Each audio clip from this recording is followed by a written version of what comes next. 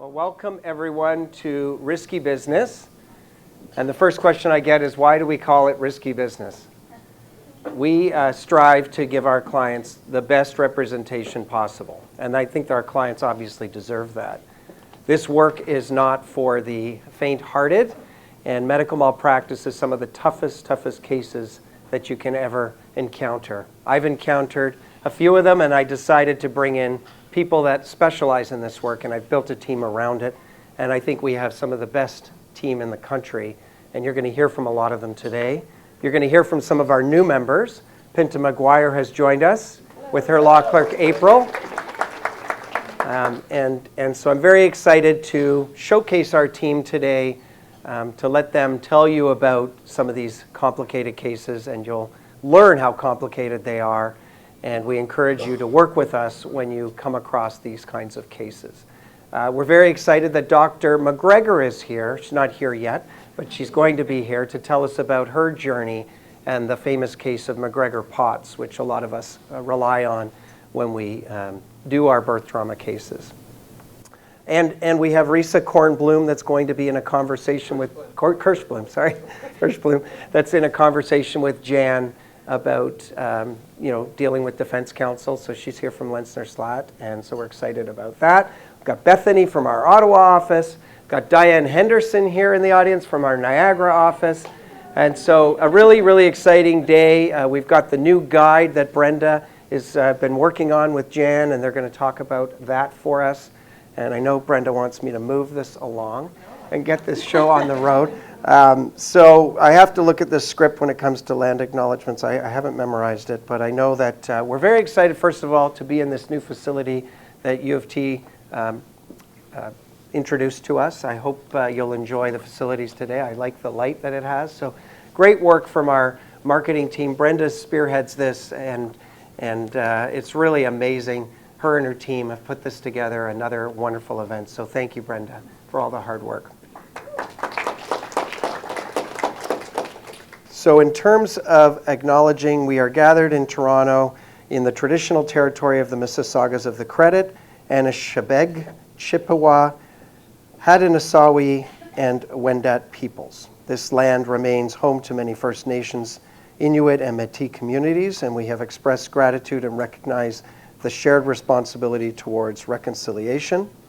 I want to also mention that this event is CPD-accredited for the lawyers that are here today. That information will be available throughout the day and on our website. Also, our sponsors. McKellar's is here and Filevine is here, and we're happy to have them both here to help support this event, and you'll hear more about their services. I'm sure you're aware of them. I'll also be doing a little bit of an AI update, and I have a colleague that's going to be supporting me on that. He's going to be on Zoom, Justin Monahan, to showcase some of the tools we use for our AI work and doing legal work. And with that, I want to introduce Pinta Maguire to do her first to do the first presentation. Are you introducing her? Okay, I've introduced her. Pinta has a vast amount of experience in medical malpractice, birth trauma, etc., and she's well known to the whole community. So I'm going to let her take off with the presentation. And do you want this mic, or you're good? Sure. So good morning, everyone. Thank you for being here. My name is Pinta Maguire. I am the newest member of the MedMal team, and I'm thrilled to join the Gluckstein MedMal team. And this morning, I'm going to be talking to you about damages for 45 minutes, so I apologize already. I hope you have a coffee. They scheduled this topic first thing in the morning. And I want to... So a little bit about me. I started out on the defense side. I worked actually very closely with Risa Kirschblum for a number of years. She was one of my very first mentors. And she's probably one of the reasons why I went into medical negligence, although saw the light after about 6... So I started out on the defense side before I saw the light and switched to the plaintiff side. About 13 years ago. And I'm going to let you in on a little secret from the defense side, is that most defense lawyers hate damages. And when I was on the defense side, I was certainly one of those lawyers. Liability was the fun part, learning the medicine, cross-examining experts, picking apart causation theories and credibility. That was exciting. Damages, not so much. Felt like spreadsheets, math, endless arguments about hourly rates and inflation indexes. But once I moved to the plaintiff side, I realized something, that while liability brings the drama, the damages are really how our clients realize and build a better future. It's the measurement of the human cost of what they've lost. And for our clients, it's really the only pathway they have to restoring dignity, stability, and independence after life-altering events. Now, most of the time, we never see damages argued at trial. They're settled in advance of trial, and that's typically a good thing. But getting there takes an extraordinary amount of coordination. In our complex birth injury cases, brain injury cases, stroke cases, we often have 6, 10, 12 damages experts that we're dealing with, and that's even before we're dealing with treating experts to support our claims. The reports are long, and there's a lot of math. I highly recommend learning to embrace Excel. But those numbers, they're not just numbers on a spreadsheet. They're the roadmap for our clients to rebuild their lives.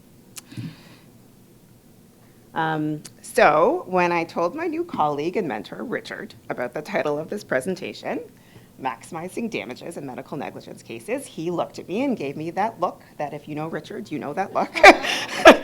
And he said, Pinta, I don't like that. We don't maximize damages. We quantify loss. We push for fair recovery.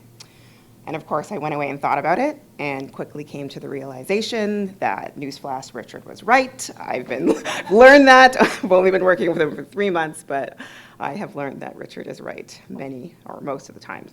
Because our job is not to maximize damages. That implies we're inflating our claims. Our job is to measure them with honesty, precision, and empathy. And I suggest, and I don't know if there's any defense counsel in this room, I suggest if there are, this same applies to you. Your job is not to minimize damages. Your job is to hold the plaintiffs to account to ensure that the damages claimed are legitimate and justifiable. And that's how you build credibility with the court, with opposing counsel, and with our clients. And so officially, the new title is Quantifying Justice, Achieving Fair Recovery in Medical Negligence Cases. Are we happy? Yes. It's not nearly as dramatic, but it's exactly what we're here to talk about. And we're going to start by talking about where the concept of fair recovery came from, the Andrews Trilogy, and that laid the foundation for damages law in Canada. Then we're going to go over some of the core principles that arise from that trilogy and how they relate to debates that I see all the time in future care plans regarding institutional or private care versus home-based care for disabled children and adults. Then I would like to talk about causation and how that relates to damages, because I find that defense counsel often conflate those two issues. I'm going to touch very briefly on all the different categories of damages that we as lawyers need to think about when we're pleading these cases and the evidence that we need to prove them. And given the civil rules reforms that are coming through, we need to start thinking about that evidence much sooner in our cases. And then I'm going to wrap up the presentation with 2 areas where I think there remains a lot of confusion. I see experts on both sides deducting benefits that they shouldn't, and lawyers getting life expectancy opinions when they should not. So let's start at the beginning, the Andrews Trilogy. Because everything in the damages space is built on these 3 cases, and they were 3 cases that came down from the Supreme Court of Canada in 1978. That may or may not have been around the time that I was born, but it's the Andrews and Grandin Toy, Arnold and Tenno, and the Thornton and School District case. And they're known as the Andrews Trilogy, and if you haven't read them recently, I suggest going back. I go back every time I have a complicated damages case, and I swear I find a nugget in those cases every single time I do. They are the backbone of our modern damages law in Canada. So I don't know about you, if you are dealing with potential new clients as lawyers, I repeat this phrase many, many times. We are not like the US. Our damages awards are not in the many millions of dollars. In 1978, our Supreme Court of Canada put a cap for $100,000, blah, blah, blah, blah, blah. Adjusted for inflation, $470,000, but that's reserved for the most severely injured people. Quadriplegia is often the example I give, and that example, of course, comes from the Andrews cases. And these all involved damages assessments of severely injured individuals, and it's famous for implementing the cap on general damages. But leaving the cap aside, there's actually a lot of profoundly plaintiff-friendly principles that come from this trilogy. So briefly, the facts of Andrews. Mr. Andrews was 21 years old. He suffered catastrophic quadriplegia after being struck by a car driven negligently by a Grand and Toy employee. He required 24-hour care, medical assistance, and the plaintiff, of course, sought full compensation for lifetime care costs and loss of earnings. And they argued that institutional care was inappropriate, that he should live at home with full attendant care support. They argued that damages should reflect dignity, independence, and human value, not mere subsistence. The defendant's position, of course, was that, they accepted liability, which is not something I typically see in med mal cases, but they argued for significantly lower damages, and they argued that institutional care was adequate. It's good enough for everyone on the public system, so it should be good enough in the tort system as well. They argued that large awards would burden insurers and society. So in Andrews, the court rejected the minimum standards approach. They held that damages must restore comfort, dignity, and security. And those are some words that you're going to hear a lot in this presentation, and I suggest that those are the words that we should be using when we're thinking about damages. We're thinking about restoring comfort, dignity, and security for our clients. Andrews found that the home-based care is preferable because it promotes quality of life and it sustains life. Now, I've put some of the nuggets that I love from the Andrews case, but I'll just go through some of them. So one of the things I hear from defense counsel a lot of the times is that, well, this therapy isn't going to improve the health of the injured person. But Andrews tells us that to the extent that money can be used to sustain or improve, so it's enough that function is sustained, then that can be part of the damages claim. There's a duty to be reasonable, but you can't expect family members to provide care on a gratuitous basis. And Andrews stands for the principle that families are entitled to be compensated for the care that they provided to their loved ones. And I love this phrase as well, whether the reasonably minded person with ample means would be ready to incur the expense. That is the test of reasonableness. So yes, it establishes a cap on general damages. That's what it's known for, but it also has a number of really wonderful principles that we can use to weave into both our mediation arguments, pretrial arguments, and of course, throughout our reports. The second case, of course, is Arnold and Tenno, another tragic case involving a 4-year-old who suffered a catastrophic brain injury after being hit by a car. And the parents really pushed to have their child cared for in their home environment, and they really emphasized the moral obligation to ensure that catastrophically injured children should be able to live at home in comfort and dignity. And again, the defendants argued that the damages should be strictly limited to a basic institutional care model. They argued that there is a public responsibility to provide care for these injured individuals, and that the court should incorporate that into the damages assessment. And again, the court rejected that. Cost savings do not justify institutionalization. The law's role is to ensure that the life care plan is decent and comfortable, not lavish, but not meager. But importantly, they endorsed a family model of care, recognizing its important economic and social value. And finally, the last case is the Thornton and School District case. This involved a young man, 18, who was rendered quadriplegic after diving into a high school pool. The school was found negligent for inadequate supervision, and safety warnings. And this case really lays the groundwork for a future loss of income claim, because the defendants argued that any loss of income claim of a child is inherently speculative.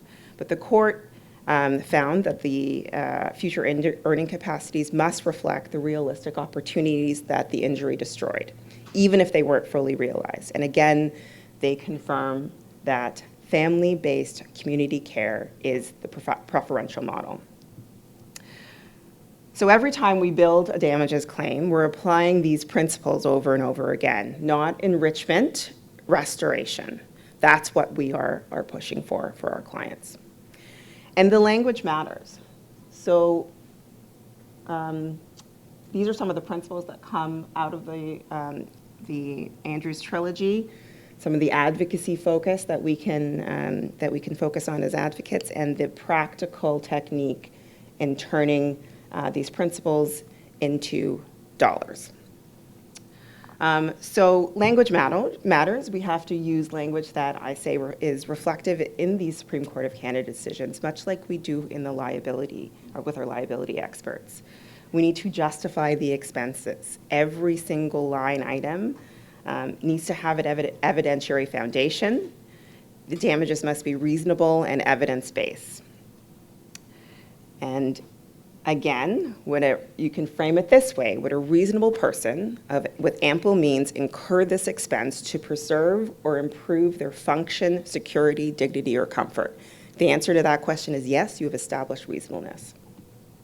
And the third principle is that the courts have resoundingly rejected institutional care. That's both private and public.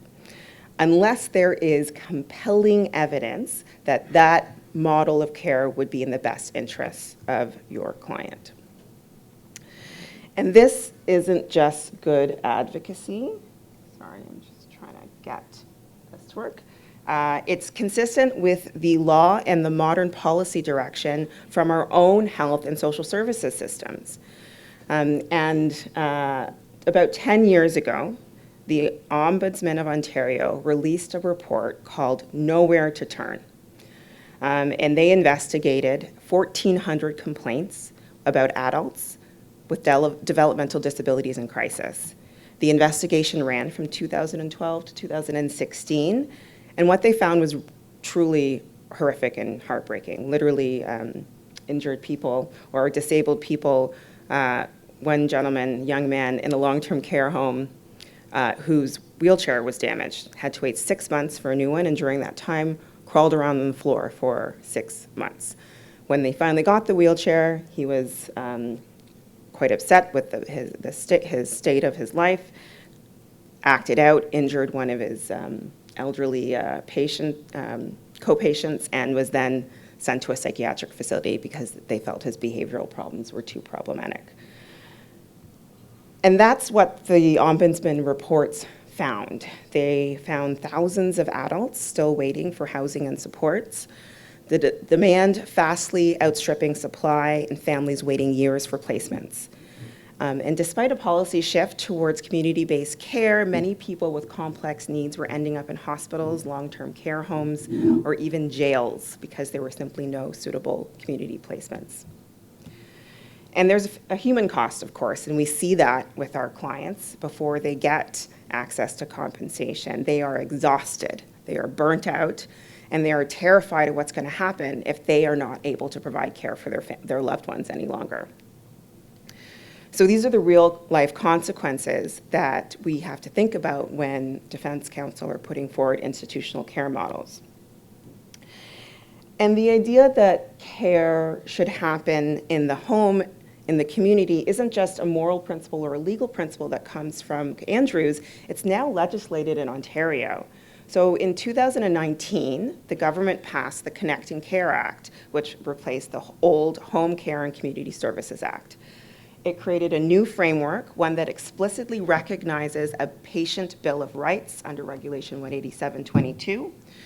That regulation says that home and community care must promote autonomy, participation in decision-making, and be sensitive to the person's needs and preferences. So when we, as plaintiffs' counsel, are pushing for home-based care with individualized supports, we're not being idealistic, we're aligning with the province's own legislative mandate. Our system, as meager as it is, now funds not-for-profit agencies and in some cases directly funds families caring for disabled individuals, and that care is almost always presumptively in the home. That's the model of care Ontario says it wants: community-based, family-driven, and dignity-centered care. That's the goal of the province, and it must be our goal as plaintiffs' lawyers when we put forward these plans. Any suggestion otherwise, frankly, is unsupportable. So even though the Andrews Trilogy told us decades ago that care should be home-based and dignity-centered, this issue remains a contentious one, where extensive home-based supports are required to support a severely disabled individual. So have things changed since this report came out? Not really. So last year, Community Living Ontario, which is an advocacy group for individuals with intellectual and developmental disabilities, they released a press release, and it was literally, I think, called a call for help. And so they looked at what had happened since the Ombudsman report in 2016, and unsurprisingly, things have gotten worse. As of last year, there are over 52,000 people on waiting lists for support services. That list gets longer every year. The system is housing 5% fewer people now, or in 2024, than it did in 2018. And the wait list has grown by over 55%. And the wait list for full allocation, so this new community-based care program, a lot of these services are administered through something called the Passport program, sorry about that, where you can apply for maximum allocation. That maximum amount that families can get is about $44,000 a year. It's not enough, we know, for these care plans. But that wait list, the wait list to get access to full allocation has doubled in the past 5 years. And so while government and funding to these agencies has only increased by 7% since 1993, the cost of living has gone up by 60%, and that gap is being borne by families. And that's exactly why the Andrews principles matter so much when we go through damages, when we think about damages. Because we're standing up in court to say that home care is the presumptive model, and we're not just talking about theory or what our experts are saying, we're talking about a system that is breaking under the weight of underfunding. And we can't be adding to that by putting individuals who have someone that they can demand compensation for. Because that burden shouldn't fall on families, it shouldn't fall on the patients, it should fall on the tortfeasor who caused the harm. So let's talk about causation and damages and how those fit together, because I find defense counsel love to blur the line. I've heard this many times. I've heard that if there are other contributing factors to your client's injury or deterioration, we haven't proven causation. I'm always a little reticent to mention causation cases in front of that man, but Athy and Leonati is probably one of my favorite, because it says that the plaintiff doesn't have to prove that the defendant's negligence was the only cause of the injury, just that it was a cause. And once that is established on a balance of probabilities, the defendant is fully liable for the injury. And that's the part that I find that defense counsel mistake. Yes, they can argue for a deduction for pre-existing conditions and how that would have affected the plaintiff. That's the classic thin skull versus crumbling skull argument, but that is not a reduction on liability. That is a potential negative contingency on the damages calculation. And Athy also sets the standard of proof for a damages case. It's not the same standard as in proving causation, it's lower. You only have to show that there is a real and substantial possibility that the expense will be incurred in the future. And that is proven through expert support, through life care planners, OTs, vocational experts. All of those experts are key, and they help transform what might seem speculative into measurable and defensible plans.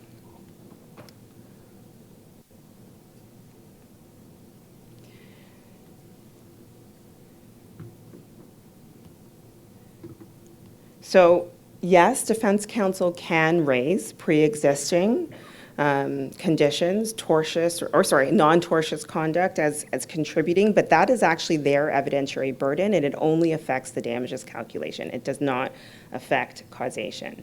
So we need to hold defense counsel to account when they argue that these pre-existing conditions somehow affects our ability to establish causation. That's not the case. It may factor into the damages assessment, but that is their evidentiary burden to prove.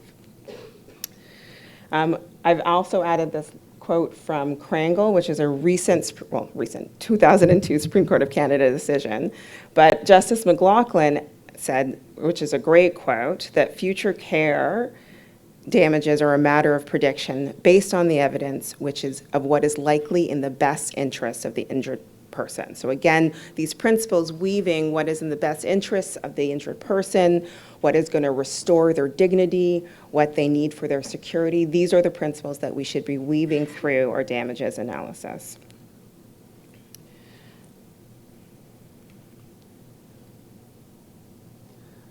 So this is a list of, or probably a non-exhaustive list of all the things that we should be thinking about when we're pleading these cases. And it's not a way to maximize damages, it's a way to build our damages in a principled way. The last two, the present value and no deductibility, I'm going to talk about those a little bit more, but we need to think about whether we're going to be pleading loss of income, whether we're going to be pleading loss of residual earning capacity, loss of competitive advantage. When I was doing some research for this presentation, I found it really interesting that in Ontario, the loss of interdependent relationship claim is usually used to increase our non-pecuniary and future income awards, but in the West, it's actually calculated as a loss of support award. So if you can establish that the injury impacted the injured person's ability to engage in a relationship that provides some financial security, you can actually sue for the loss of support, much in the same way that you could in a fatality claim. I found that interesting, and I think it's something that we should try and bring into this province. And what do we need to build damages? We need a whole host of experts to support us. And that's where communication with our future care planners makes a lot of sense, and that communication should happen early on and often. So in birth injury cases are a little bit different. We have a lot of expertise in those. We know kind of the damages that we're going to be claiming, but sometimes I'm dealing with a strange anoxic brain injury case, and I'll call up my life care planner and talk to them about the injury and say, who do you need to hear from to support the recommendations that are going to come out? And so we get started on getting those assessments lined up, because as I said, it takes an intense amount of coordination to get all of these experts and assessments on board and then weave them into our future care plans. Okay. So deductibility of benefits. One of my biggest pet peeves when I see this in defense future care plans is when they suggest that there should be a deduction for any amount of money our clients are receiving through government benefits. So that it would include the passport program that I mentioned earlier. It can include the Ontario pharmacy benefit for children under the age of 21. It can even include the assisted devices funds. It can include ODB. And this is the golden rule. Should be no deduction for publicly funded programs, because publicly funded programs, the future is uncertain and discretionary. And if you cannot establish that the payment is mandatory, so ODB, the payment is mandatory, but the courts have said even in the case of ODB, the courts must assess the certainty of benefits continuation. And there have been cases where the courts have awarded a percentage of the ODB funds that were allocated or were determined that would be covered by ODB on the basis that there's a percentage chance that that is not going to continue in the future. So simply because you are eligible for a benefit doesn't mean that you're going to get it. And there's no guarantee that it's going to continue. And so our courts have said in the McLean and Wallace case and the Butler and the RVH case that if anyone should bear the risk of reduced or continued funding or discontinued funding, it should be the defendants and not the innocent party. Now again, thinking about the upcoming rules changes, we might have to call evidence from the directors of these programs to talk about wait lists and eligibility and funding shifts, but that public funding discount that we typically see in these future care plans from Defense Counsel, they're not based on sound legal principles, and in fact our courts have said the opposite. And the same is true for the deduction of private benefits, like long-term disability. Long-term disability is not deductible. Cunningham and Wheeler, another Supreme Court of Canada case, is still good law, and they're not entitled to deduct any subrogated claim. The obligation to repay is between the plaintiff and the third party, and the defendant does not get the benefit of the deduction. So I'd like to wrap up this damages discussion by talking about one of the most important and often misunderstood tools for achieving fair recovery. That is the structured settlement. Our bronze sponsor, McKellars, probably loves this slide. But in Ontario, under Section 116.1 of the Courts of Justice Act, plaintiffs are entitled to structure their awards if they exceed $250,000. And if it exceeds $250,000, the court shall, in its mandatory language, on motion, order payment by structured settlement, so no lump sum. And that means the payments are made through periodic tax-free annuities tied to the plaintiff's actual lifetime, not some actuarial projection. The payments are fixed to cover the real ongoing costs of care. So this is especially important when you see defense counsel trying to file life expectancy reports and present value calculations for future care, trying to chop down the future damages, the future care claims, because under 116.1, as long as the future care is going to exceed $250,000, that is legally irrelevant. What the life expectancy Dr. Armstrong or whoever the life expectancy expert is going to say, it's irrelevant to the assessment of what the structure cost is. The whole point of the structure is take risk out of the equation. The plaintiffs are guaranteed payments for life, and that risk is borne by the insurer, not the plaintiff. And the idea for structures was actually born out of the Andrews Trilogy. The justice in those cases contemplated that periodic payments for life over a lump sum were preferable, but said that they couldn't do it. They had to wait for the legislature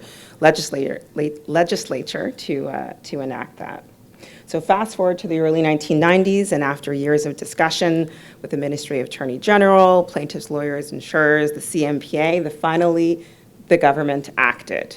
Section 116.1 was enacted to give exactly what the Andrews judges wanted, a way to provide structure, secure, tax-free compensation for life. And back when it was enacted, it was preferable over the lump sum payment. Now, with the cost of structures, if your client is severely injured, those costs can be, those structure quotes can be quite extensive. But when you get grumbling from defense counsel and they say that the cost of structures are too expensive and we should be looking at life expectancy, I like to point out that the CMPA wanted this. This is what they pushed for from the 90s. And when the bill that approved Section 116.1 was before the legislature, Dr. John Gray, who was then the CEO of the CMPA, he testified, and I'm quoting from his remarks, in many cases, a lump sum award is a blunt instrument. It is difficult to predict life expectancy, and it is unfair to both the plaintiff and the physician to gamble on that prediction. Structured settlements provide fairness. They ensure that the injured patient will have care for as long as they live. So when the CMPA tells you that structures are too expensive, you need to shut that down. You need to tell them that I'll take your life expectancy report and I'm going to throw it in the garbage over there because it has no bearing on what my client is entitled to.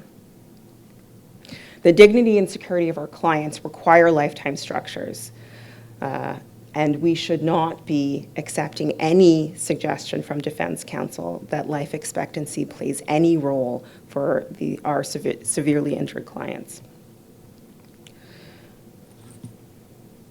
So here are some key takeaways from this presentation. I hope you enjoyed it and it wasn't too painful first thing in the morning. We need to ground everything in purpose. Damages are about restoration, not enrichment.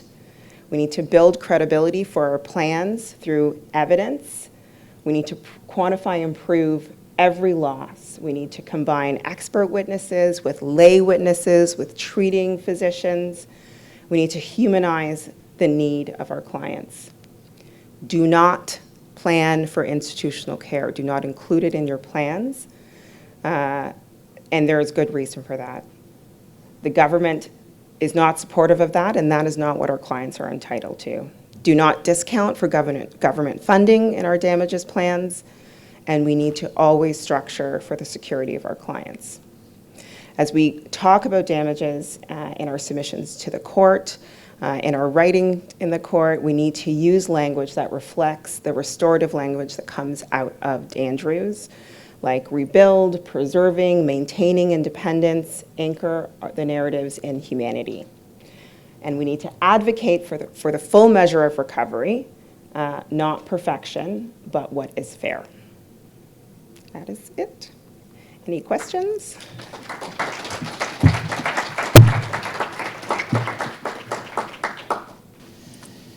Okay, up next, I can introduce myself. I can introduce you. That's okay. I think most people in here have probably heard my name or met me at some point. My name is Brenda Agnew. I am the marketing director at Gluckstein Lawyers. I came to this position honestly, initially as a client liaison, but more importantly, first as a client.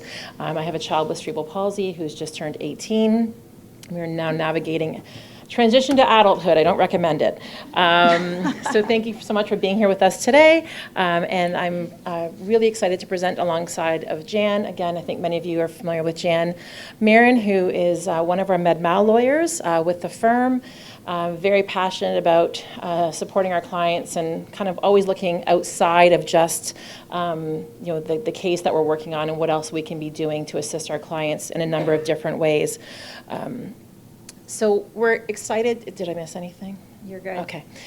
So we're looking forward to speaking to you today about our new guide. And it's already evolved since we put this presentation together. And it initially started as a birth injury resource guide. Our firm has been known for a number of years, again, of taking a look at what are some additional resources that we can be putting together for clients. Some of them originally started with Diane Henderson, who put together a number of resource guides over the years, and we've sort of continued with those initiatives. But this was an idea that really came out of a need that Jan had identified, so I'll let you sort of speak to that, Jan, and then we can get into our presentation. Absolutely. So I'm so excited that we're going to be going live with this resource. One of the things that often comes to me out of these cases is not just, it's amazing when we can help these families. And when we resolve these cases that we have, particularly our birth injury cases, where the highest needs you can imagine with respect to individuals are seen, that's amazing. It does take time to get there, and we'll talk a little bit more about that, but there are far more people that we actually can't help and maybe don't have cases. And one of the things that's one of the hardest parts about the job for me is when I'm talking to people who there's no question that there's a very substantial severe injury, but there's no legal case that can be brought. And there's no resource for those individuals, and nothing that consolidates all the things that are publicly available. And, Brenda and I had talked a few times about how difficult that is, and not being able to say to those people, I would love to be able to have this compilation of everything that you could access should you want to. But it's also great for the cases that we are running, which is for these clients to have access to some things. I mean, we would all know that the publicly available resources, whether it's privately funded or government funded, they're not adequate, but there are lots of resources out there. It's piecemeal, they're difficult to find, and as Pinta mentioned, and as Brenda could tell you, it is exhausting, it's difficult when you're caring for a complex needs child.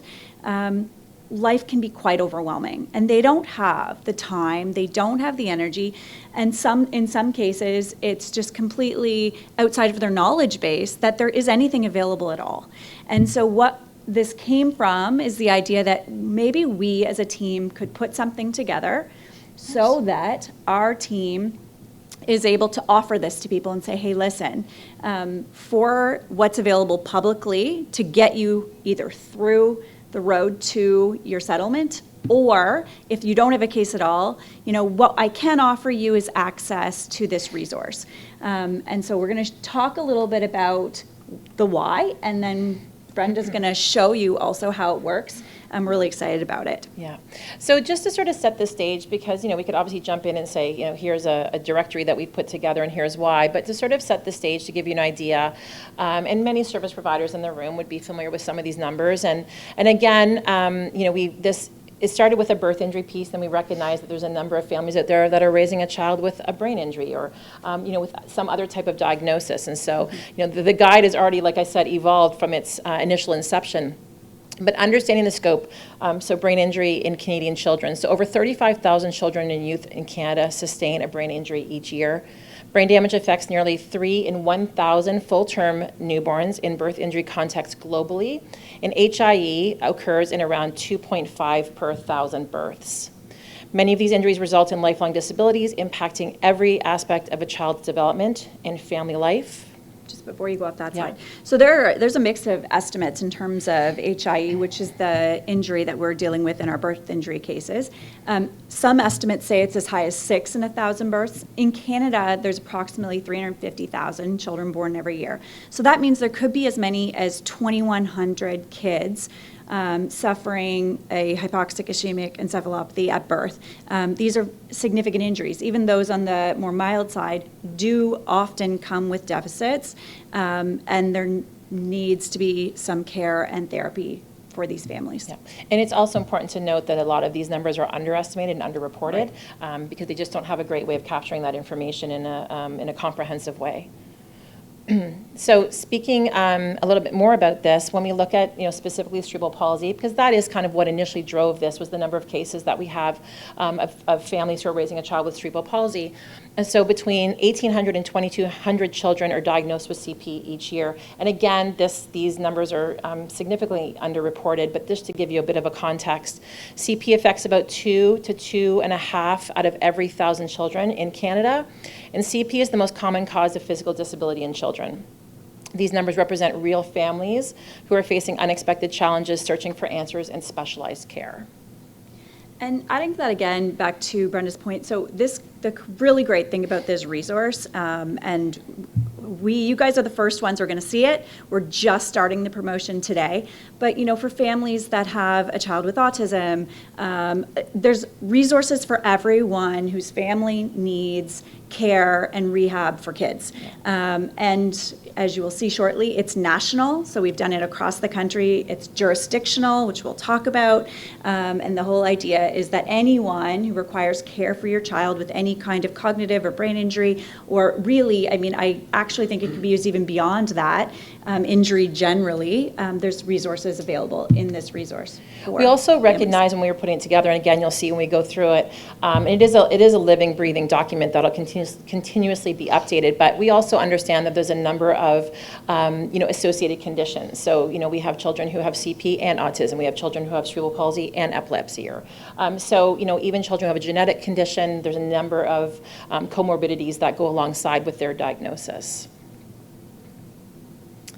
Do you want me to do that? I'm Okay. gonna leave this to you. I should have put a picture of my family in here. So the high cost of care, we heard a little bit about it today, and again, this cannot be understated, but raising a child with a disability often brings significant financial strain. Out-of-pocket expenses for families can be extensive, substantial, ranging from thousands to tens of thousands of dollars annually.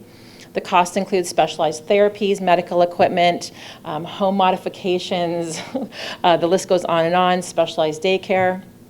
This financial pressure adds another layer of stress for caregivers who are already managing complex needs. As already been spoken about, this is capturing a small part of that, but the reality is that, there just isn't enough money out there to support families who are supporting children with complex disabilities. And so trying to find a way for them to maximize every opportunity and resource was really important for us. So just an example of some costs, just because when I see them written down, they're kind of shocking, and I live this life, but an accessible van can start at $75,000 and go up from there. A manual wheelchair can be around $8,000 or $12,000 for the one that I just paid for. AFOs for children who need assistance with gait, they're $6,500 every 6 months. Therapy, $150 plus an hour. PSW supports, which have been increasing and increasing and increasing over the years, we see on an average of $35 plus an hour. And then we can't forget about things like diapers and feeding supplies and hospital beds and walkers and standers, home modifications again, and medications. And I think what's important to note about this is there's this misunderstanding that the government pays for all of this, when in fact the government does not pay for all of this. And even when families can access ADP funding, there's still a 25% left, and that's for items that they do cover. So if you need a commode, sorry, we don't. That's not funded. You need a shower chair? Sorry, you're out of luck. So there's a number of items that actually don't fall under ADP coverage, so families are responsible to pay for the entire amount. But when I use the example of the $12,000 wheelchair that we just got for our son, 25% of that is still a significant number. So I think it's important to understand that there's not always a funding mechanism to support these extraordinary costs, and there's just a few of them listed here.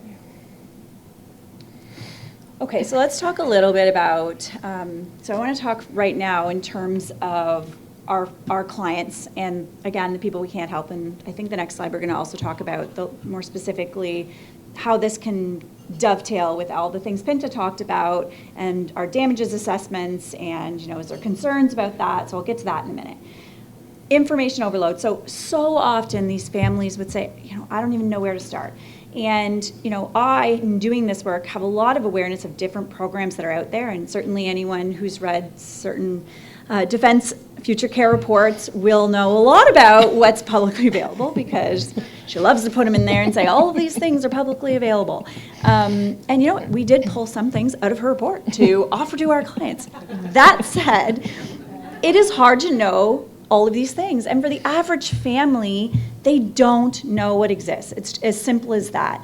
And on top of all of that, it takes, again, time and energy and knowledge of where to go.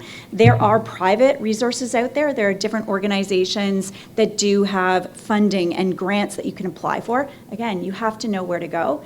And if you are raising a child with complex needs, the last thing you have time for is to do a research project about what's available to you.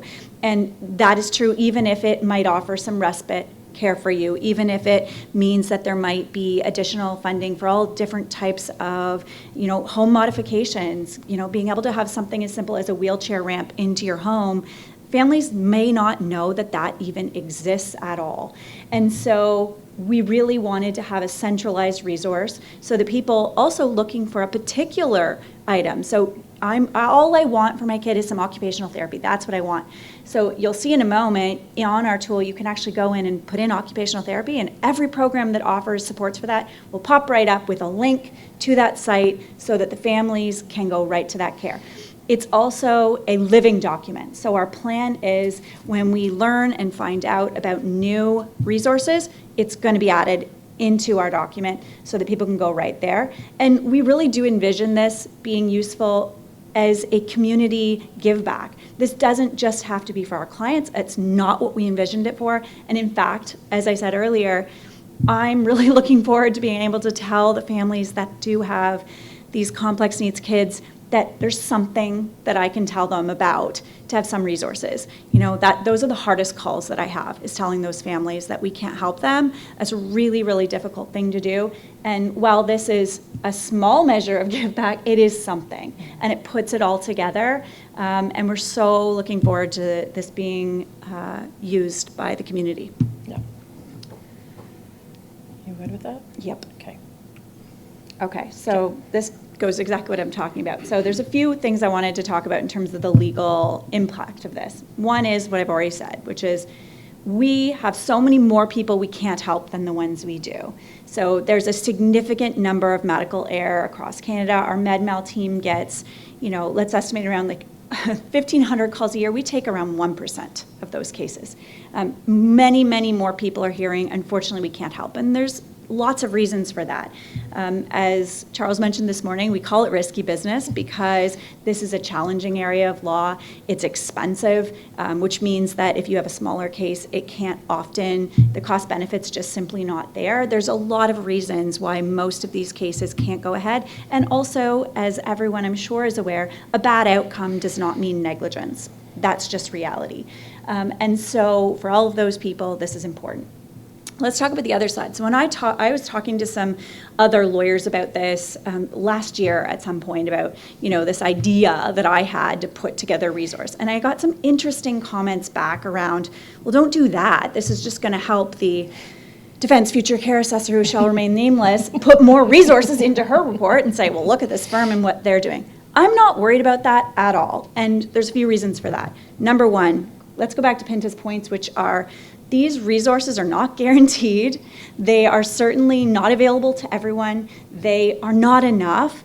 And at the end of the day, if this is helping our clients, that is, and those that we can't help, that's paramount to any of those concerns. So I don't share that worry at all in the least, because the law is very clear that these not guaranteed public resources should not be deducted. And so it isn't something we need to worry about on that front. There's also another side to this for the cases that we are pursuing, which is that if there are publicly available resources that are not being utilized, we have heard, well, you know, is the family going to use this? They're not accessing those things which are available to them. So there's a flip side to this coin that also should be considered, which is if there's resources and funding for things that aren't being used right now, can that actually have a negative impact on your case? You know, there's legal strategies around how we deal with that argument because, again, the wait list can be years long. That's the reality. The care isn't sufficient. It may not be specific to a particular child's needs. There's lots of things we can deal with on that.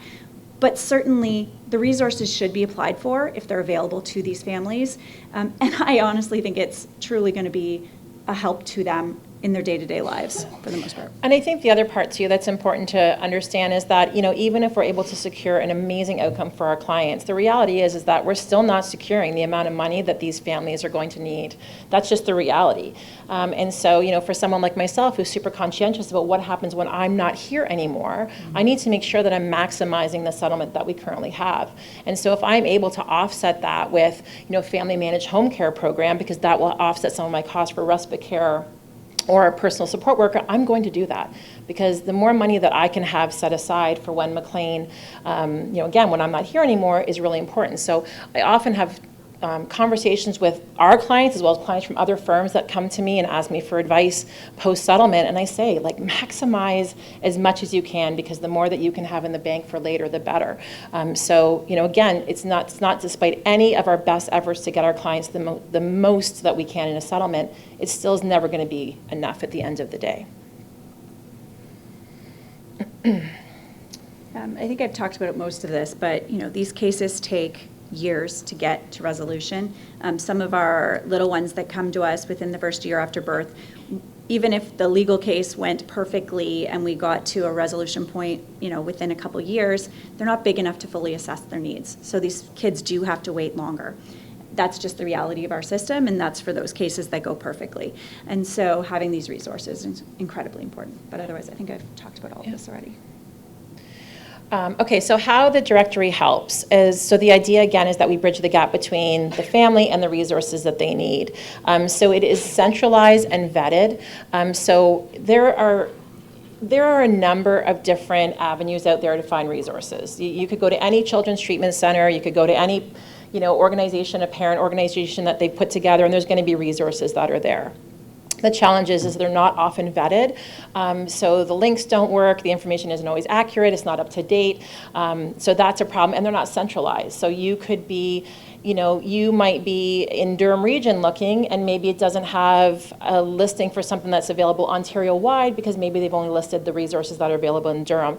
So we wanted to make sure that we provided access to a comprehensive database of verified sources from therapy centers to support groups all in one place. Easy navigation. This is the big piece, is that families don't have time, they're tired, they're burnt out, and these searches are often occurring at 2 o'clock in the morning when we can't sleep. So having an easy way to navigate something, because what's the point of having it if people can't find it? So search by category, location, or specific need quickly to find what you're looking for. And then empowering information. So our idea is, again, to continue to populate this with articles and additional guides and additional tools to help make informed decisions. The more information that's available to families, the more empowered they are, and the better they are able to advocate for their families. So you can see some of the examples here, but I'll see if I can get this to work. Uh-oh, it's blank. It's okay, never fear, the tech people are there. There we go. So this is just going to sort of show you how you navigate through it. And again, for any service providers that are in the room, please send me information if there's something you think that we should be adding to this. Absolutely. So it's an interactive map. You click on the region that you want to go to.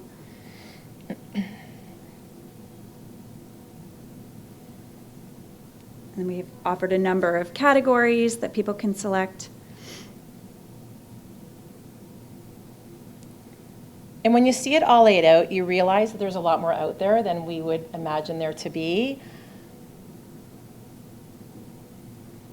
And the other reality is that a lot of parents do not have access to any type of formalized system navigation or resource navigation in any capacity.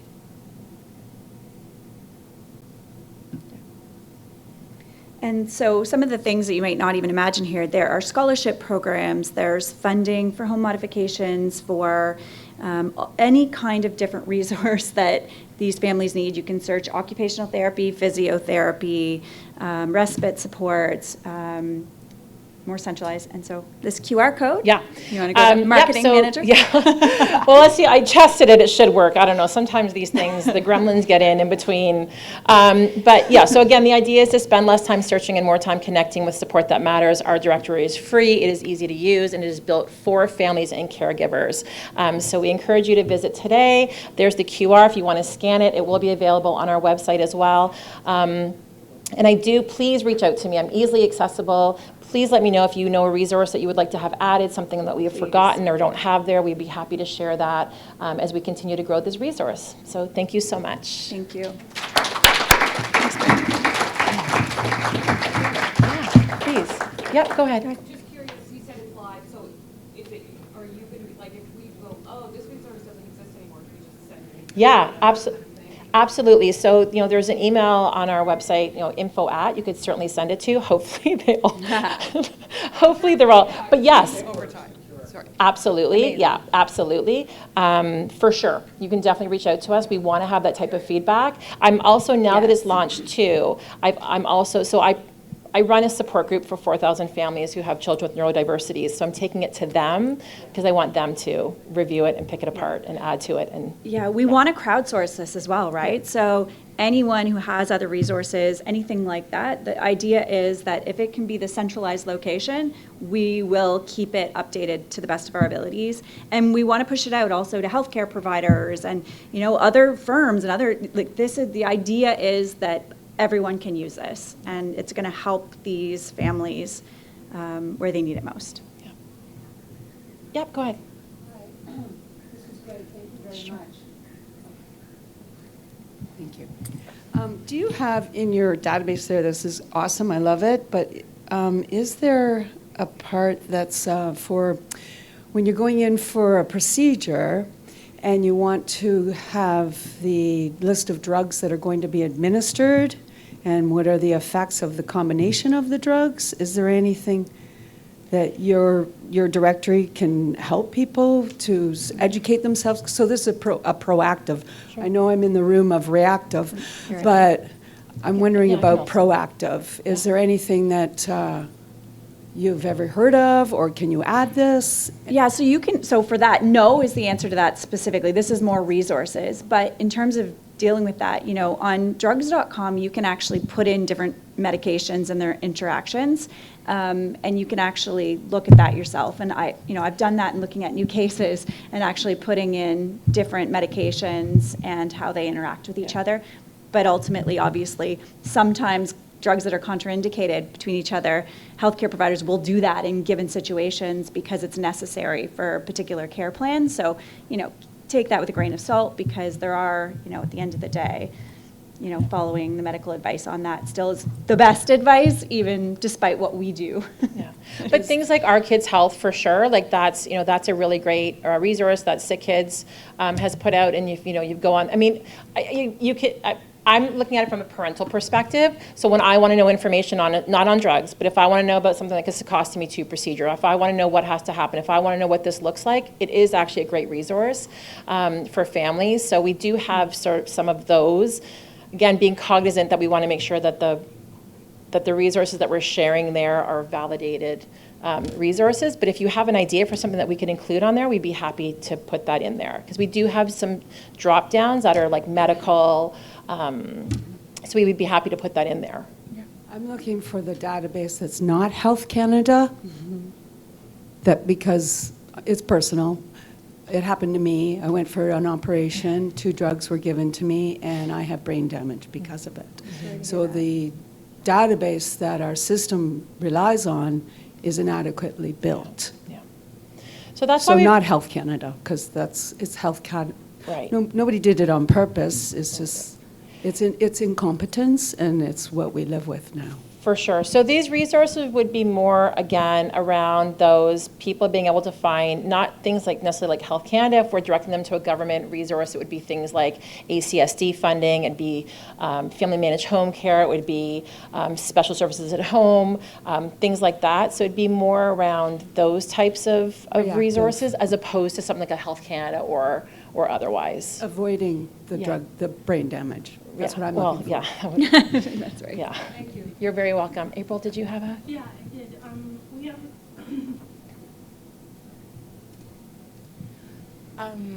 We have clients who are Indigenous or non-Muslim or something like that. In the key search, is there culturally aware services that they can find? No, but that's an amazing idea.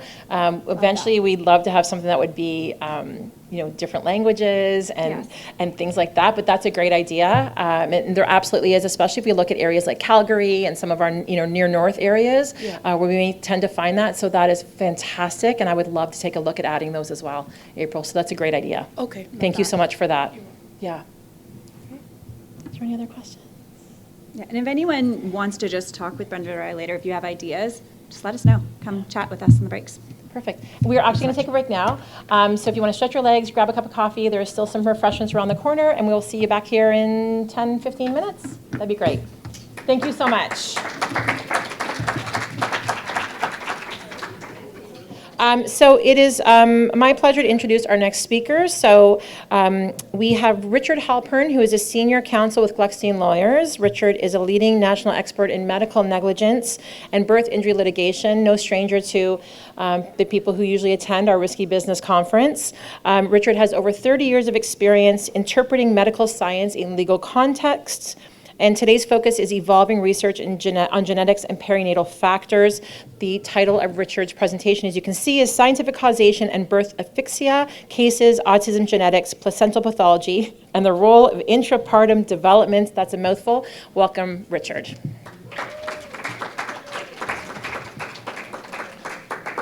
What a ridiculous title for a talk. a little bit of light stuff, we're going to talk about. Before I get into what I wanted to talk about, I just want to talk about what Brenda and Jen have done. All I can say is I just saw it for the first time. Wow. I mean, I think they've really gone above and beyond what any other law firm has ever even thought of doing. Clients come into my office, I look at their case, I prosecute the case, I get them a settlement, and I say goodbye. Maybe not that simple, but this is really impressive. So, I mean, congratulations to Brenda and Jen for doing this great work.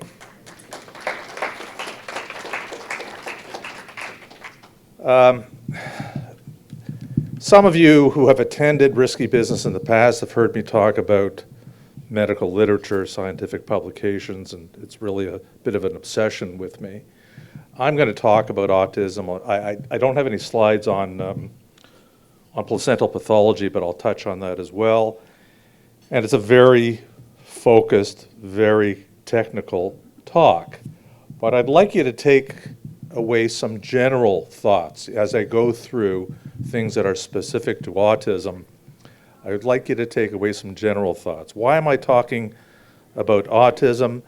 As will be familiar to everybody in this room, it's a diagnosis that is becoming more and more common.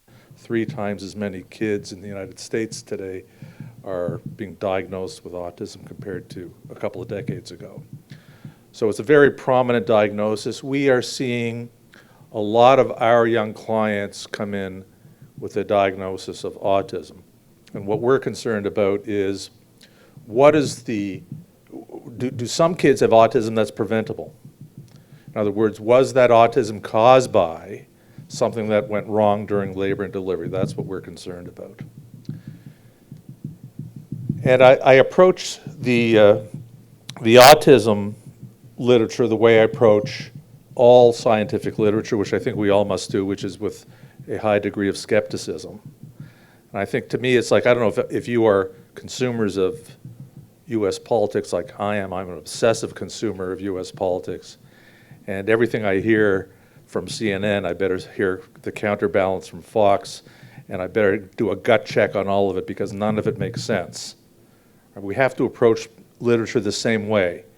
Does it make sense?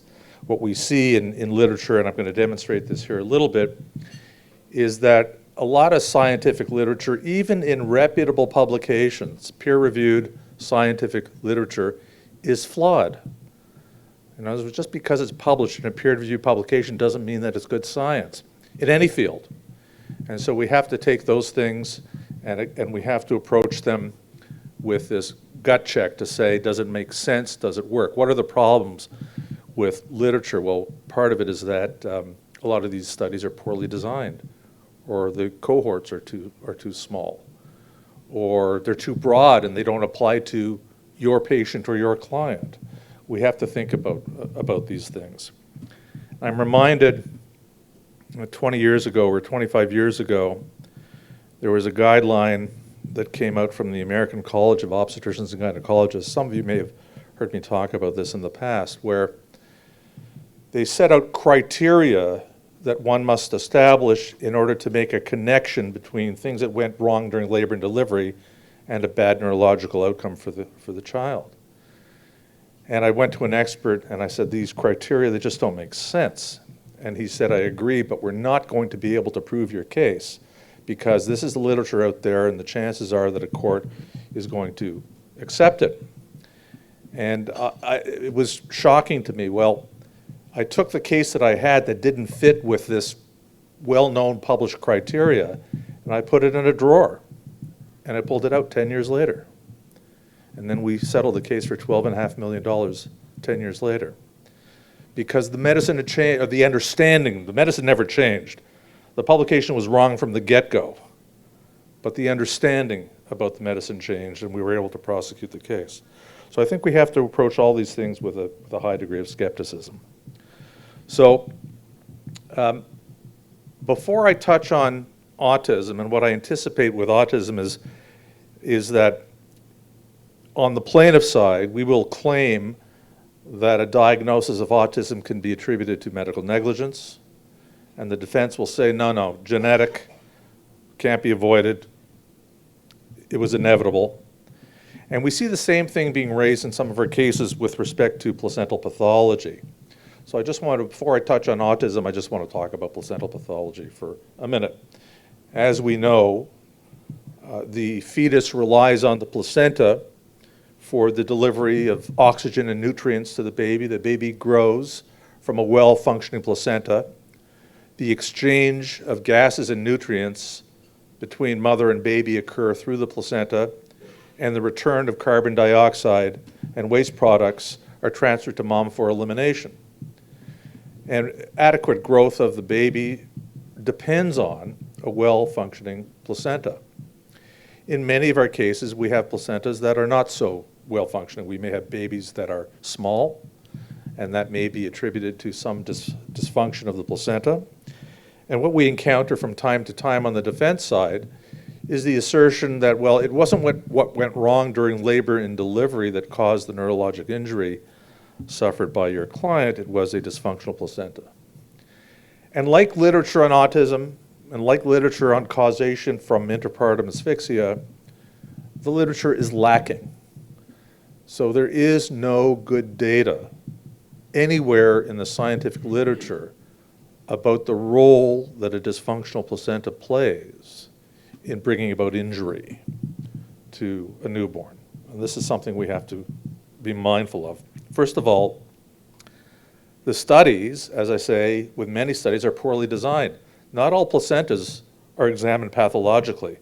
The only placentas that are examined pathologically are those from bad outcomes.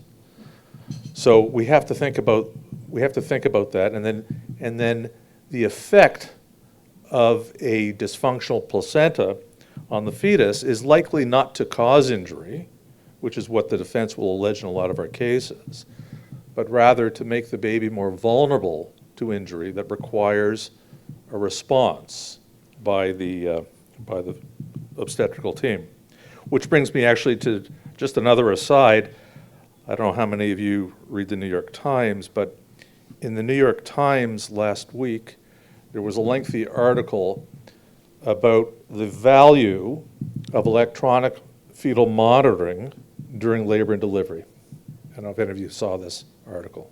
But there's a lot of literature out there in the obstetrical community about diminishing the importance of measuring the baby's heart rate during labor and delivery as an indicator of fetal stress. A lot of literature out there diminishing the importance.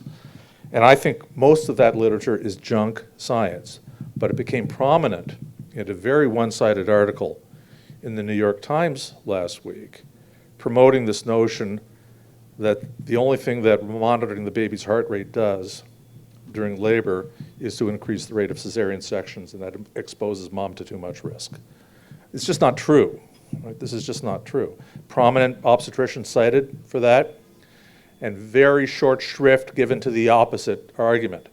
But I can tell you by experience in our cases that there is no baby, no well-grown term baby who enters labor well oxygenated and who ends up being born depressed that will fail to tell the obstetrical care providers about it through changes in the fetal heart rate during labor. Never happens.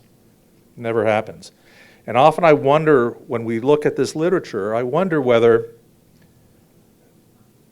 the people who are creating this literature sometimes are motivated by an agenda other than the patient's well-being. And this is something else we have. What are the ulterior motives? You may say, oh, well, Richard, you have an ulterior motive. You're suing the doctors and you're going to charge a big fee and you want to get paid, and that's your motive. I'm old enough that that's no longer my motive. So the fact is that unless these articles and these guidelines and the literature pay attention to patient safety as the only concern and not the avoidance of accountability for lawsuits as a concern, only then will that literature be reliable. In January, I'm giving a talk at Mount Sinai about 3 or 4 flawed guidelines in obstetrics, why they're flawed and why change is needed. So this is an ongoing problem. So let me talk about autism a little bit. So part of the problem with autism is that it is a spectrum of disorders. And so it catches a lot of kids in the diagnosis. And then the literature tells us that it is not attributed to any single etiology or cause necessarily. So the things that figure prominently in a diagnosis of autism include genetics. There may be a genetic predisposition, prenatal factors, so we're talking about maternal health and things that occur before labor and delivery. Perinatal factors, so those are factors that occur at and around the time of birth. And environmental factors, which really relate to oxygenation in a lot of these cases. Oh, and junk, fake news, Tylenol. There is no evidence of a causal connection between Tylenol and autism. I think wasn't it yesterday that they changed the label on Tylenol as to add a warning, I think, about this, which is, it's outrageous, really. Nothing short of outrageous. So I'm concerned about living in this post-truth society where the truth and evidence doesn't matter anymore. But anyway, I'm sorry to betray my political views. So part of the problem with identifying a cause for autism is these problems in the studies. There are variations in methodologies. Some are very poorly designed. They make assumptions about a patient cohort that may not work. And some of the studies try to tease out whether peripartum events, so when I say peripartum, that means anything that occurs at or around the time of labor, so close to the time of labor, during labor, shortly after labor. Any peripartum risk factors cause or contribute to autism. Now, most of the studies, or many of the studies, will tell us that there is a connection between peripartum complications and autism. But what we can't tell from the studies is which peripartum complications are more closely associated with the diagnosis of autism. And the reason we can't is because of the poor design of these studies. Nobody has defined what peripartum factors are being looked at. Now, in the second bullet, where our concern is with difficult labors, fetal heart rate patterns that deviate from normal, abnormal uterine activity, and most critically, neonatal evidence of acute brain lesions, both white matter injury and basal ganglia injury. So let me just pause for a moment and say there are broadly two populations of kids with autism. Some of those kids have no evidence of lesions on their brain on MRI, none, but still have autism.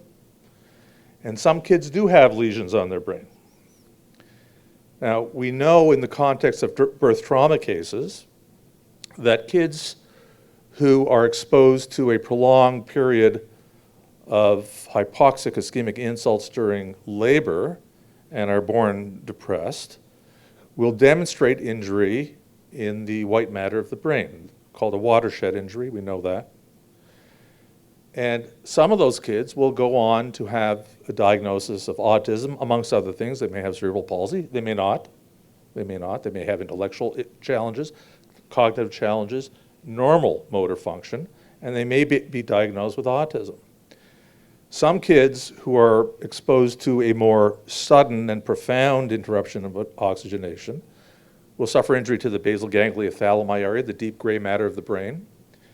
And some of those kids will go on to have a diagnosis of autism. And those kids are to be distinguished from kids without lesions on their brain.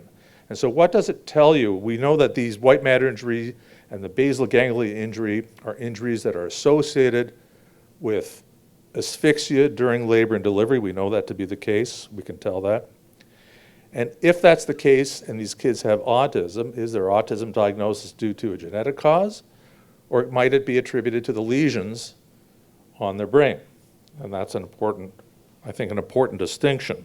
So where you do have positive neuroradiological findings and you have a diagnosis of autism following a traumatic birth, it would be reasonable to attribute the autism, it's usually not the only diagnosis, the autism to asphyxia. And that presumes an accurate diagnosis of autism, which is another issue. Okay, so here's part of the third bullet here demonstrates the flaws in the literature. And I give an example. For example, cesarean delivery is cited as a factor that increases the risk of autism. Now, the problem is that there's no reason to believe that there's anything about cesarean delivery that increases the risk of autism or the risk of injury. That doesn't make sense. Just think about it. What would it be about a cesarean delivery that would trigger a diagnosis of autism? Just use common sense. Nothing. It's what precedes the cesarean delivery that gives rise to the need for a cesarean delivery. And what is that? Well, that's some sort of an emergency. Right? We don't, apart from occasional elective cesarean deliveries for various reasons, physicians during labor do not do cesarean deliveries unless a problem arises. It's going to be maternal or it's going to be fetal, but a problem arises. So these studies that might find a correlation between cesarean delivery and autism are nonsensical. They haven't thought it through. Something preceded the need for the cesarean section. So this is the problem with these studies. They're not teasing out what events that occur during labor and delivery are events that might contribute to injury that manifests in form of autism.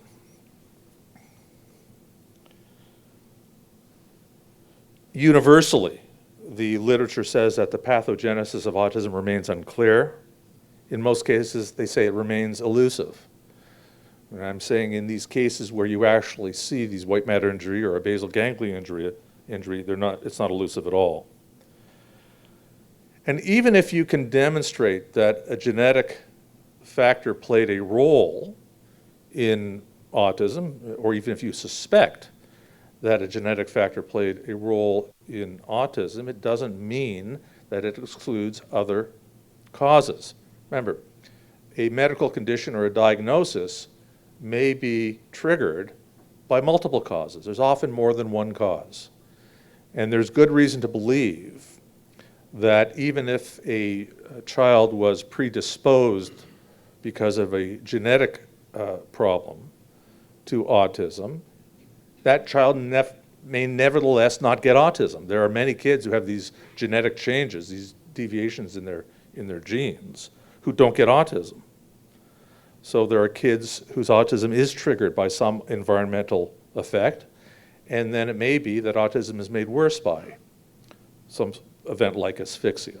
So we have to keep those things in mind. So when I talk about asphyxia as a trigger, and I say this, I use this necessary element of a sufficient set only to demonstrate that genetics and asphyxia or other things can work together, each playing a role in creating the disability.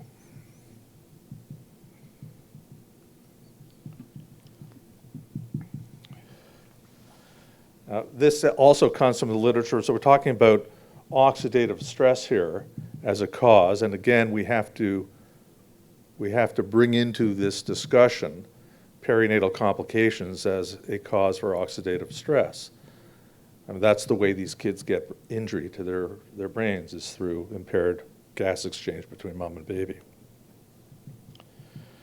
So I say here in the fourth bullet, I say presumably genetic alterations do not cause biomarkers. Now, so what's a biomarker? Let's talk about what a biomarker is first.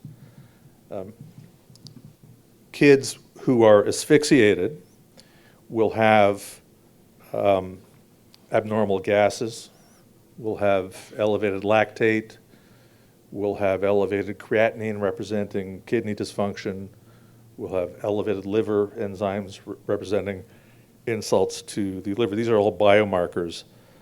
May even be hypoglycemia as another incident. And I'm suggesting that do genetic predispositions cause disruptions or disturbances in these biomarkers, or is it asphyxia that causes these things? There is some literature that suggests that when you have a genetic predisposition, you may be more likely to have a disturbance to the biomarkers, but it's far more likely that asphyxia causes these things.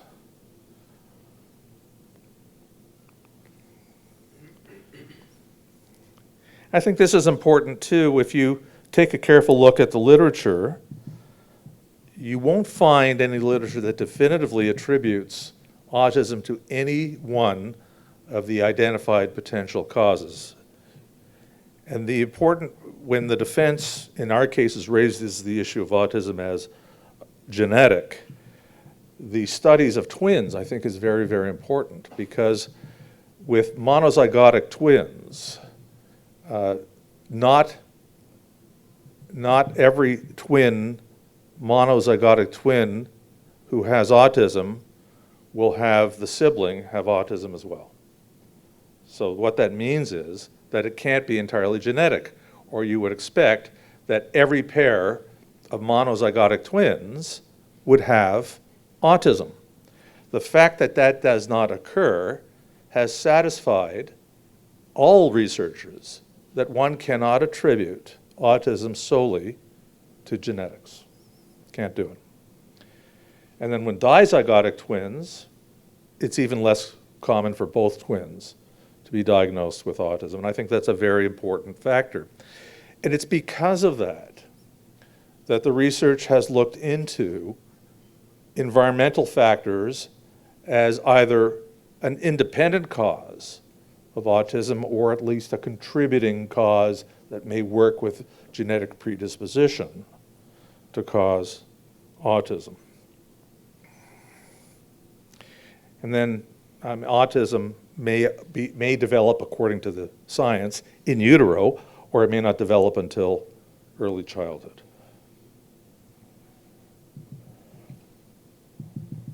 Okay, so I think this is just restating what I have already said about there being multiple causes for these conditions. But there are also studies that have found no association between perinatal asphyxia and autism. So the studies go both ways. But one should not take from that, or one should not conclude from that, that because there are studies that have not found a causal link between perinatal events and autism, that perinatal events don't cause autism. That's a logical fallacy. We ought not to take that as our assumption. So, and part of the problem is study design. Right? This is where I come back to study design. You do not have any robust studies that are able to, or are designed to tease out specific perinatal complications that might or might not be associated with autism. We just don't have those studies that are available to us. But it is no coincidence, and it's reasonable to infer that because monozygotic twins don't always both have autism, and because the incidence of autism is higher in kids exposed to perinatal stress, that there's a causal connection between perinatal stress and the diagnosis of autism. I hope that makes sense.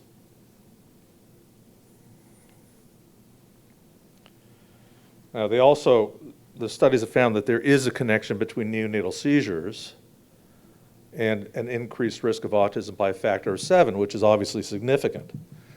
But what these studies don't ask is what causes the seizures, and that's what you have to ask.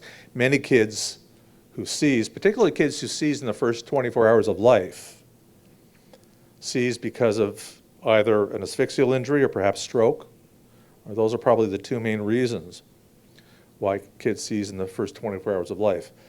Virtually every newborn exposed to sufficient interpartum stress to cause asphyxial injury will seize within the first 24 hours of life, often 6 to 8 hours of life, sometimes a little after 24 hours of life, virtually every single one.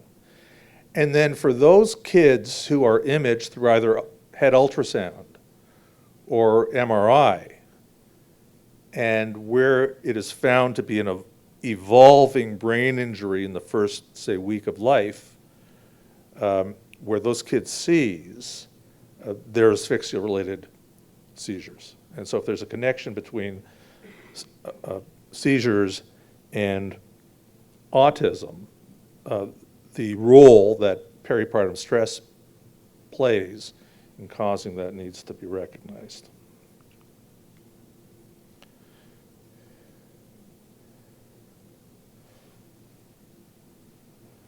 These are unanswered questions, but I pose them to you. Can autism be caused independently by perinatal factors, or must there be a predisposition? It's a very broad diagnosis. We'll talk about that in a second. Will perinatal factors only increase the severity in the clinical presentation? In other words, if you have a genetic disposition, are you doomed to the diagnosis, but it could be worse?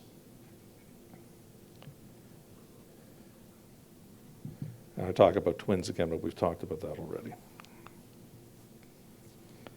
So, I mean, this was getting into the weeds a little bit, this was an interesting study because it looked at probands. So probands are the first person in a family to be identified with a genetic disorder, and their unaffected siblings, and then they had a control group. And incidentally, in all this literature, the problem with getting reliable literature is you often can't get control groups, and the heterogeneity of cohorts is just too broad. But in this situation, where you had an affected sibling, and then you have unaffected siblings, it found that that unaffected siblings had higher frequencies of prenatal and perinatal factors than did the control group. So what does that tell us? It says you have the elder of the children, the siblings, is diagnosed with autism. Then you have a sibling who does not have autism, but they did have perinatal complications. So think about what conclusion you can draw from that. The older sibling has autism, the unaffected sibling does not, but they both had perinatal complications. Does it make logical sense that perinatal complications were enough to trigger the autism in the affected sibling? I think that's the conclusion that can be drawn from the study. And so there may be a genetic predisposition not only to autism, but there may be a genetic predisposition to perinatal complications. But not all kids who go through perinatal complications are diagnosed with autism, but some are. Some are.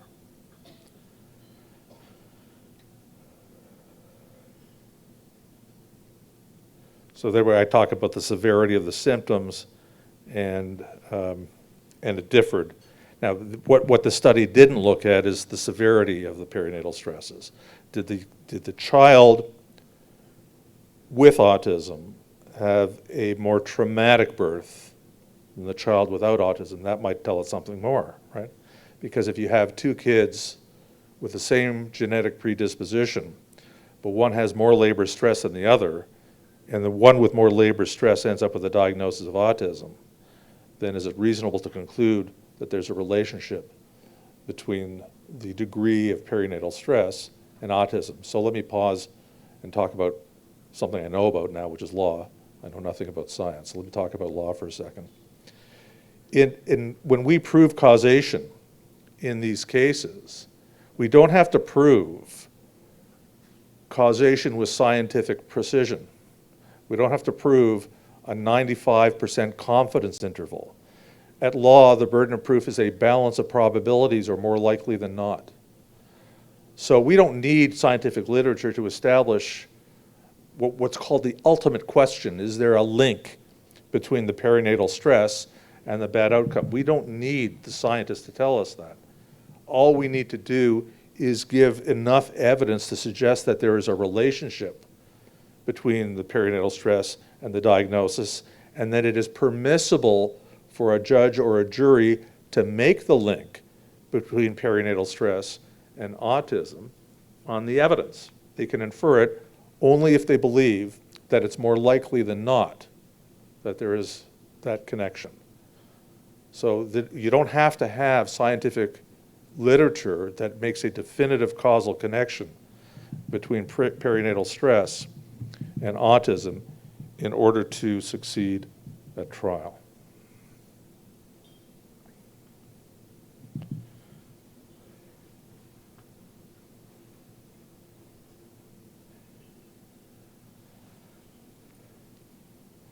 So I've talked a little bit about this, about the severity of the factors involved, which is something that the study is unable to tease out. No study is teased out. It does not tell us whether intervention took place for the unaffected sibling due to risk factors, and it didn't talk about brain lesions. So what's missing from most of these studies is an absence of an examination of the brains of all kids affected by autism. In other words, how do you know whether a brain lesion might affect the diagnosis? How do you know which kids with brain lesions have autism and which don't? It seems to me it's a very important factor, because you have these two groups where you may have a profound injury to the brain and autism, and where you have no injury to the brain and autism. And so these studies are deficient in this regard. We do not have definitive answers to the question on the connection between perinatal factors and autism.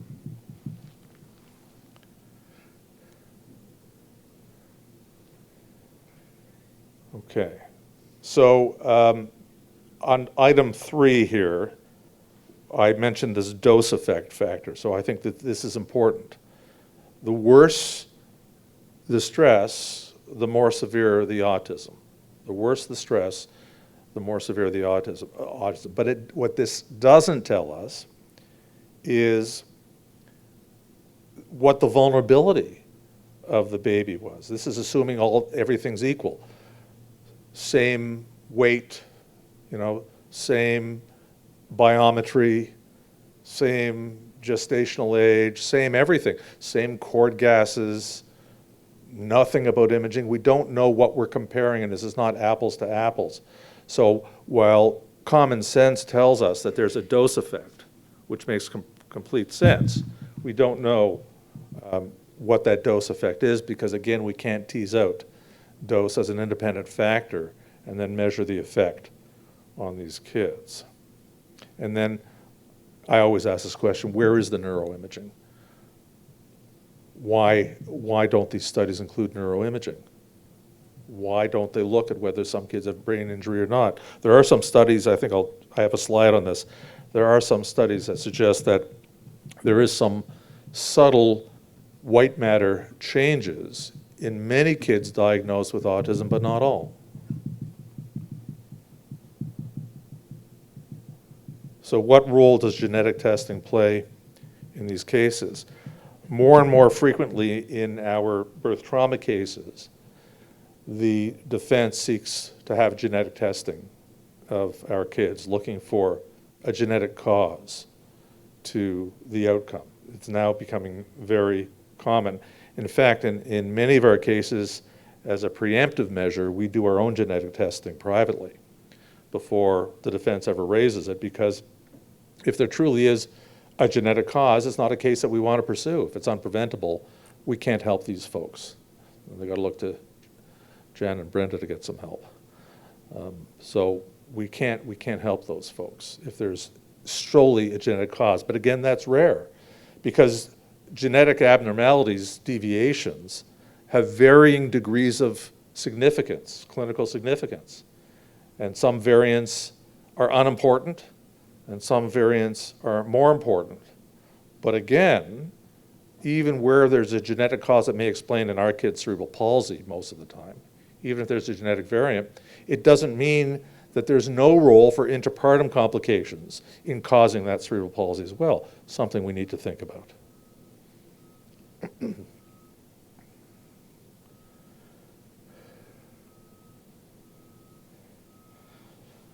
So this is another mystery about autism, I find, because first of all, it's a psychiatric diagnosis. I never really understood why it's a psychiatric diagnosis, but it is a psychiatric diagnosis.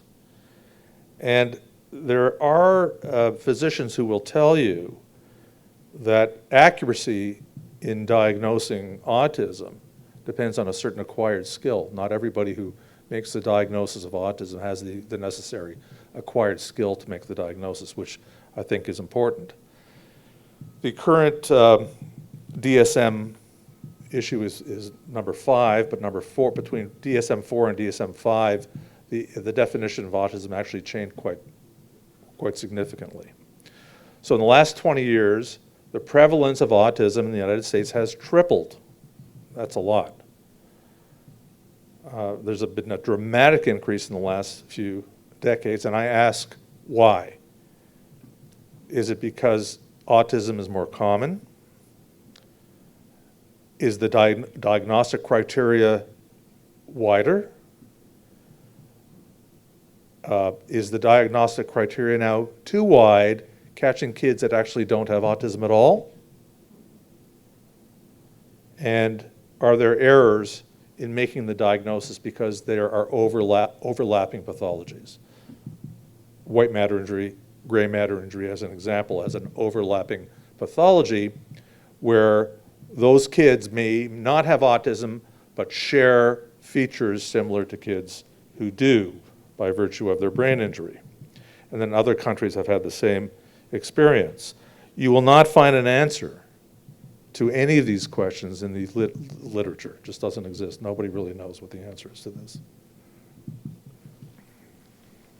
So DSM-5 is a current clinical criteria for diagnosing autism. But these kids often have these co-occurring conditions, so it doesn't usually appear on its own. And these comorbidities, they think, so obesity and anxiety and epilepsy, may have a shared etiology. But be careful, because the shared etiology for obesity, anxiety, and epilepsy might not be autism, might be asphyxia. That might be the shared etiology. In other words, in what order do these things occur? If you have autism, are you more likely to be anxious and obese? If you have autism, are you more likely to have epilepsy? Well, it seems to me no. No, autism doesn't cause epilepsy. Or is the process that caused your epilepsy the reason why you have autism? These are the questions that we have to ask.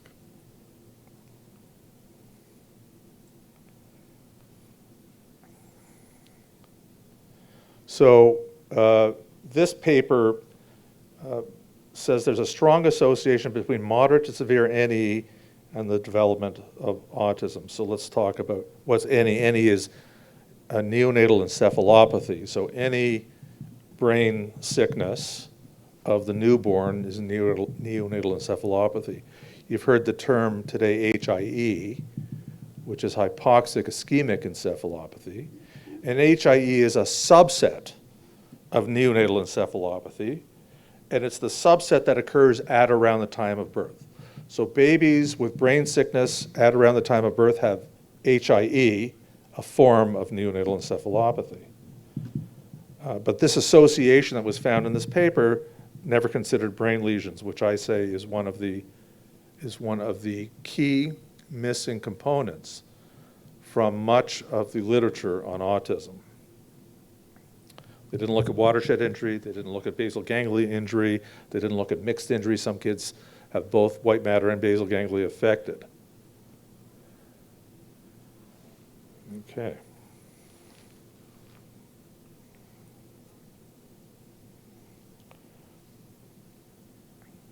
So this is what I was talking about. There are some studies that do suggest that there are some white matter changes in many of the kids who have autism, but they don't describe whether there's an overlap between those white matter changes and what we see in asphyxia cases. In asphyxia cases, when kids have white matter injury, it's bilateral, it's on both sides of the brain, it's a watershed region, it's extensive, and it's diffuse. There's no study that tells us about the white matter injury that kids with autism have, whether it's bilateral, whether it's diffuse, whether it's extensive, and what distribution it's in. So we can't compare these things. One of the reasons why they think that there might be language impairment is because of this white matter involvement. But again, they haven't considered why the white matter connectivity has been affected. And again, as I said, they don't look at this diffuse bilateral injury that we know is caused by asphyxia. So what happens to these kids? We have to think about when we're looking at these cases, we have to think about how the brain gets injured. What's the mechanism of injury? How does that happen? And in asphyxia cases, and the reason why we see diffuse injury, and the reason why we see it on both sides of the brain, is because during labor, when these kids are asphyxiated, their cardiac output is reduced after a certain period of time of being exposed to hypoxic insults. Their cardiac output is reduced.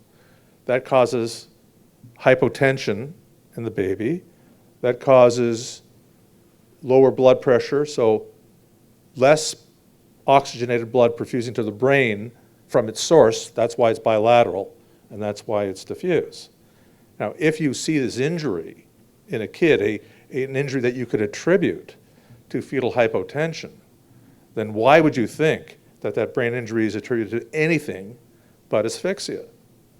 Autism doesn't cause fetal hypotension. It just doesn't cause it. So we have to think about the mechanism by which these kids get injured if we're going to attribute disability to a particular cause.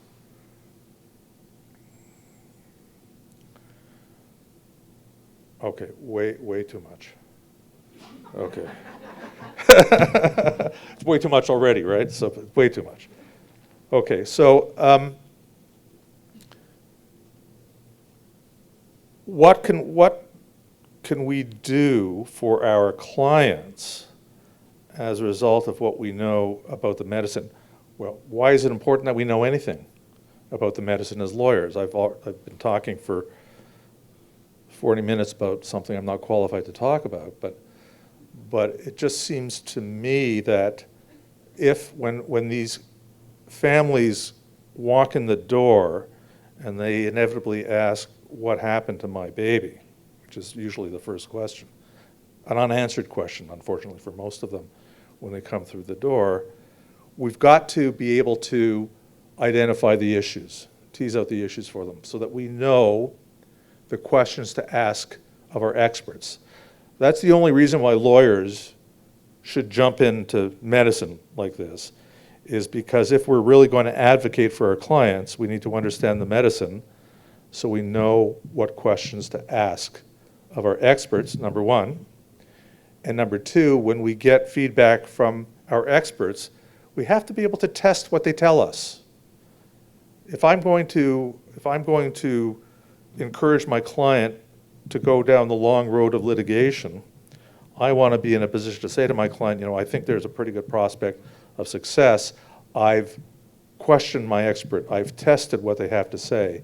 It's something that we can rely on to expose you to what is a second insult that Dr. MacGregor is going to talk to us about this afternoon. So we have to be satisfied that as lawyers, as advocates for these children, that we understand what the questions are, what the issues are, that we've tested our experts to make sure they do too, that they haven't missed anything, and that we can, with confidence, say to our clients, you know what, this is a case that ought to be pursued. At the same time, we should not be telling clients not to pursue cases unless we've done the same inquiry, the same investigation, unless we understand why the case may not have merit, why there may be a reason to attribute autism to something unrelated to mismanagement of care, say a genetic cause as an example. That's why we may do genetic testing preemptively in these cases to satisfy ourselves on that issue. So I apologize, we're a little early, and I apologize for such a dense talk, but Charles.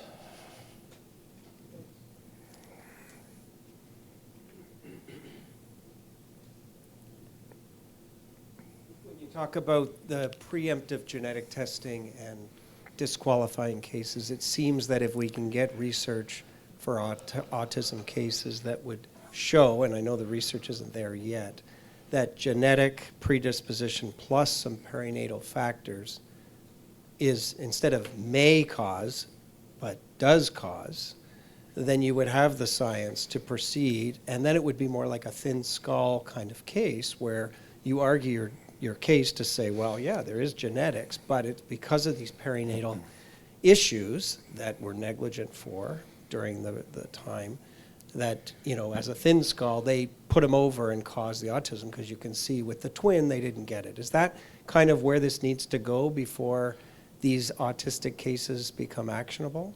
Well, I think it's already there, but let's talk. So a thin skull, it means you take your victim as you find him or her. That is, if you hit somebody on the head with a hammer and they happen to have a thin skull and they suffer brain damage where somebody with a thick skull would not have, you're still on the hook for all the damage. So that's the notion of thin skull. And so what Charles is saying is if kids with a genetic predisposition are the equivalent of a thin-skulled plaintiff, and then you superimpose on that some sort of a hypoxic stress that causes autism, then you have a case. I think we're there. What I caution against is to suggest we're not there. So the fact that there isn't definitive literature that proves based on a 95% confidence interval that there's a causal connection between birth trauma and autism doesn't mean you can't make that connection in one of your cases. And we'll probably never have that research, because you can't design a study that can tease that out definitively based on a scientific standard of proof. But that doesn't mean it doesn't exist. There are many things in obstetrics where we don't have direct proof. And obstetrics is a little different than other areas of medicine. The reason is this. We have limited ways in which to assess the fetus in utero, very limited ways to assess the fetus, primarily the fetal heart rate, which I've already talked about, but very limited ways. The way we know whether, or establish whether a fetus is injured in labor is based on pulling together pieces of a puzzle from antenatal information, from intrapartum information, from neonatal information, and imaging of the brain. And we pull all of these pieces of the puzzle together, not any one of which definitively establishes when injury occurred. And then we infer from those factors whether or not brain injury occurred at or near the time of birth. But you need all of those pieces of the puzzle to fit together perfectly in order to establish that. And then we ask a second question. It may suggest that injury occurred at around the time of birth, but we still have to ask, is there any other more likely explanation for the injury suffered by this baby other than that one? And that's when genetics comes into play, because the defense is going to say, well, genetics is going to trump that. If there was an absolute genetic predisposition, it didn't matter what happened during labor and delivery. That baby was destined to have cerebral palsy, say, as an example. But with respect to what you're asking, which is a very good question, Charles, I think we're there. I think we can do no more when we act for these kids than to pull together what we have in a way that will allow the trial judge or a jury, if we have a jury, to make the causal connection. Just one follow-up Yeah. to that. So, you know, for cerebral palsy cases, you say once they get genetically tested, if that's a cause, we don't do it. But why can't you extend that thin skull rule to say it's just a cause, but it's the perinatal Oh, we do. asphyxiation? So So we do- you keep the case even though the Well, genetics it is depends. just a cause? Yeah, so it depends on the strength of the connection between the genetic testing and the cerebral palsy. And not to get into too much detail, but the reason why we might reject a case where there is a reasonable genetic explanation for cerebral palsy is because we may be missing certain reliable indicia of a peripartum injury. So for example, some of these kids, sometimes we see, you know, after the baby's born, we take cord gases. And we look to see what the baby's oxygen, from the umbilical cord, and you analyze the oxygen and the carbon dioxide in the cord to determine what the baby's oxygenation was at the time of birth. Sometimes they don't match with what we say happened. So we may get normal cord gases in some of these cases, which does not rule out a peripartum injury, but is discordant with what happened. Or, you know, most kids who suffer severe asphyxia will have a moderate to severe neonatal encephalopathy when they're born. They'll be very depressed. And some of our little clients have a mild encephalopathy. So it points potentially to other causes. So it's a bit of a gray area. See, if we have a case where you have a term baby, well-grown, tracing normal at the beginning, tracing really bad at the end, abnormal imaging, depressed baby, poor APGARs, seizures in the first 6 or 8 hours of life, I have nothing discordant there. But if I'm missing 1 or 2 of those factors, then I know the defense is going to raise some other issue, some other cause. And that's when genetics may be a more prominent issue. So I hope that answers that. Anybody else? Yeah, over there. Thank you so much for this talk, and I thought it was very interesting data, and I think that your knowledge is definitely appreciated here. And this is far from my area of expertise, but you mentioned the study with regards to C-sections and how there is some sort of correlation between C-section and autism, which makes sense. Have you encountered any literature with regards to a control group being moms who have had elective C-sections versus the group where they've had to have emergency C-section, and whether there's any correlation to autism in both groups? So that's an interesting question. First, there's no literature on that I've encountered, but there's undoubtedly been a population of women who have undergone C-section, non-emergent C-section, elective C-section, who have babies with autism. And then there's another population of women who have undergone emergency C-section for interpartum fetal indications who have kids with autism. And I would absolutely bet that the proportion of kids with autism following emergent C-section would have a larger percentage of kids with brain lesions than the kids who went through elective C-section, also with a diagnosis of autism. So elective C-section, autism, no birth trauma, probably no brain lesions. Emergent C-section for fetal indications. When I say fetal indications, usually heart rate. So emergent C-section for fetal indications. Autism, white matter injury, autism due to birth asphyxia, almost certainly. Does that make sense? Is that? But you haven't seen any studies. There are no studies that have compared that, none.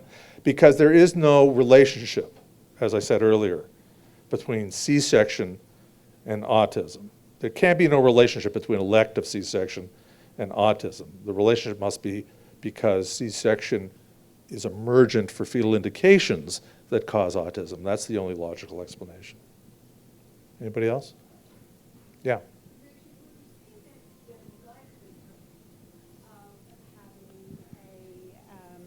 Causal relationship to from a hypoxic event to autistic manifestations. Is it the degree to which they have suffered an hypoxic event with diffuse axonal injury? And it is the degree to which they are manifesting autistic-like behaviors. So degree is Would you see? Yeah. Would you make that causal relationship? I would, subject to Okay. one qualification. Okay. And the qualification is that you do not know the pre-existing vulnerability of a particular baby. So for example, preemies are far more susceptible to hypoxic injury than term babies by virtue of complications that arise out of prematurity. Immature lungs is an example. These babies may have respiratory issues.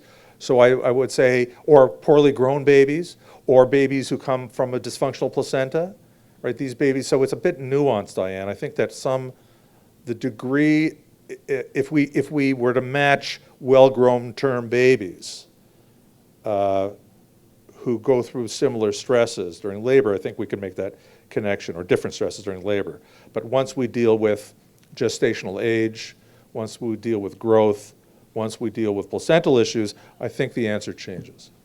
Okay, and you said that there was definitely an increase with the diagnosis of autism. Have you ever entertained the idea that it might be something that is delivered in our environment, that an environmental factor that contributes to the diagnosis? Yes, so Okay. there is literature that suggests that environmental factors also play a role.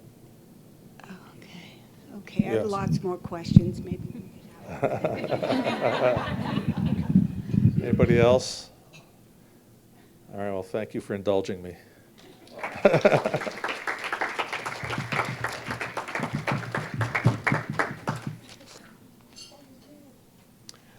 Thank you, Richard. Very, very interesting stuff. Very complicated, as you know. That's what I mentioned at the beginning. Some of the ways that we stay organized is by using legal technology. I'm going to be talking about that after the lunch break. Just before our lunch break, I'm going to have Daniel come up from Filevine. We've been using Filevine since 2018 to stay organized. They've now got all sorts of artificial intelligence solutions built into their platform. They don't just serve law firms, they actually serve all sorts of organizations, so many of your organizations could benefit from platforms set up by Filevine. So I'll let Daniel tell you a bit more about it. Thanks. Perfect. Thank you so much. Well, first and foremost, good afternoon. And a special thanks to Mr. Gluckstein here for having us all out here and putting this on. It's a privilege to be here among all of you. My name is Daniel, obviously, as he said. I work with Filevine. We have a pretty strong mission and goal, and it's pretty simple but powerful. It's to give legal professionals more time to focus on what matters most, which is your clients, right? Medical malpractice and also personal injury work is some of the most complex and emotionally charged litigation there is. You're managing massive volumes of medical records, multiple expert witnesses, intricate timelines that can span years. And the reality is, inefficiency doesn't just cost time, it can impact case outcomes and client satisfaction. And that's exactly where Filevine comes in. Filevine is a legal operating core. It's a centralized and cloud-based system that manages complex, or every aspect of your case from intake all the way to resolution. Our platform is designed specifically for complex litigation with deep customization that lets you model your workflows exactly the way your specific firm operates. With Filevine's case management system, your team can centralize all of your case documents, medical records, and correspondence in one secure, searchable place. Automate critical tasks like deadlines, follow-ups, and expert coordination, ensuring nothing slips through the cracks. and track case progress, productivity, and outcomes through real-life dashboards that can help align with partners and your teams aligned as well. What really sets Filevine apart, though, is why Charles brought us here today, which is our AI solution. We are leveraging AI to make legal work faster, smarter, and more human-centered. Our AI platform, known as Filevine AI, is seamlessly integrated into your workflow. It can read and summarize thousands of pages of your medical records, medical documents, billings, providers, anything of the sorts in a matter of minutes instead of hours, helping lawyers quickly identify key facts, treatment timelines, and inconsistencies. We can also draft your demand letters, discovery responses, intake summaries using your firm's own tone and templates. So imagine having your actual verbiage, tonality, structures from your own demand packages in your writing style, and our AI will actually optimize and write just like you yourself are writing the demand. This will give your team a head start while maintaining your unique voice. Extract key data from unstructured documents like physician reports, billing records, transcripts, police reports, etc. Any type of document, we can build custom prompting for you and your firm specifically. This can also help populate your case fields automatically within your case management system too, saving a ton of time. This isn't about replacing lawyers, it's about removing friction so you can focus on your strategy, analysis, and advocacy, the things only a human can do. For medical malpractice and personal injury firms specifically, Filevine helps transform the burden of complexity into competitive advantages. Imagine being able to, again, automatically organize and link thousands of medical exhibits, use AI to surface relevant, precedent, and expert history, and generate chronologies and summaries in minutes instead of hours. We've seen firms reduce administrative time by up to 67%, freeing their most talented professionals to spend that time building cases, serving clients, and achieving better outcomes. At Filevine, we believe the future of law isn't just working harder, but working smarter, of course. It's about combining powerful case management with ethical, responsible AI, and we're helping firms like yours deliver excellence at scale. Thank you again. We do have a little spot out there in the back. We'd love to work with a lot of you. Come ask some questions. We can even show you a live demonstration out there and walk you through the platform too. But one thing I did want to note is we're not just also medical malpractice and personal injury. Whatever your area of practice is, we can actually optimize and build out templates specifically for you. But thank you so much. I appreciate it.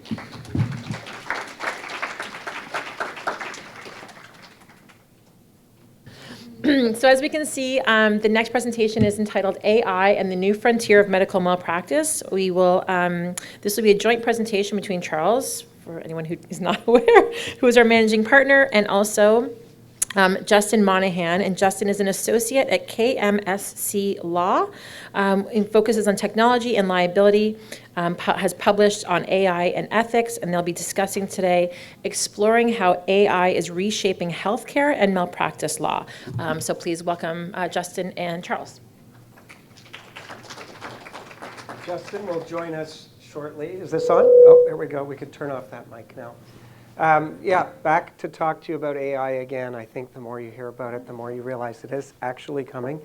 I thought we'd break down this presentation in a few ways. So I'm going to introduce some of the legal tools. Can you hear me okay? Okay, good. And thank you to Cynthia, who's here in the back. She's one of our articling students. She helped me with this cool, nifty type of presentation, not PowerPoint for the first time. I'm not using PowerPoint. So I'm going to just quickly talk about some of the tools we use in our office, and then I'm going to hand it to Justin, who is standing by on Zoom, and he's going to do a demo of the tools he uses. It's nice to have a partner at this AI stuff. I've worked with Justin at the Advocate Society AI presentations, and he does a great job demonstrating it. So I want to show you AI in action, how we use it to organize our cases, how we use it to ask questions for research, and how we use it to transcribe and prepare our cases. So it's a more practical application. And then when Justin is finished, I'm going to talk about part 2 and part 3 in terms of how it impacts the healthcare community and how it could affect future litigation. So that's kind of our future-looking part of the demo. Okay, before I get to Justin, I want to talk to you about one of the tools we use, which you've already heard about, Filevine. The AI tools that are in development and are working in the US but haven't come to Canada yet are, it doesn't look like it came through, but we have something called Depot Copilot. See if I can, that doesn't pop up. Which is a very cool junior lawyer type of assistant that comes on your cases. So imagine yourself doing your discovery, and you're going along with your questions, and then you take a break, and you usually turn to someone who's with you from your office and said, how did I do? What did I miss? This technology does that for you, and it's transcribing all of your questions and answers, so you can quickly review. You can actually give it some strategies ahead of time, saying, I want to get an admission here, I want to get an admission there, and they'll tell you whether you actually got that admission or not. It's a pretty nifty tool, and that's called Depot Copilot.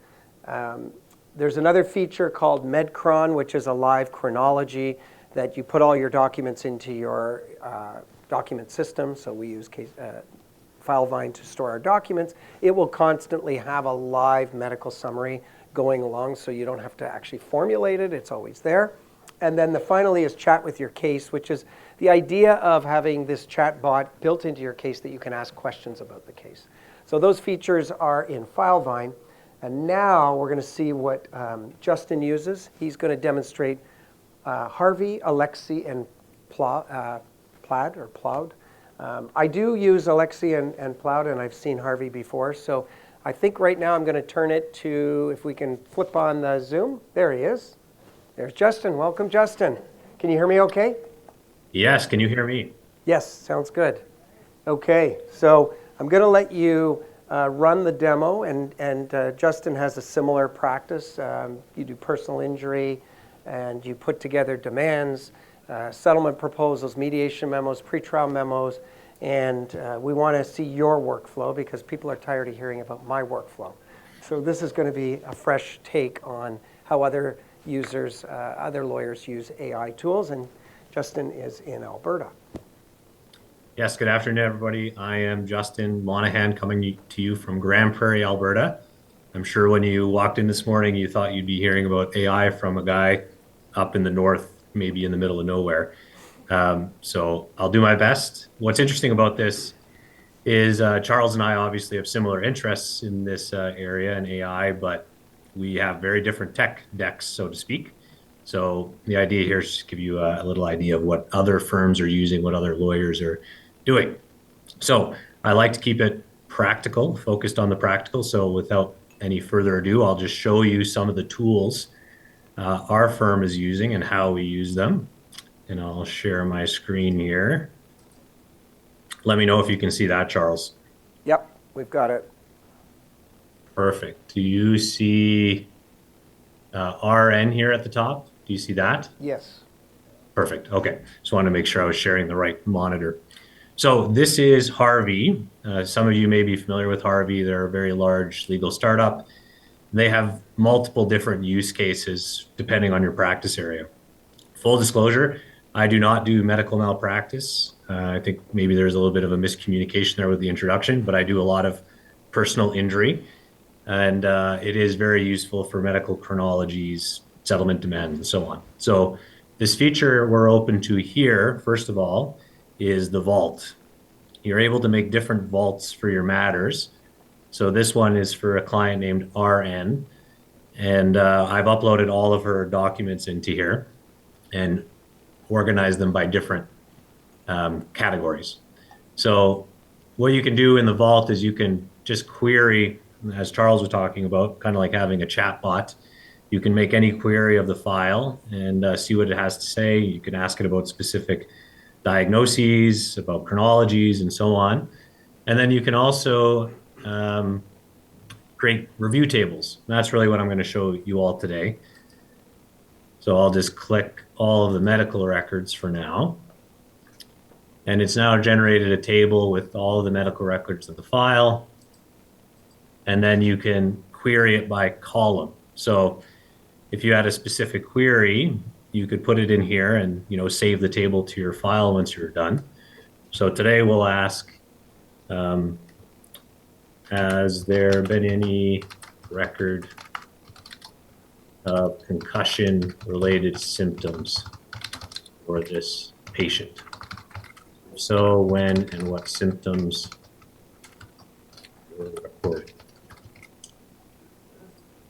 we'll just continue there, add the column, and we'll let it do its work. This is all live, so you'll see how long it takes.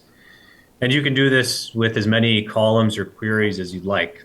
Now, you obviously should be spot checking your AI, making sure the answers are accurate. Don't rely on it, fully without any kind of review. Charles is right. You should be looking at it as a assistant or a junior associate whose work you have to verify and ensure is accurate. So you can see here, of course, I did know this client has had concussion injury, so I'm cheating a little bit there. But you can see there are records of concussion-related symptoms, and then what it's giving us, I'm sorry I can't make this any bigger for you all, but it has records in March 23rd, 2020 of post-concussion syndrome with headaches, memory issues, short-term memory issues, and disorientation, and so on. And if we were to go through here, there would be more and more of these different answers. And if it doesn't have an answer, then it comes up blank. And you can do different prompts, as I discussed before. You can make the prompts yes, no, so you only get a yes, no response. You can get a maybe response, which is always good because sometimes AI can lean yes when really it should be maybe. And you can, as I said, do this pretty much for any question you can think of. Now, Harvey obviously has more applicability than just the vault. It also has the ability for you to generate workflows. Now, these are some of our workflows that we've built in Harvey. They also have their own. Harvey just publishes with the application. So I've got workflows, draft an application for filing a consent judgment, medical record review, and then personal injury settlement proposal. I'll just give you a sense of what this looks. We won't be able to run one today.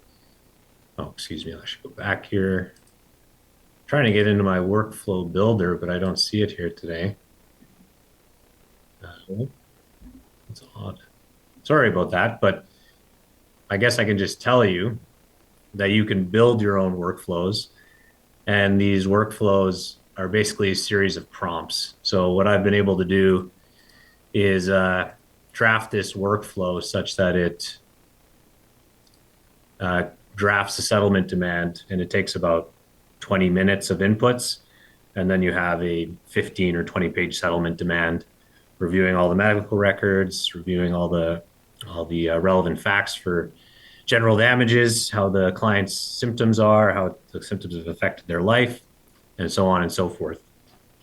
Now, as Charles said, one of the good tools to couple with this is a plod note, which I'm holding here. And a plod note is just a device that records your conversation with your client, but then it uses AI to automatically transcribe the interview. So it creates a transcription you can save to the file, and you can couple that with your workflows and whatever system you're using to create better content. Obviously, an interview with notes is one thing, but an actual transcription of your hour-long interview with your client is going to be a lot better and have a lot more data to pull from.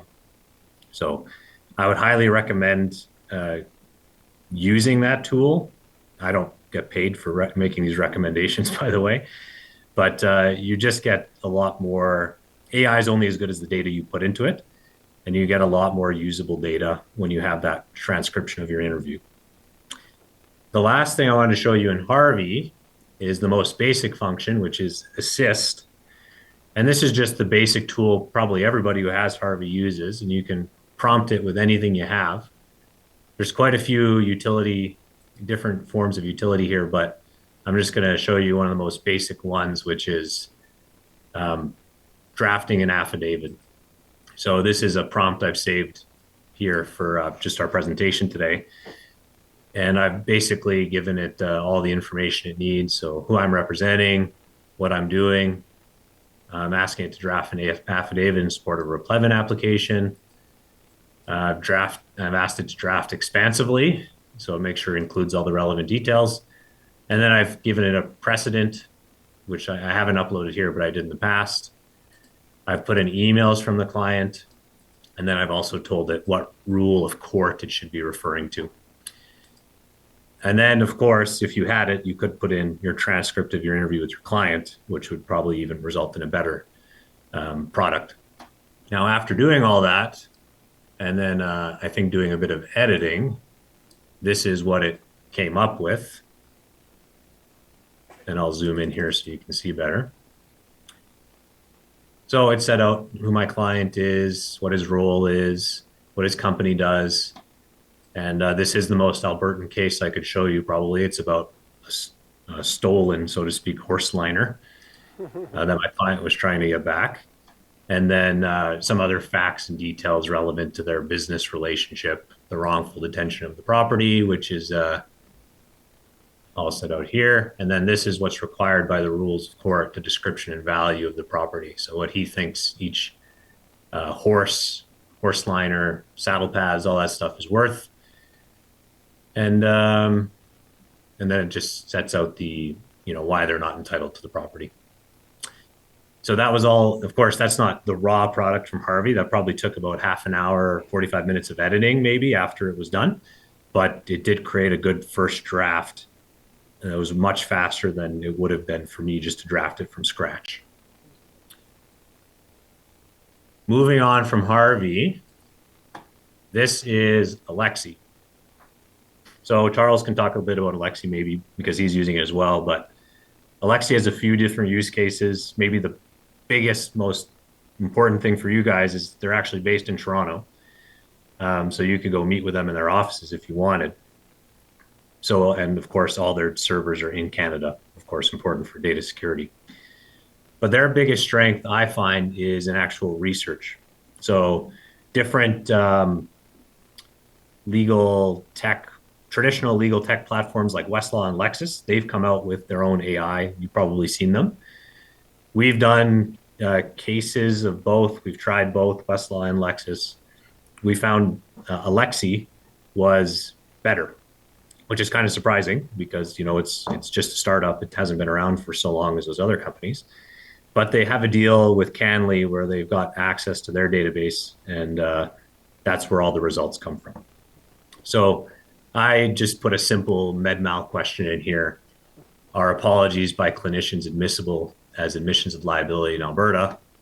And then locate case law and any statutes that may answer this question. And it took about 2 minutes or so. It's a little bit slower than some of the other platforms. And it came up with these answers. I found the Alberta Evidence Act provision, which was introduced in Bill 30, that says no apologies really are admissible. They're admissible so long as they admit facts, but not, or maybe not admissible as regards liability. Now, I do not do medical malpractice, as I said, so a lot of you will be either nodding or shaking your heads whether it's right or wrong, which is fair enough.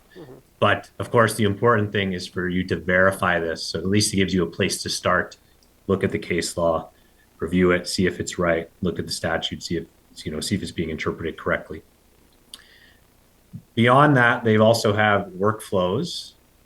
If you're looking for kind of a multiple utility from a platform, which probably we all are, they also have the ability to build chronologies for medical documents. So you can upload all your medical documents and it will upload a chronology. With these platforms, generally the less documents, the better the result you're going to get. So if you put in 50 documents, the chronology is not going to be as substantive as if you put in 5, especially if they're large documents. So keep that in mind. But we have had use cases here every 3 months. We'll run a new chronology on the new medical documents we have to see quickly what the client has been up to in terms of treatment. So that is all of the use cases I had today.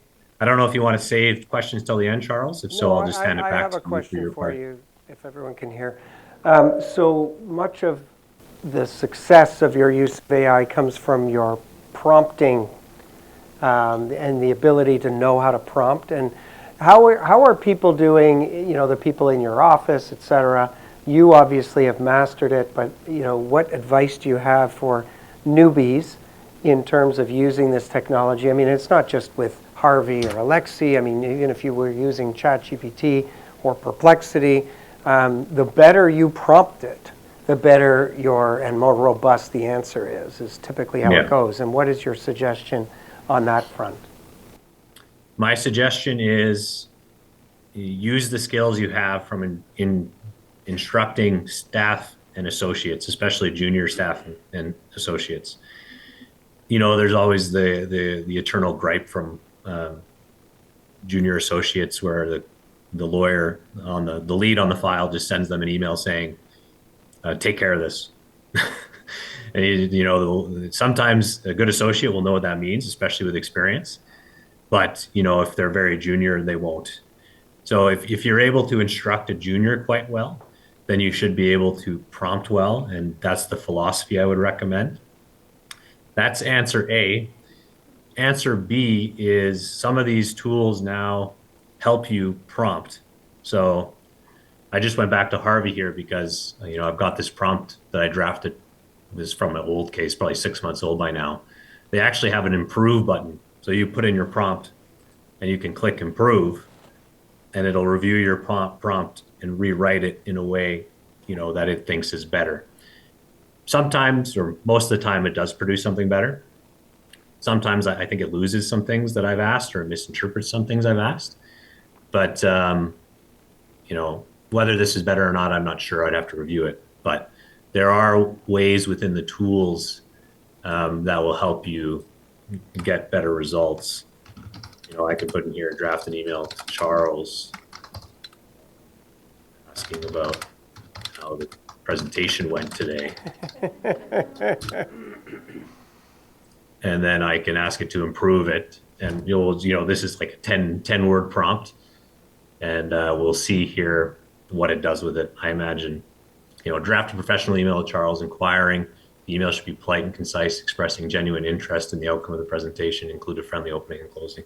So, you know, that's the kind of stuff that will improve. And I'm sure if you told it to draft an affidavit, you know, it would also ask you, okay, what's the jurisdiction? What's the affidavit in support of, so on and so forth. And it'll kind of key you into the instructions you need to give.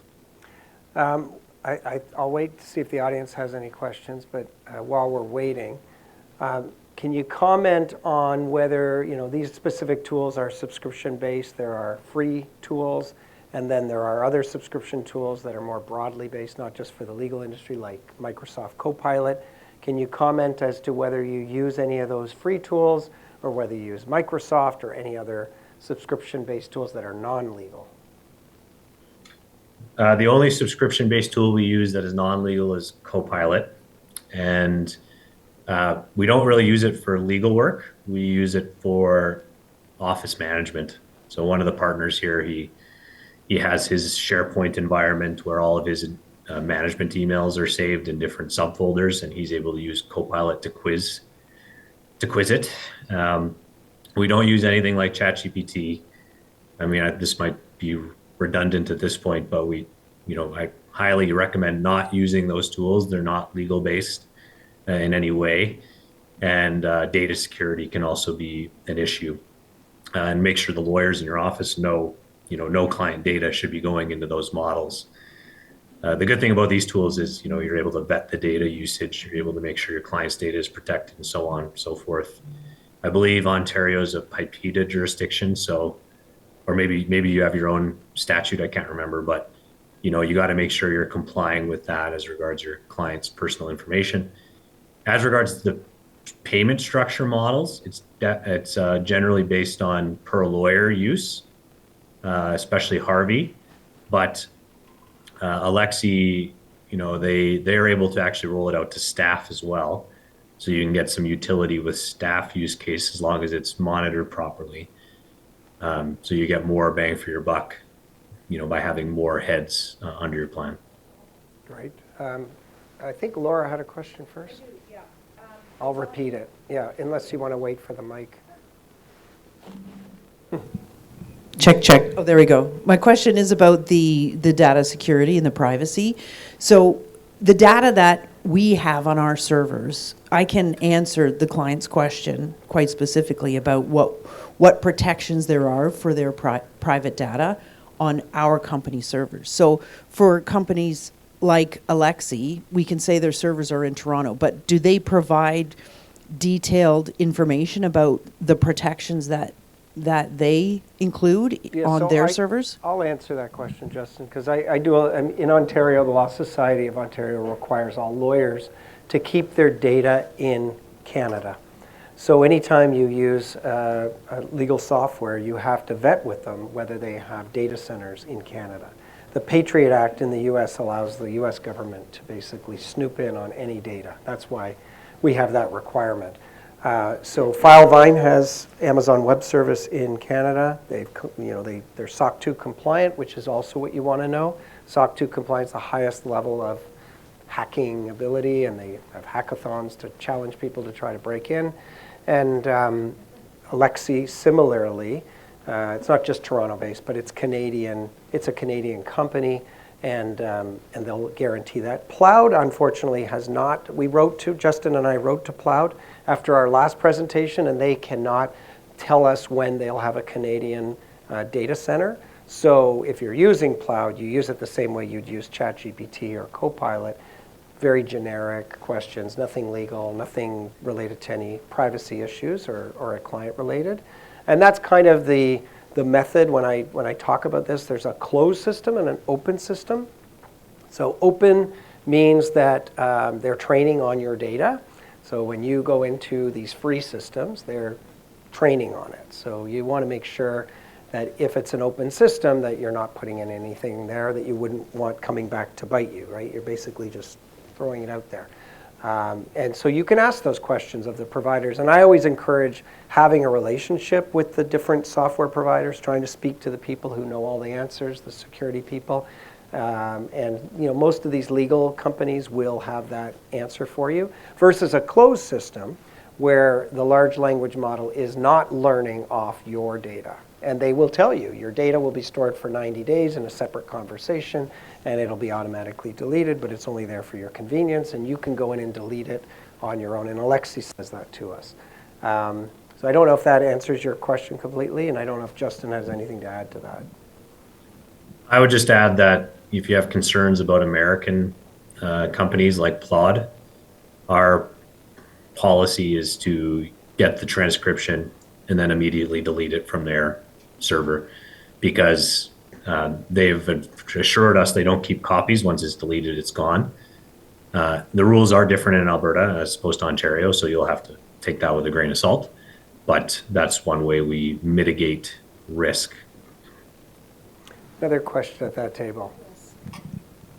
Thank you, Justin. This is really interesting. Can you speak to how and how much of a cost saving is being transferred over to your clients now that you're using AI? How are they enjoying this lower bill? Maybe from I you? can address that first, and then Justin, you can pick up the trailer on that. There's a question there too. So we do have a privacy policy. So the retainers in Ontario are standardized. You can't actually build it into the retainer, but we do a side letter where we tell our clients, and this is first of all not just for efficiency, but to tell them that their data will be used in AI systems. We tell them that we've vetted those systems and that they're closed systems, they're secure, their privacy is secure. In terms of cost savings, we do believe that we are more efficient for the client. That efficiency means their case will be handled faster, but it also means that their case will be handled in a more efficient manner, that their case will go through in an efficient way. We can communicate with you in an efficient way, set up calls faster, put the case through faster. In terms of savings, wouldn't you want the case done quicker? Wouldn't that be more valuable to you as a client versus getting a discount? Because if the case takes 10 years versus 3 years, wouldn't you be happier with the lawyer that gets it through in 3 years? Wouldn't you actually want that versus an actual rebate? So, personal injury is mostly done on a contingency fee, and that allows more time for advocacy. So that's how I've told my staff that, in fact, we've tripled the size of our firm ever since going to Filevine, and I've told my staff all their jobs are safe. In fact, we're expanding because we're more efficient. We don't have to do mundane tasks. I mean, do you really want your lawyer typing and filing and doing labeling and things like that we used to do before we had some automation? So now the lawyer can spend time talking to the clients on the phone and advocating for them and drafting documents in a persuasive way with the first draft already done for them in an efficient way. So I believe these efficiencies bring a ton of value to clients, which, in a way, just makes the whole process more accessible. I don't know if you want to add anything to that. I think you've covered a lot of it, Charles. Okay. I mean, it goes to the debate whenever there's a new legal tech solution introduced. Is it a way for lawyers to bill more quickly, or to pass savings on to the client? You're right. PI, personal injury, doesn't matter as much, because it's contingency. But I tend to take a middle of the road approach. I try, we get a little more value out of it, but the client saves as well. I think that's reasonable. The hard part is if the tools, if you pass all of the savings onto the client, it can decrease adoption, because lawyers are sitting there thinking, well, why should I bother adopting it if I'm just going to bill less hours or bill less in fees? I don't know the answer. It's something that the industry is going to have to wrestle with, but it's worth considering for every lawyer how they want to approach it. One here. So thanks for this, because I love AI. So with that plot that you were talking about, if we were to use that in an evaluation, would we need to indicate that in our report, that this was, we used this during the evaluation? I mean, even if we're going to delete it, but could that be requested by defense, or what does that open doors for us? So I think the question is, if an expert is relying on AI as a tool to draft their reports or come up with their conclusions, or even assessments, and that evidence is being used in court, what is going to be the disclosure requirements? And I'm part of the AI subcommittee for the Court of Appeal, and we're discussing rule changes. And so, yes, it has to be disclosed, is the answer right now. The rules haven't been approved yet in terms of the changes, but experts giving testimony using evidence that is partly AI generated will have to be able to explain their answers. So there is a case in the US, it was an estate claim where an accountant used software like Copilot to come up with the present value of the estate's value, came to testify about it, and the judge asked them to explain how you came up with your answer. He went back into Copilot, and it came up with a different calculation. So the court said, well, how do you explain the difference between what you filed in your report and what you did today? And he couldn't answer it. Threw out the report, threw out the expert. No, that's not reliable. It's not informative to the court. It's not explainable. So that's the kind of test that it's rules of evidence, right? So if those rules of evidence can't be followed with whatever tool you're using, then it's probably not going to be allowed, is the way it's going to work. So if we were doing, say, if we're doing a document summary, do we still need to disclose that from a AI document summary? I'm using something similar to Filevine. Right. So, if we use a word processor, and most people don't challenge how your word processor did spell check or things like that. Those kinds of efficiencies, I don't expect there to be a problem. But if you're trying to come up with the ultimate question answered in your tools, then those are the things that are going to be on the mind of the judge and testing the reliability and explainability of the data. And usually the solution is, where's the human in the loop in that technology? And so most of these solutions that Justin and I are talking about, you still have to go through and do your own fact checking and do your own case law checking, because we've seen tons of examples where the cases are fictitious because you're using a bot that's creating content because it's set to be creative. ChatGPT is not a legal solution, it's a creative solution. It's coming up with a fictional story about a case that you asked about. Whereas some of these products that we've subscribed to are pulling it from databases, but even they can make mistakes. So you have to be able to check them. Okay, I guess we'll just do this as a presentation. I won't do my part. Okay, yep, go ahead. My question was, in a practical sense right now, what has changed within your practice? Like, do you no longer go through file first by yourself? Or maybe like normally would have a clerk do it, but there's always things that when you go through as a professional, you pull out and go, oh, that, I got to follow a trail on that. That wasn't sort of part of the broad summary I was given or how I understood it to be. So do you still, like in a practical way, how has this changed, I guess, how you guys so operate? It's a workflow question, and great question, and I love that question. That's what I talk about mostly, is how it's affecting our workflow. And I would think of AI as, well, who am I delegating work to, and can it be done through an assisted system? Otherwise, the workflow is exactly the same. Everything you do to approach a case is the same. It's just, can you use AI to help speed up research on a topic? Can it speed up review of a document? Doesn't mean there's no human that's going to do it, but now we have a product that we can scrutinize and build on. So it starts like my workflow, intake, right? Calls come in. Jan talked about our 1% acceptance rate. It's hard to filter through all these calls. AI helps us triage the case to filter which calls get returned faster. Then we take in the calls. AI helps summarize some of the records and enter it into our data fields. And then some of the letters can be populated for the lawyer to review instead of typing the same letter over and over again, which we used to do. And then as it goes through, maybe you have to research a nuance before you can decide to start the lawsuit. You could ask Alexi that question. Alexi does a great job at quick answers to research questions. And then as you go through, obviously it becomes more advocacy, but there's certain mundane tasks that can be delegated. And that's really how I think about it. The workflow hasn't changed. It's just now we can delegate some of these tasks to AI. Oh, Richard was also waiting in the background. I had some slides to talk about some of these questions, but now I will fly through them. I just want to add,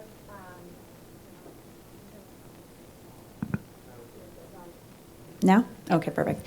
I just want to add to one of the things that was just asked about experts' use of some of this technology. I absolutely think it needs to be disclosed because as the lawyer on the file, I also can help you as my experts, and I know there are providers in the room, know what level of reliance would be appropriate and what is not. And the last thing I want is to find out later down the road that there's been some reliance on an AI tool, because Charles mentioned a minute ago about the courts changing. I was just involved in a review that the Trial Lawyers of Ontario was asked to consult on for a change in rules. And one of the things that was being proposed and talked about is any expert that in any way relies upon any tool that has AI, including it could go so far as dictation software, knowing about data sets and how these tools were trained. Well, that goes far beyond what most of my experts know about the AI tools they're using, and it's a problem. And so if we don't have the opportunity to have that conversation with our experts, whatever expert they may be, Pinta recently had a situation with an expert using it to review literature, and without putting eyes on every single page of the literature that was reviewed and relying upon a summary. That is incredibly problematic and can result in an expert actually that we cannot rely upon them anymore and have to start over. That's very concerning to me, and it would be a disaster at trial. So these are the kinds of things that we want our experts to have a conversation. So if you are using those tools, let us know so we can have an open conversation about what use is appropriate, what is not, because there could easily be some serious issues with that. And my suggestion is no, don't use them. Just double check the work. So you can talk to the lawyer and say, I use this technology, but I've now double checked the work and I'm comfortable that these citations are accurate. That's what's expected. Don't use it as a shortcut. Charles, I've got a basic question. Does AI, and anybody in this room will know, look at the color of my hair, you'll know I have no idea what I'm talking about. Does AI read handwritten stuff, police officers' notes, medical records? Because I get a ton of that, and I can't read it. Does it do that, and to what extent can we rely on it? If you don't mind, Charles, I'll answer that. So go ahead. if you can't read it, then it can't read it. If it's not readable, it's not readable. If it is readable, then some platforms, I think most these days, can read them. And the other, so we have another solution. We're using sort of an engineer. He's in this room, and he was helping us on putting together spreadsheets that Richard likes to use to distill all the data. And what they've done is where they come across perhaps illegible handwriting, they'll take a guess at it, but they'll put a red note next to that site to say, you better double check this. So it's sort of like color codes what it's confident with versus not confident with in terms of how it created that chart for you. That may be useful. It may speed up your review. I mean, you got thousands of pages of documents and only maybe 100 handwritten. You're still better off with that solution, knowing what you have to double check than the alternative. Okay, well, good discussion. Oh, one more.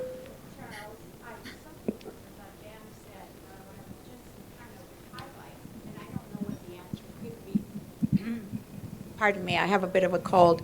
I was saying something that Jan said. There are 23 colleges for health professionals. And I don't know, I've been in the practice for some time, and I don't know what my college would say. I have ideas. However, so when you say that something about the professionals or the experts, I would assume that they would be part of one of the 23 colleges. And what I know is that none of them have made AI part of the discussion whereby what is acceptable. Now, we also know that in the health field, things don't happen quickly. So it's not really a question, it's just kind of bringing up a topic. Yeah, so I mean, the advice to give you is that there are Law Society guidelines in each province that tell the profession how to use AI carefully and comply with your privacy, et cetera, and how it's to be used, as well as court guidelines about what experts can expect when it goes to court.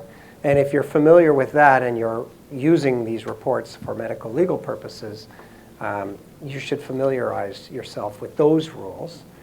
They're available. If you search up AI Ontario court rules, you'll see that there are guidelines. There's also Law Society guidelines for lawyers so that we know that we're not violating confidentiality when we're using AI tools. So in each province has it. Alberta has their own.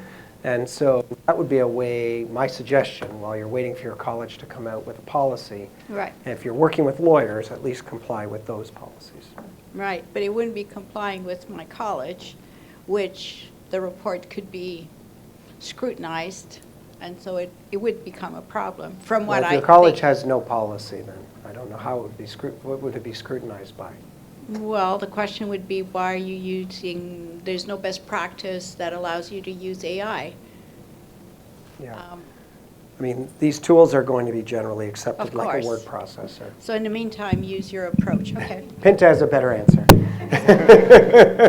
Well, I would say that physicians are already using AI for transcriptions and summaries. It is happening already, as Jan indicated. I've had that issue come up with experts.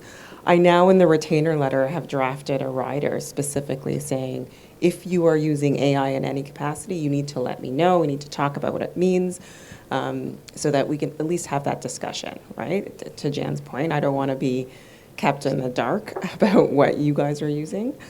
I do have a question, though, with all of these transcription programs that we're using, because it's come up when I'm dealing with other lawyers, because our Law Society, you cannot record another lawyer without their express permission, but a lot of the times these programs automatically start the recording. And I've had defense counsel get upset, like, oh, you're recording. What? I'm like, just say no if you don't want to be recorded. But how are you dealing with that? Do you let them know at the outset, or you just?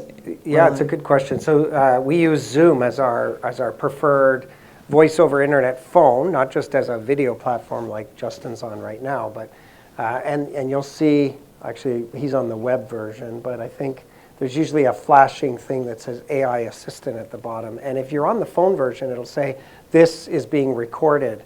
And if it's on the video one, you actually have to say okay, so you're consenting. So there is notice during that type of software.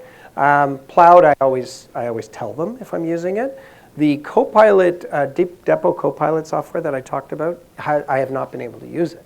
It is great. I've seen it demoed and I want to use it. I've tried to use it. Opposing counsel has never agreed to it, and the transcription service has never agreed to it. But I've tried to ask for permission to use it, and what I expect will happen over time, because I'm sitting with a lot of judges and they want to use these products too, especially for transcription.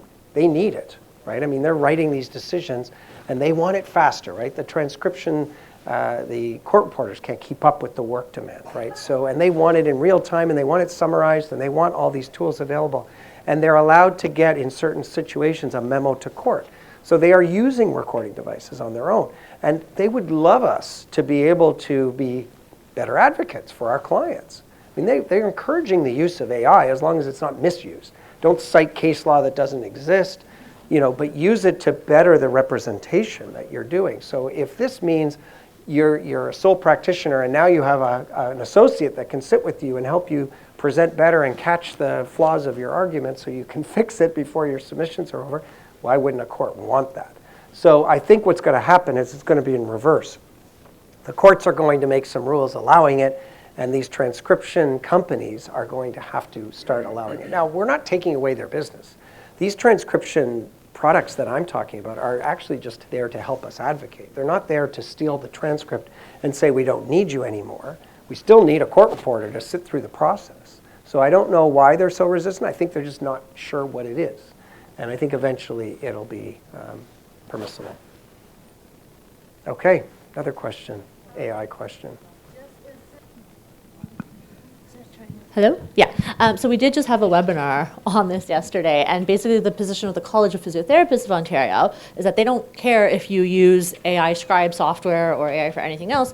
Whatever it produces, it's just your responsibility to check that over. If it comes up with something that is inaccurate or whatever, that's on you. So whether you're using it as like a word processing software, it's still the responsibility of the physiotherapist to check that. But it's absolutely okay to use. Mm-hmm. Are we done? Am I out of time? Okay. Thanks so much, Justin. I didn't get to the future. You'll have to stay tuned for my next webinar. Thanks, everyone. Thanks, Justin. Thank you.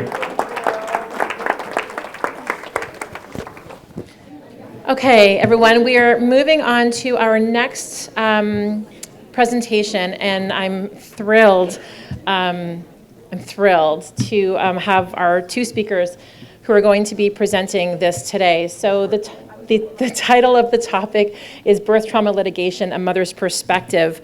And joining Richard Halpern today is going to be Dr. Laura MacGregor. And Dr. MacGregor is a writer and researcher focusing on disability, caregiving, and medical error. The author of The Invisible Woman, winner of the 2025 CBC Nonfiction Prize that just happened not too long ago. And she shares her lived experience navigating the healthcare and legal systems after her son's birth injury. I'm thrilled that she could join us today. Please welcome Dr. MacGregor and Richard. So I'm going to start before I invite Laura up to talk about her case and give you a little background. When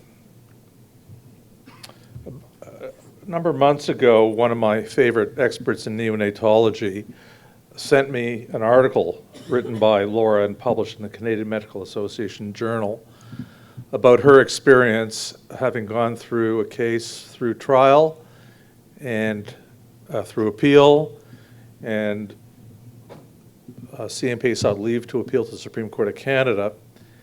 And when I read the article, I was really quite moved by it. I thought it would be great for our audience to hear her perspective on the nightmarish journey that she had through the litigation process. I think it's always important to hear these perspectives. In years past, Brenda has shared her experience with us, and I think it's very insightful to have people who actually go through it for us to better understand it. But let me give you some background on Matthew, who was born on January 27th, Laura's second child.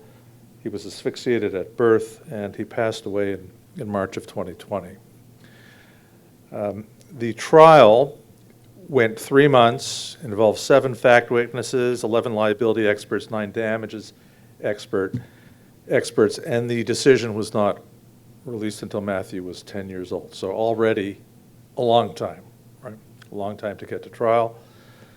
Then it was appealed. The appeal was appealed by Dr. Potts, who had lost at trial, and the Court of Appeal decision was released in 2012 when Matthew was 13.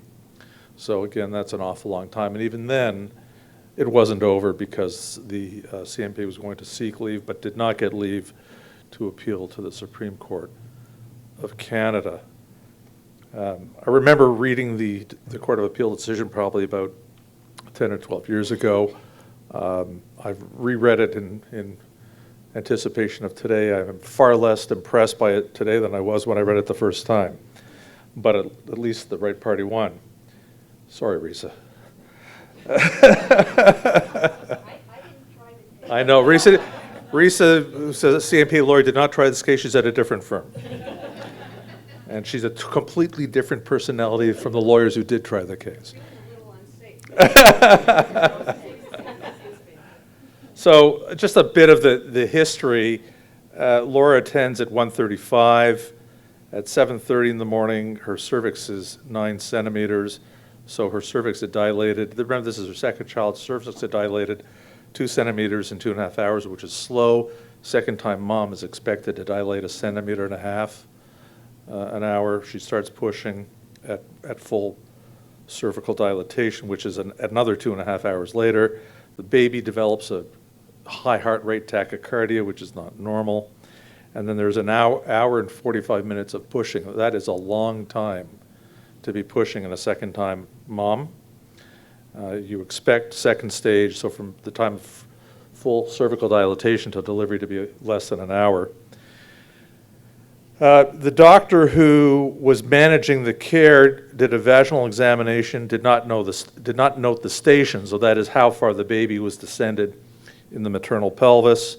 There was molding, which means that there's a change in shape of the baby's head, and the baby was asynclitic, so the baby's head was tilted to the side, and the doctor recommended forceps and did not do a double setup. A double setup is when you use forceps, which is called an assisted vaginal delivery, you don't always have to do it as a double setup, but double setup means if you attempt forceps and it fails, you're ready to convert to a C-section, which would be the only way to get the baby out. The doctor used Keelan forceps, but did not apply traction because the baby was left occiput posterior, turned, okay? Ideally, for baby to deliver, you want baby to be occiput anterior, baby looking at the floor when mom is lying on her back.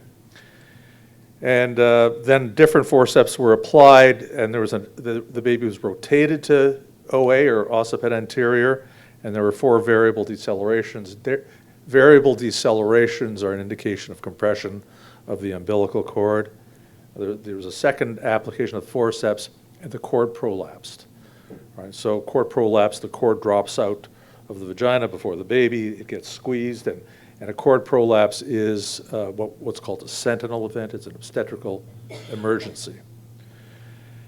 And then following that, there was a bradycardia, so that's a pathologically low heart rate. Dr. Potts tries traction with no success, and then calls a cesarean section. And the baby is born by cesarean section, weighing 4,940 grams. So that's something that we call macrosomia. That's very, very big, right? Anything over 4,000 grams is considered a baby too large, and a baby. So there's a lot of reasons why this baby wouldn't deliver: malposition, asynclitic, so turned, and huge baby. Huge baby. Baby was born very depressed, and so when a labor like this is so protracted or takes so long, physicians are required to think about 3 things: power, passenger, and passage. Power are the contractions not sufficient. Passage is the pelvis too small, or passenger is the baby too big. And I always say in all of these cases, what's the question that the doctor has to ask himself every single time? In these circumstances, what are the prospects of a safe vaginal delivery? So there are a lot of adverse findings, including credibility by Dr. Potts, but what essentially happened was that when Dr. Potts applied the second forceps, before applying those forceps, the baby the head was disengaged from the pelvis, so he didn't keep traction. The baby didn't remain engaged in the pelvis. Dr. Potts negligently disengaged the baby from the pelvis. The cord would have dropped down below the baby's head, and that's how the prolapse occurred. And one of the defenses, or some of the defenses here, was chorioamnionitis, so chorioamnionitis is infection, and from a prolonged labor, and I write here, no defense is too ridiculous to advance. Sorry. But it's true. It's like the amniotic fluid embolism defense, right? It's a fiction. It doesn't really exist, but no defense is too stupid to advance. So Reese is going to be shit for this later, I know. Okay.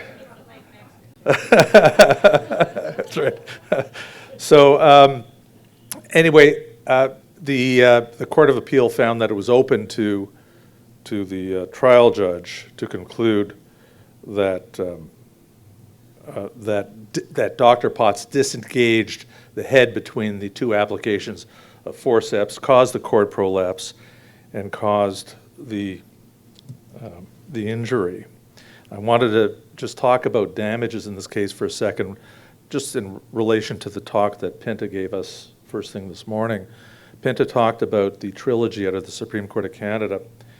And one of the issues in the trilogy was whether or not, and they refer to this as mothers and sisters, right? Not husbands and fathers, whether mothers and sisters should have to assume the burden of looking after disabled children for their lifetime. And the Supreme Court of Canada said in the trilogy, this burden does not rest on mothers and sisters. It is a compensable area of damages. Plaintiffs are entitled to acquire care services that are extraordinary at market rates from people outside the family. In the Court of Appeal decision, in Laura's case, on behalf of Laura, her lawyers appealed the trial judge's decision, which essentially imposed on Laura, based on the fact that she had already assumed the burden for 13 years of looking after her son. The trial said, well, she's already done it, she should continue to do it, essentially. I mean, ridiculous, right? Completely ridiculous. And the Court of Appeal, instead of stepping in as they should have, said, oh, well, it's just one component of a global damages award, and it's not up to the Court of Appeal to step in to adjust one component of a damages award. Well, in these cases, it's the whole case. That's what the case is about. The case is about attendant care. Everything else is of no consequence. If you don't fully compensate and recognize the principles of the trilogy that Pinta talked about this morning, then what are you doing? So that's my criticism of the damages. I think that Laura didn't think this, but I thought she was grossly undercompensated, but there you go. So with that said, I'm going to invite Laura up and introduce you to Laura MacGregor, very brave.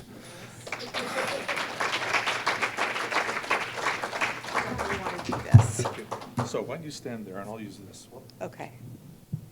Okay? Sure. So Just turn it on.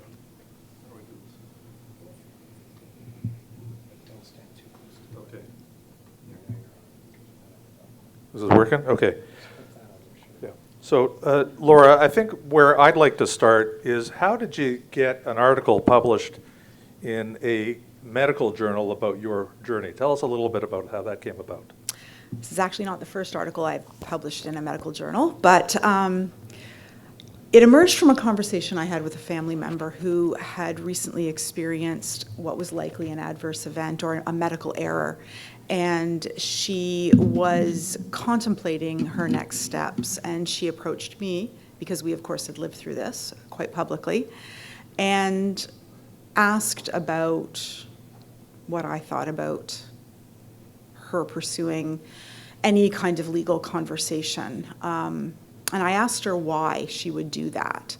And she admitted that the money was less important to her, though the error affected her fertility, and she would benefit from costs to support fertility care. But really, she wanted accountability, she wanted a conversation, she wanted an apology, and I told her that none of those things would happen. And that she should basically walk away. And I think she was disappointed, but I also think she understood why. And so that led to a reflection about my experience with medical malpractice. I hadn't talked about it a whole lot. There's a lot of shame around medical malpractice, about living through it, about being someone who files a lawsuit. The CMPA painted me as a gold-digging mother on the stand. And it's hard to live with that. It's hard to live with some of the ways I felt portrayed. And so I wanted an opportunity to write about my experience. I wanted an opportunity to speak to medicine. You'll notice I published it in a medical journal. I wanted to speak to medicine about my concerns about their relationship with the CMPA. That this is an honorable profession, and at times I think the CMPA engages in some dishonorable practices, with apologies to anybody who belongs to the CMPA in the room. So that's sort of what led me to submit the article. So just tracing it back a little bit, what was it that prompted your first decision to reach out to a lawyer to seek compensation? So Matthew was born and was immediately ambulanced to the McMaster Children's Hospital, and at the time I'm an occupational therapist with a master's degree who is contemplating doctoral work in the health sciences. I'm an informed mother. And MAC was great. They made sure I had access to Matthew's medical file. They understood that that helped me understand what we were living through, that helped me understand the decisions we were being asked to make about life support and about continuing with interventions. And that means I had access to the obstetrical report. And so I could see pretty quickly that the last noted station of descent was -2 spines. I'm not an obstetrician. I don't know about the appropriate use of forceps, but I do know that -2 spines is too high to use forceps. I hang out with nurses, and so I was a sophisticated consumer of the medical file. In the first year, my husband and I did seek an opinion, a medical opinion. We also spoke to a couple of lawyers. My husband is a lawyer, so that helps too. We had a medical health professional and a lawyer set of parents. So we were informed, I guess, and we did seek some opinions from both medicine and from law. We ultimately chose to work with a law firm outside of our city very intentionally. What finally put me over the edge, and I don't know if you know this, Richard, I don't think I shared it with you, is I was out for a walk with a friend of mine who was a doctor, and I was struggling with what to do. I didn't want to file suit. For many, many reasons. And she turned to me and she said, "They're waiting for the paperwork, Laura. They've already lawyered up." And so that to me indicated that they knew something had happened and maybe I needed to find out what happened. That relates often to the issue of disclosure.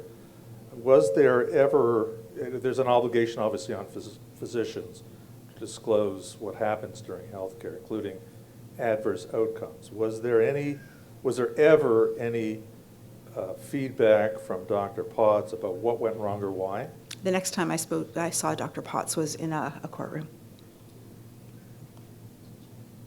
And you mentioned now, and you talk about in your article a lot about apology. So tell me, as we know, we've already heard a little bit about apology. So if a doctor apologizes, there's something in Ontario called called the Apology Act, where the apology isn't admissible. You and I have had a long conversation about how I think it's meaningless, but you think it's very important. So talk to us about that. Yeah, that's a hard conversation. Ultimately, how do I even begin this? I worry that the legal community conflates money with justice. And you need to remember that we did receive a large award, but we received it after 2/3 of my son's life had passed. And so we didn't have the benefit of that money for most of my son's life. I am interested, the bulk of my doctoral work looks at ethics. So I come at this conversation maybe from a slightly different angle. But I'm interested in justice. And to me, justice isn't money. Money isn't a proxy for justice. Justice includes things like a conversation about what happened, clarity and transparency, timely resolution, which we did not have, a process that places victims and their experiences in the center of concern and does what it can to protect them. I don't feel that ever happened with us. And I do feel an apology needs to be part of that. You need to remember that I continue to engage with the medical community all the time for the next 21 years of my son's life, all the time. A day didn't pass that I probably didn't have some kind of engagement with some member of the medical community. Now, I'm speaking of the medical community broadly here, but I worked with doctors all the time. I continue to see doctors as a human being who needs care at times. And my trust in medicine has been fractured, has been badly damaged. An apology and some form of accountability, which I know you're interested in, would have potentially gone a long way to allowing me to continue to work with medicine in a meaningful way, in a trusting way. That is something I struggle with to this day. My trust in medicine was badly damaged. Well, if your expectation was justice, and you went to court to achieve something, what was it? At least early on, your expectation that you might achieve justice, or what were you trying to achieve? I was naive and stupid. Let's be clear. Yes, I naively thought that somehow some meaningful learning would emerge from the legal process. My husband, who is a lawyer, knew otherwise, and perhaps allowed me to continue to live in blissful ignorance for a while, but I don't know why I thought that, but I did. I really hoped that maybe something very meaningful would come out of this absolutely awful experience. It didn't. Nothing did, in my opinion. But my husband felt very strongly that we owed this to our son, and ultimately that was what convinced me to go along with a lawsuit. What did you expect justice to look like going in? I think I wanted transparency. Like many parents, I wanted to understand what happened. And I wanted to know that medicine was paying attention to what happened so that it wouldn't happen to another mother and to another child. If that happened, I'm not aware of it. I've talked to you about this notion of apology, and maybe on the other side of the spectrum is this notion of accountability. What changes would you want to see in the litigation process? And could they achieve both, or are these mutually exclusive? It's a great question. I'm not sure I'm the best person to answer it. I look out to this room and know that there's a lot of legal expertise in this room. We've talked about this, Richard. I will admit that the conversation of no fault interests me, and I'm aware that it is something that would make you uncomfortable. I will also note that you have a conflict of interest as an ethicist. But I'm someone who lived through the process. My son received a huge award. I've been led to believe it's one of the larger awards, and I'm not sure it was worth it. I'm just not sure if it was worth it. And so a process that offered a timely resolution, that allowed our family to have access to information, that allowed me to sustain a relationship with medicine, that placed my son's well-being at the center and my well-being as a caregiver at the center of concern. That's, I think, ultimately what I would have liked to have seen, an accountability from medicine. So they stepped up and they honored, or they acknowledged what happened. They shared where the error might have happened. They talked about what would happen next so that it didn't happen again. I can accept, I'm going to be very clear here, I can accept the fact that a physician made a mistake. Even a huge mistake that ultimately was so serious, because doctors are human. People make mistakes, all of us. What I can't accept is a system that proceeded to torture my family for 13 years because someone made a mistake. A process to be accountable for that mistake, I think, is what I'm interested in. And I'm not sure if there was accountability. I'm not aware of it. I just know we got a lot of money. What to your mind, does accountability look like? Well, I think justice. I think honest conversations about what happened, clear discussions about the event, the error, the learning, what is going to be put in place to prevent that, emphasis on patient safety. Okay. I'm going to deny any conflict when it comes to the issue of no fault. Okay. So, but when we talk about, we had, I think, a very important conversation this morning with Jan Marin and Brenda Agnew talking about what's available to families who do not have a right of compensation through the courts. And I think we did learn that it's woefully inadequate. No fault is something that brings the lowest common denominator to everybody. I'm aware that you have concerns about undercompensation. I would look out to you and say, this is a room full of brilliant legal expertise, so take what's out there and make it better. I divert funds that are currently being used in lengthy litigation to support families. Make it accessible to more than 1%. And I'm what, 1% of 1%? So we had extraordinary resources for 7 years of my son's life. So we do have potentially some changes coming to our system to make cases go through the courts more quickly. Whether it's going to work or not, I don't know. But that'd be great. We have rule changes coming in. But when it comes to cases like yours, we generally feel that you cannot resolve a case like yours until the child's at least 6 years old, 7 years old in most cases, because damages don't crystallize. That's part of the problem that we face. So they were pretty clear pretty early on. Well, for you they were. Yeah. My kid was on a feeding tube. He couldn't hold his head up. He choked on his own saliva. He had seizures. It was pretty clear. So what accounts for the 10 years to get to trial in your case?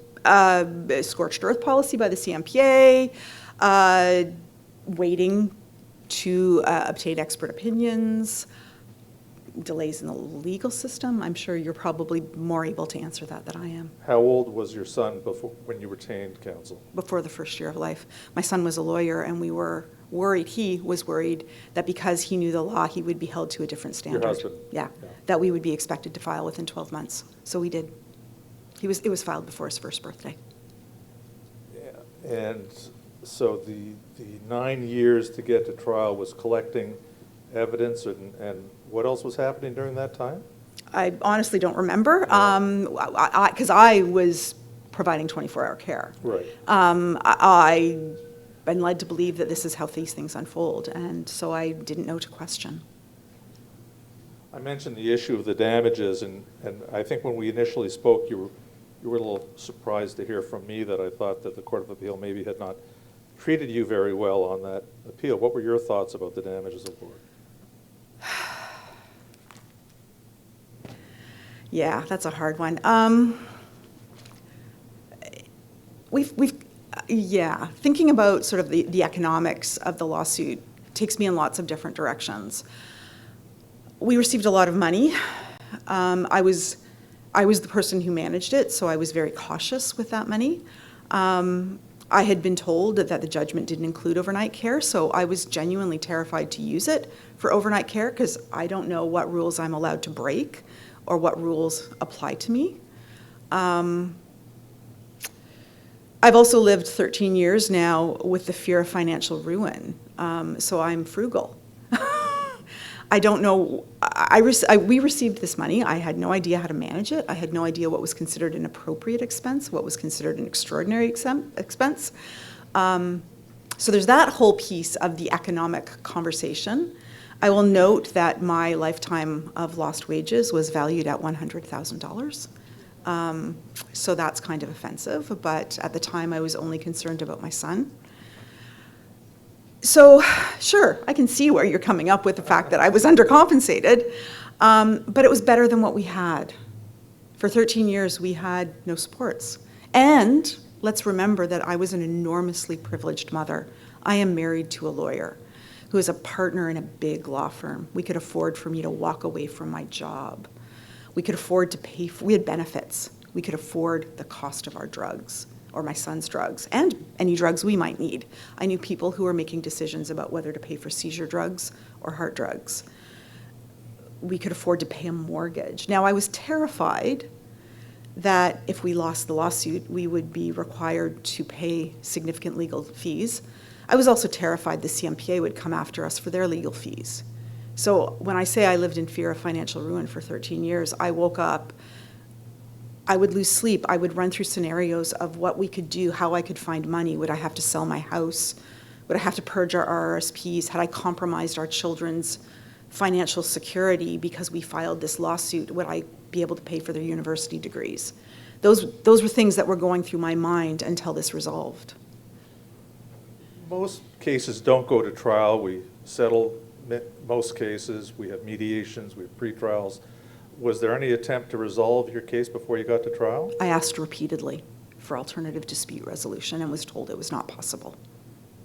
So they maintained a denial right through? Yeah. I asked repeatedly. I was open to settlement. I made it very, very clear that I wanted this addressed as constructively and as quickly as possible, and that I was open to any conversation. I was told repeatedly no. Yeah, that was a disappointment. You also spoke to me, I know this is revisiting more trauma, but you talked to me about your trial experience. Oh, yeah. That was fun. Why don't you tell us a little more about what it's like to be under the gun? I'm someone I like to think that is a bit of a Pollyanna. I try to see the good in people. I have a hard time seeing the good in the CMPA. I was on the stand for a week, under cross for most of it. The entire lawsuit, like even discovery, like it was all traumatizing. I felt often bullied. I felt gaslighted at times. I felt that I was portrayed in all sorts of less than flattering terms, despite the fact that I really felt that I was a concerned mother who was seeking clarity about my son's birth and doing whatever I could to ensure that he had the best medical care. You need to remember, my son was very medically complex, that he would have the best medical care for his life. So I went up to the stand and I took a deep breath, and I basically let a woman attack me. I got off the stand, and our lawyers, when they were able to speak with me, admitted they were surprised by her behavior, because normally a mother is treated more gently than I was treated. I do note that the judge in his judgment noted the aggressive cross-examination, and that I was credible during such aggressive cross-examination, and noted the doctor was less credible, and I had some comfort there. But to pretend it wasn't traumatic, I'm a pretty stoic person. I hold myself together pretty well. And to say I was traumatized does not begin to describe my experience, to the point that I don't think a lot about this. I have self-protective measures in place. And to walk into this room and to speak to lawyers about my experience is something that took a lot of work on my part. But I do feel strongly this is a conversation that we need to have. I'm aware that I'm an outlier, that what happened to me is unusual. But I do feel that what happened to me is something you need to pay attention to. So we did have this discussion earlier today about the fact that most cases settle. Our experience has been with, usually a giant sigh of relief on the client's part when the case does settle, but also, again, our experience, I don't know if it's universal, a degree of satisfaction often. So there are those other people. That's the case with most cases that settle. I'm not saying that everybody's happy with the result, but it's certainly better than going to trial. But do you, if we're in a case like yours where the other side is unwilling to settle, you have two choices. You can walk from your case, or you can try the case, and we always counsel our clients to try the case if we can't get resolution. If I had walked from the case, I would have been responsible for the costs that I had incurred to date. So there is a sense that you can't walk from a case once you're sort of 7 or 8 years in. So there was that fear. By now we've incurred significant expert costs. Our legal fees were into the thousands, well into the thousands. So I think by that point you're so far down the path that I don't really feel we had an out. And we believe that we owe this to our child. And to be fair, our lawyers were encouraging. They were hopeful. They felt that there was clear evidence of a medical mistake and that they trusted the courts to see that. So I hope was really what sustained me through all of this. Was I satisfied? Was I relieved when it was over? Absolutely. Was I satisfied? Probably not. So what advice would you have for other parents contemplating this? Stay away, don't do it? Yeah, I often joke that I'm probably the best advertisement for the CMPA. I would encourage them to be very clear about the reason they're doing it. I would encourage them to ensure that it is a catastrophic injury before they pursue, and that if it's something relatively trivial, or not that it's trivial, because error is not trivial to someone who's experienced it. But if it's not a catastrophic injury, be very careful about moving forward, is usually what I tell them. Well, in Canada, there are probably 300,000 adverse outcomes in hospitals a year. There's only 1,000 lawsuits. Exactly. And so most people don't pursue exactly. lawsuits. And I can understand why. Yeah. Well, and we counsel. They're expensive lawsuits and they're risky. That's why we're here talking about risky business. But I guess you're in a bind as a parent when you get to that stage where your litigation is advanced, where there's no interest in resolution. You've got opinions that suggest your case has merit. You're really left with one choice but to try the case. At that point where there was no out, I felt. And you need to remember, my primary concern as a mother is my son. The only reason I was doing this was for my son. I don't voluntarily enjoy being abused. I was protecting my child. So that was enough to keep me going. Anybody have any questions for Laura, Jan? Let's get a mic.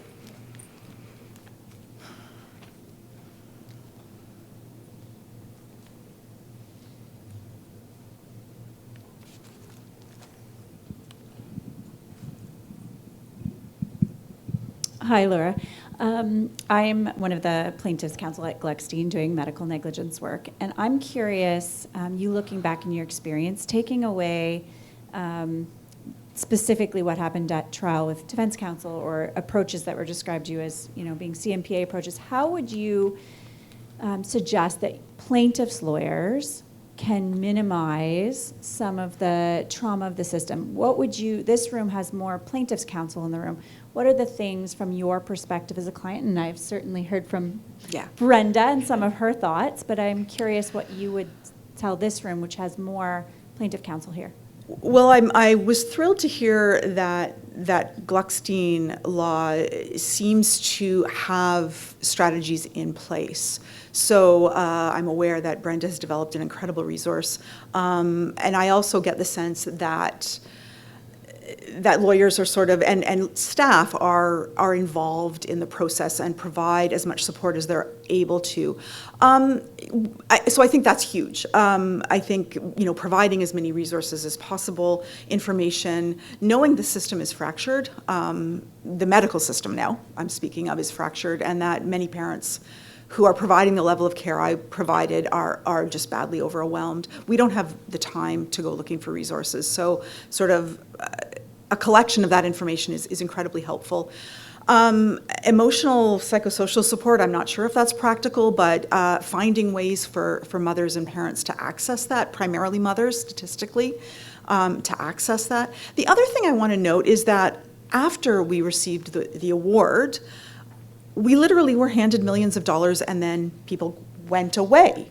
And I was left as the fund manager of a multi-million-dollar chunk of money with zero training, with zero advice, with zero support. I had no idea what I was doing. There was no oversight. There was nothing. We were never audited in the entire length of the 7 years that I managed that money. I received no support. I know McKellar Structured Settlements was a little freaked out with me when around the age of 20, they realized that we hadn't filed for guardianship, but no one had stepped in and sort of said, gee, these are things you need to do. I had no idea what I was doing. So that kind of information for people who do receive money would be great. The only feedback I received was, here's all this money, be ethical with it. Fortunately, I'm an ethical person. Right, so Jen and Brenda are very involved in providing that very service. That's great. Brenda, and Brenda, maybe just, you want to speak to that a little bit about the post-settlement, what we do post-settlement?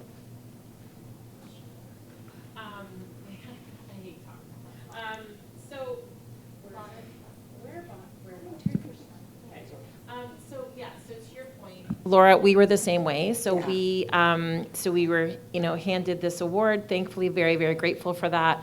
And then, what do we do then? And when we had to take a look at things like passing of the accounts, and we had to take a look at things like accountability for funds. And I would often have other families come to me to say, you've been through this process, what's your experience in that? So we sat down and said, there's a huge gap here. Yeah. These families don't know what to do. It's really not sort of the role. I mean, the plaintiff lawyers, they do an extraordinary job. They get the settlements, here you are, it's wonderful, but then what happens? And families fall into a void. Yep. And we know that there's consequences and repercussions if those funds are not accounted for properly and they're not utilized in an ethical way. So we actually put together a post-settlement guide. We took a look at, what are some of the gaps here? What is the information that we think we need to be sharing with those families upon settlements, and also people who work with those families to say, here's some guidance you can provide, because people had no idea. And I actually said, I remember calling Janet crying when I had to pass, with the 2-year passing of the accounts. And I remember saying, this is harder than the entire process that I went through from, I was re-traumatized.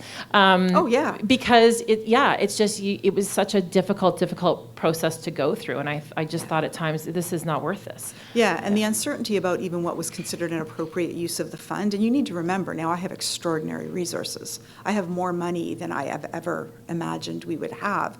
And I'm not sure what I'm allowed to spend it on.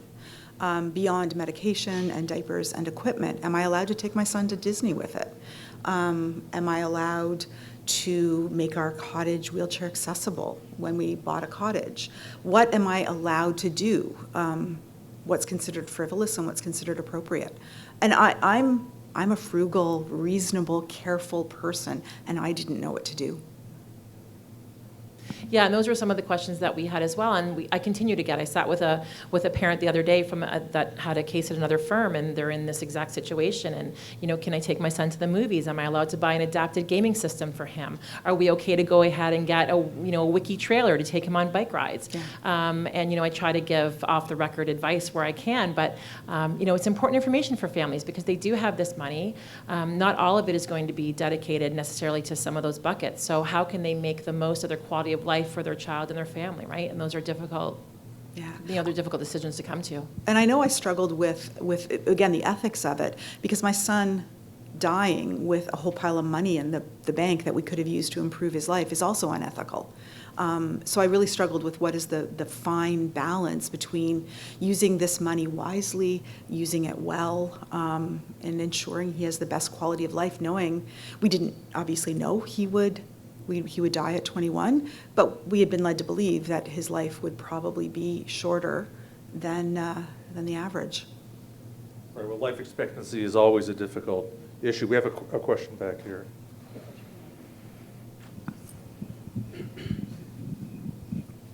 Thank you so much for being here today, and I just want to say how brave you are to stand in front of all these lawyers. I'm not a lawyer. I'm a physician. Great. And we could talk. I just have to say how I really appreciate your perspective, and thank you for being here. I have a question. So, as you mentioned, medical errors occur. They're not all due to negligence. Actually, most of them are not due to negligence. I would argue probably the majority are just mistakes. Yeah. Right, and I've made several of those in the past, and will continue to make many. The CMPA is very clear with regards to how to disclose medical errors, not to apologize, not to, be careful when you interact with the patient, be careful with what you say. Anyway, there's a lot of out there that we can and cannot do. Just human to human here, how would you have liked that disclosure to have been? What would have been ideal for you so you could have had closure? I don't even know if that's a thing, when you have a very sick child. Would you have been able to have closure had this disclosure been different? It's a great question. I think initially, we need to remember during the shock of when something happens, you're overwhelmed, you're angry, you're frightened. So I need to acknowledge that during that time, I might have not been as constructive as I might have been 6 months later. But the absence of information is a problem. What would I have liked to have done, human to human? I would have liked the doctor to walk into the room and say, this happened. And we're not quite sure why we missed Matthew's size. Matthew was almost 11 pounds. There's a reason I could not deliver that child. We missed that. And this is why this has happened, and this is what we're going to do to make sure it never happens again, or that's not realistic. These are the things we're going to put into place so that hopefully we can minimize the risk of this happening again. And here are the ways we're going to support you, because now you have this very difficult journey. There's a reason I put that article in the Canadian Medical Association journal and not elsewhere. I wanted to speak to physicians. In part because I feel that the scorched earth policy of the CMPA is not compatible with your worldview, if I'm speaking directly to you. It is not compatible with your ethics, with your call to your profession. And I would encourage the profession to stand up and have a meaningful conversation with the CMPA about protecting patients, because nothing about my experience with the CMPA protected me or my son. And I feel a little uncomfortable saying that, but it's true. And so I would ask your profession to change. And that's kind of what I was saying in the article. You guys need to stand up and take some leadership here. I feel like we've ambushed Risa Kirschblum here a little bit, but I'm going to stand up for the CMPA a little bit. It's against my nature, but let me just say that on the other side of this coin is the fact that doctors are entitled to a defense if they think they have a defense there, and the CMPA does a good job in providing that defense. They always have very highly qualified lawyers who are providing the defense. So the doctors are. I think the vigor. I'm going to put it, maybe in your case, maybe a little overzealous defense, especially at trial, not appropriate because the trial judge commented on. I would not call that typical. Yeah, so we need to understand that I'm an N of one here. Yeah. And I may have had an overly traumatic experience, but my experience was deeply traumatic. Yeah. And at some level, I look to medicine, and I hold you responsible for that. Yeah, so there are systemic problems throughout, I think, but I don't think I think there are there's a counterbalancing argument to some of this, and you have been through an enormously traumatic experience with a very aggressive counsel through cross-examination that even the trial judge had to comment on, which is maybe a bit of an unusual feature. We had another question over here. Thank you for coming here today, Laura. What has the CMPA put forward about your case particularly to help other hospitals or any medical professional learn from this experience? Has there been anything at all? If there is by the CMPA, I'm not aware of it. Would it not be from them? Isn't there a CMPA person here? No, there's a lawyer who acts for doctors, but there's nobody from the CMPA. No, I'm not aware. I interestingly enough, I became aware a few years ago that my son's birth was a case study in a midwifery program at McMaster, and I actually reached out to the dean, and I said I'd really love to know how you discuss what happened, and I never heard back. Call them again. I'll help you with that if you want. My name is Green Shine. You guys can look me up. Anybody else? Any other questions? Pinta? Not a question, but more of an observation, and I am a former CMPA lawyer. I'm sorry. It's okay. It's okay. I'm just trying to be honest here. And, I'm coming at it from the perspective of someone who used to represent physicians. And what I hear from you is that something akin to more of a restorative justice type of stream. Exactly. And I think, from my experience at least, it is, in a lot of cases, deeply traumatizing and concerning for physicians as well to go through this process, right? And I agree. So having that opportunity to have those sorts of discussions is really interesting. It's a really interesting concept. Because we're seeing it's kind of available in the criminal context, but not in all cases. But it's something certainly that we should think about as we move towards a more trauma-informed approach in dealing with these cases. Yeah, but what would that mean for our tort system and the values of our tort system is what I wonder.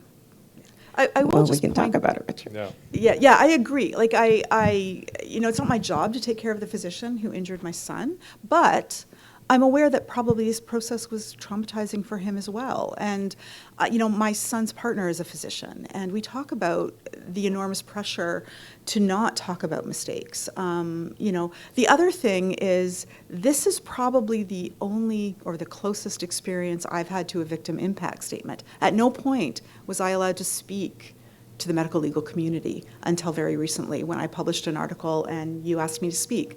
So no one seemed particularly interested in my experience. And in fact, I will say that on the odd time I did bring it up, my experience with medicine is that they forcibly suppressed the conversation. They could not bear a conversation about the mistake of a colleague or the fallibility of the profession.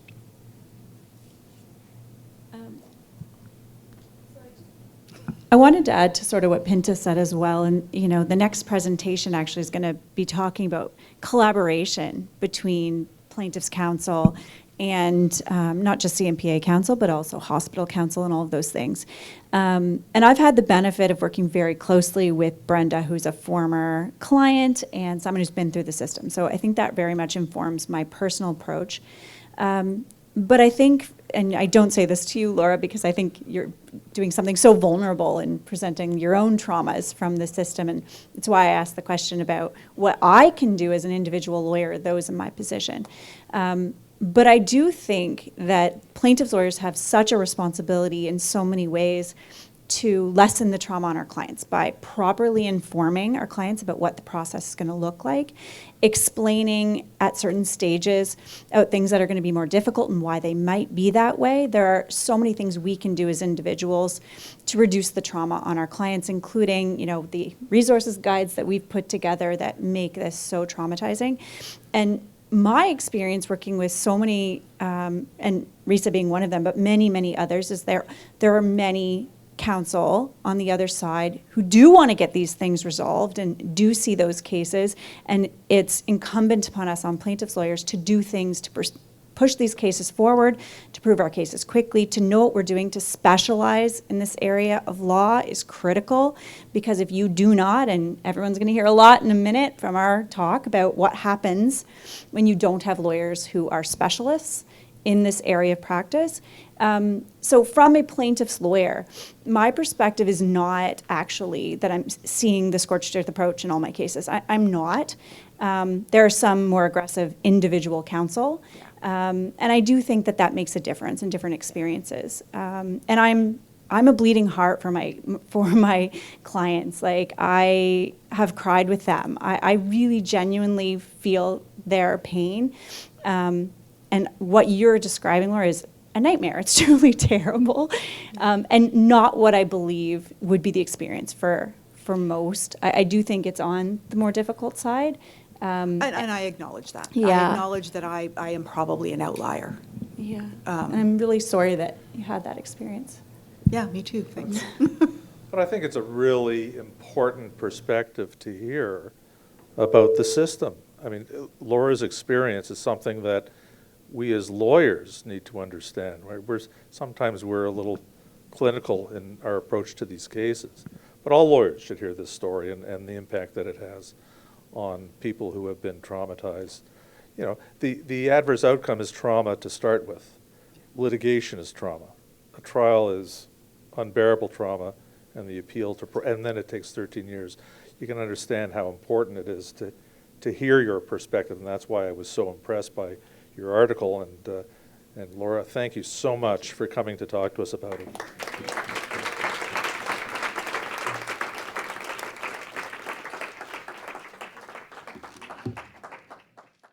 Yeah? Okay.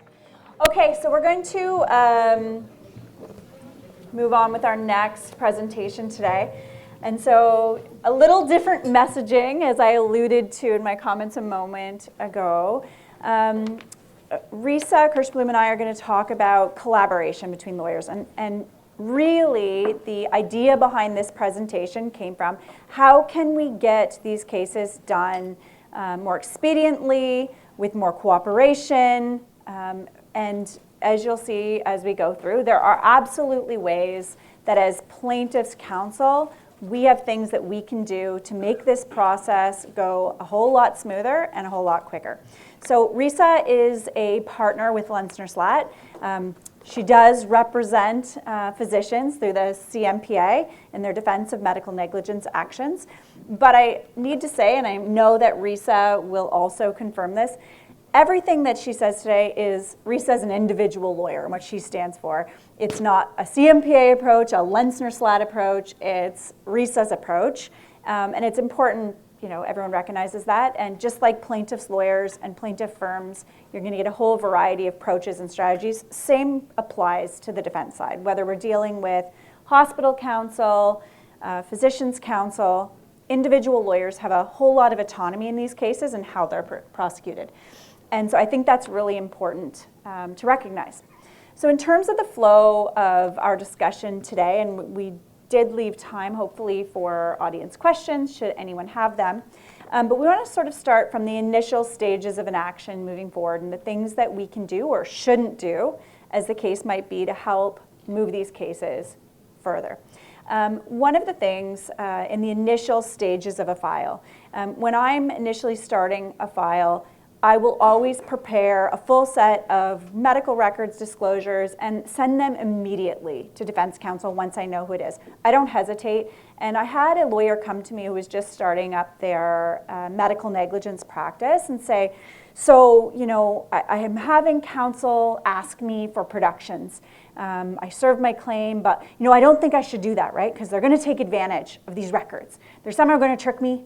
And so I should hold them back, right? Put them in my affidavit documents. And I sort of laughed and said, absolutely not. They need those documents to defend the case. They have to have them, and it's just going to slow everything down, and it's going to tell them, you don't know what you're doing if you're holding back those records. The hospital has access to records. They are the healthcare custodian for any in-hospital care. Individual physicians do not have access to those records. They need to obtain them through plaintiff's counsel. So Risa, when we're talking about initial stages and things that counsel can do to get these cases moving smoothly, so that the relationship starts out on the right foot, gets things rolling. Can you tell us what things plaintiffs' lawyers can do, and conversely, what not to do, and what you've seen? I'm sure you've seen a thing or two happen that thwarts the process getting off on the right foot. Sure. Well, I mean, let me just speak first to what you just said about the lawyer coming and thinking that somehow they were going to be at a disadvantage if they, give the defense the brief. What I can tell you as defense counsel is that when I have counsel on the other side who comes to me as soon as I've been retained and says, okay, I'll get the brief over to you, and it's a brief that has, all the medical records and a lot of the damages records and the tax returns and everything that we're going to need, and it's all indexed and all of that. What does that say to me? It says to me this counsel is ready to go. They know their case. They're prepared to invest in getting their stuff together. And so it's a case I've got to look at very seriously. And so I think it's the exact opposite of what that young lawyer's reaction is. And I'll tell you a story that happened to me a long, long time ago.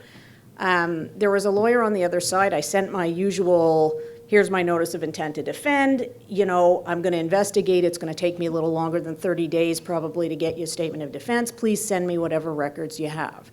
And I got back a very nasty letter saying, you'll get the records when we have affidavits of documents. And I thought, okay, that's stupid, but fine. And then he served an expert report that made reference to a whole bunch of records that he had. And so I wrote again saying, okay, I have your expert report. Can you send me the records that are attached? And again, he said, I had those records only for the purpose of briefing the expert, and you'll get them when I get the affidavit of documents to you. And then eventually, when it was time to send the affidavit of documents, he sent it to me, and all of those records were listed in Schedule C. And so I wrote a letter saying, where are the records? He said, well, I destroyed them because you refused to pay for them. At some point, he had said, I'll give them to you if you pay the cost that I incurred to get them. And so, I gently said, you might want to consult with a colleague about what to do here.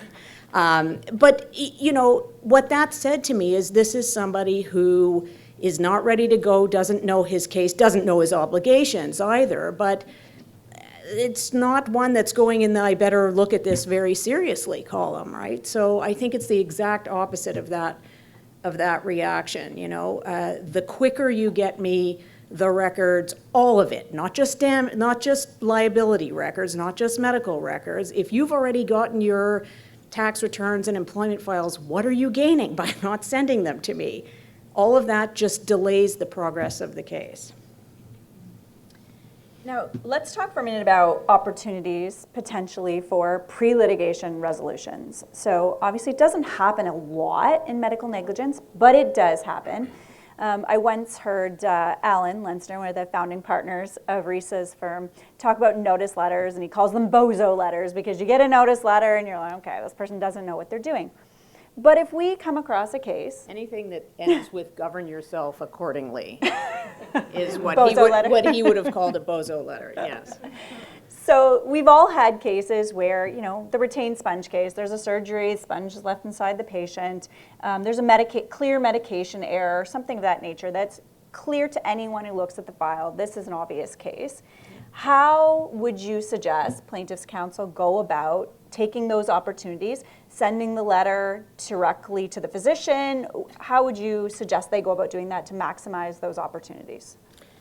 Yeah, so I can only speak for my own experience, and I only defend physicians. So I can't speak for what insurance companies do and that sort of thing, and how you would go about that. But in circumstances where you think there's a clear case of medical negligence, you need to write a letter to the physician.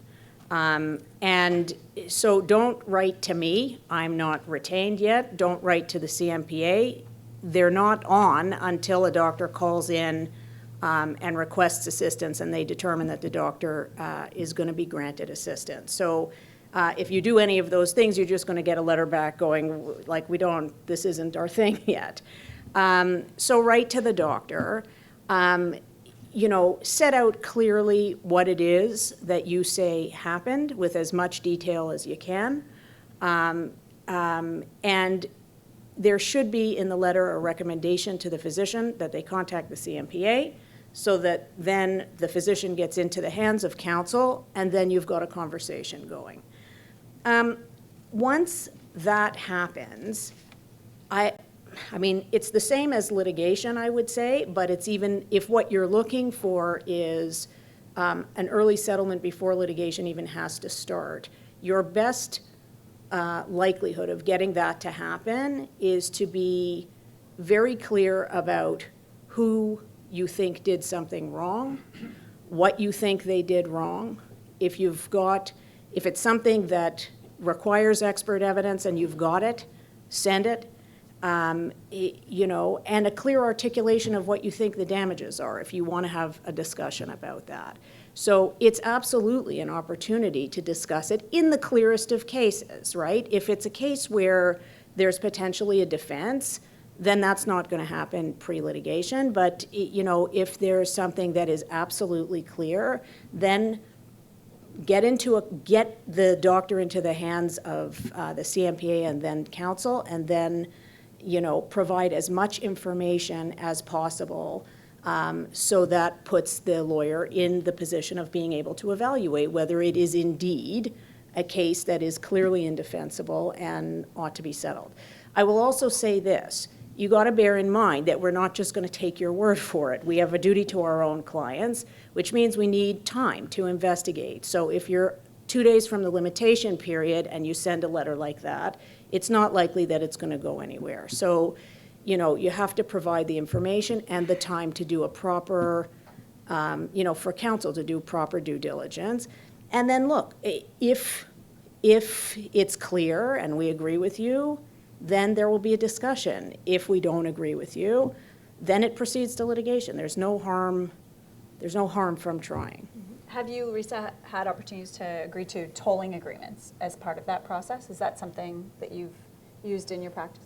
It can happen, for sure. If it's something that you're interested in and you want to canvass, if you think that it may be a case that is that clear, but you're up against it, then again, we can't have a discussion until the physician is in the hands of counsel. So all of that still stands, but it's certainly something, and that's something that I also do at the beginning of litigation sometimes, and we'll talk about this as well when we're talking about communication, but oftentimes I can see just by when the statement of claim was served relative to the limitation period that you probably got retained with very little time to spare. And so the first thing I will do is pick up the phone and say, hey, do you need some time? Because if you do, I'm happy to stand down for a few months while you figure out what you're doing. Yeah. You also had some thoughts, Risa, about the new rules and what impact the pre-litigation protocol might have on this kind of situation. Yeah, I mean, who knows? We don't know what's happening yet, but if what happens is some version of what's been circulated, then the pre-litigation protocol is going to result in a lot more of those kind of discussions before the statement of claim is even issued. But even if it's not, there is opportunity for that, provided there's enough information and enough time to evaluate it. One of the things that I do, particularly once defense counsel's been appointed, and if I know them in particular, but sometimes even if not, it's a good opportunity to first introduce yourself, is once I've served the claim, defense counsel comes on board, sends me an email, usually it's to request records. I pick up the phone and have a conversation about next steps, about what the file's about. Usually I like to give them at least the opportunity to see the records first, because obviously there's only so much they can do and know based upon the claim. What advice would you have for plaintiff's counsel in terms of those initial communications, the benefit of them, how they can assist with a file moving forward and moving smoothly? Yeah.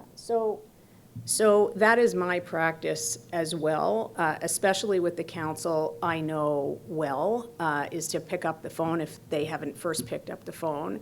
And the kinds of things I want to talk about are start with, tell me what the case is about. I mean, all I have is the statement of claim at the moment. You know, by that point, I probably don't even have the record, so if I've connected with the doctor, I probably don't have that much information anyway about what's it about. But what I want to hear is, what's the central issue? Who are the central players here? You know, what do you think is the central issue in the case? Are you ready to go, or do you need some time?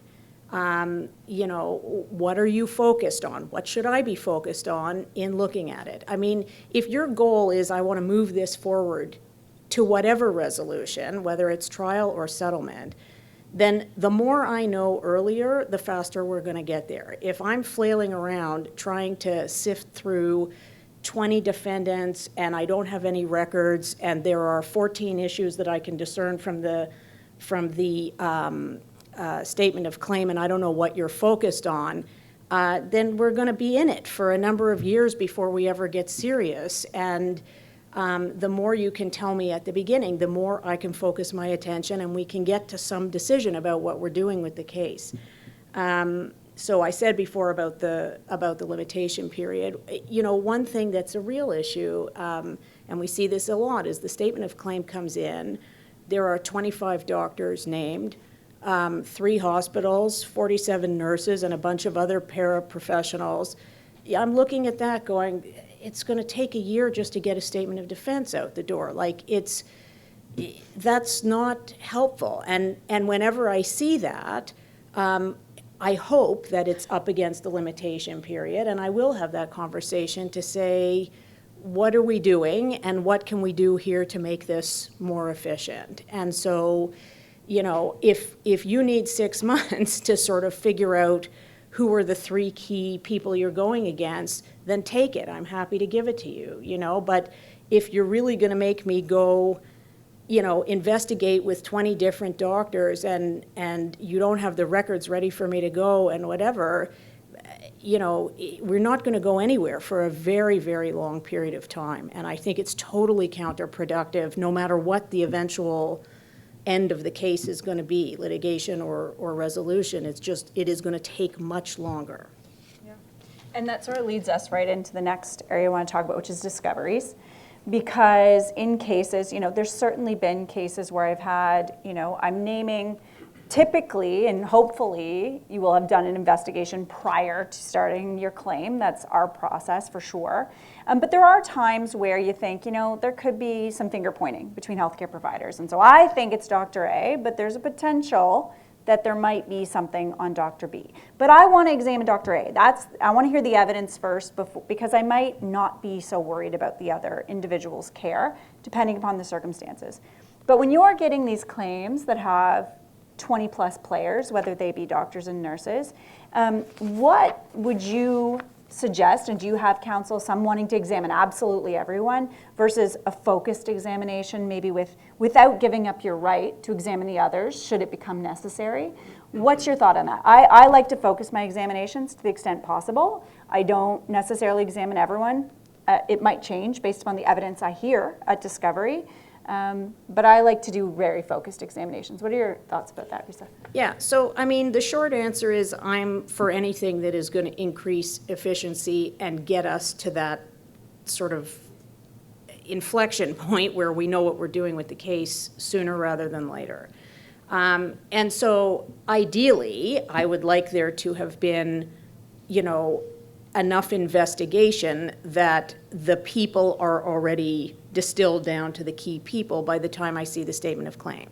But I also get it. You get retained late, or sometimes you're not exactly sure what the whole story is because you don't have everything that you need, that you might need from discovery, or you're worried that one is going to point the finger at the other. So I get it. There's no judgment about that. But so first, if some additional time will help you distill it down, let's do that. If notwithstanding all of that, we're still left with a lot of people, and it's going to take a long time to go through discoveries. I would hope that we're going to do the discovery of the people you think are the key people first, and defer the others till later. And frankly, I do that a lot with plaintiffs as well. If there are a lot of FLA claims, I often just want the key one, who has liability evidence, and I'll kind of leave the rest, if it's going to trial, we'll deal with it later, but we don't have to take a really long time at the beginning if we haven't yet even determined what the outcome is. But certainly, what I don't want is let's discover one person today and another person a month from now, and everybody has a lot of cases on the go, and every time you do it, it's kind of getting your head back into it, and so that brings its own inefficiency. Yes. But doing it in tranches, I think there's no real downside. Getting the key people first allows us all to hear what the key evidence is. And it may, if that reaffirms your belief in your case, great. If it, if you kind of say, oh, you know what, this is not what I thought, then you're going to give up. If I hear the evidence and go, oh, we're in trouble, it's also going to move towards resolution without the need for the other people.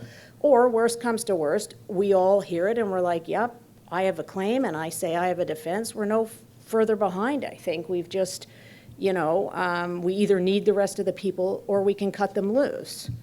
Either way, to me, that increases efficiency if we do that. And speaking of examinations, one of the things I've found really helpful is scheduling those examinations. So this is also something I've had lawyers who are just getting into the medical negligence process say it takes forever to get a defense. It's holding up the entire case. It can take 6 to 12 months. What happened to the 20 days? And I sort of laugh every time. I've never gotten a defense in 20 days. It's never happened. But what I'll do is say to counsel, let's hold some dates. Let's call it 8 months out for examinations for discovery. And in the interim, as long as I get that defense in advance of the discoveries, I'm content to give you as much time as you want. What is your practice in that regard? So let me first just address the question of why it takes so long to get a statement of defense. It depends how long it's gonna take to get a defense done, depends on a lot of different factors, okay? So those factors can include the number of doctors, where they are, right? If I'm trying to chase down some fellow who's now back, 10,000 miles away and not on the same time frame and doesn't have any records, and that can take a long time. What kinds of doctors, like during COVID, if you sued a respirologist, lots of luck. I couldn't even get them to answer the phone. So whether the relevant records are in their possession. So if you're suing a family doctor and it's their chart, that's a lot easier than if you're suing a bunch of doctors who used to be fellows and residents or even staff people at a hospital that they no longer work at. They don't have the records. I got to get the records. What are their computer capabilities? Like, how do I get them to them? It's, and I don't have control over those records. If I'm relying on the hospital or, and that process sometimes takes longer to get into the hands of counsel. I don't have access to the records. And so, all of those factors are factors beyond my control, and I can't kind of get started in even understanding the chronology until all of those things are in place. And here's one other thing, is that even once I get the records, there are sometimes issues where the chronology is not as clear as you might imagine. So I'll give you an easy example, and we've all seen it.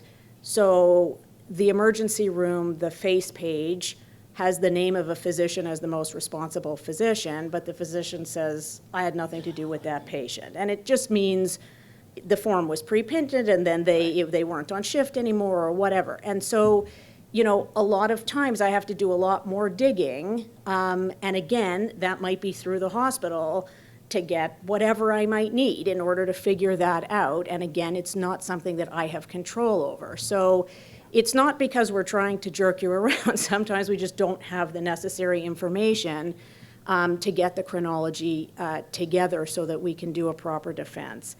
So that was the first part. The second part was, am I okay with holding dates? Yeah. Within reason, yes, okay? There are some plaintiffs' counsel who will start demanding dates the second I surface for the first doctor. I have not spoken to everybody. I don't even know for sure who I'm retained for. I have no sense yet of what the issues are or how long we might need for any of the discoveries.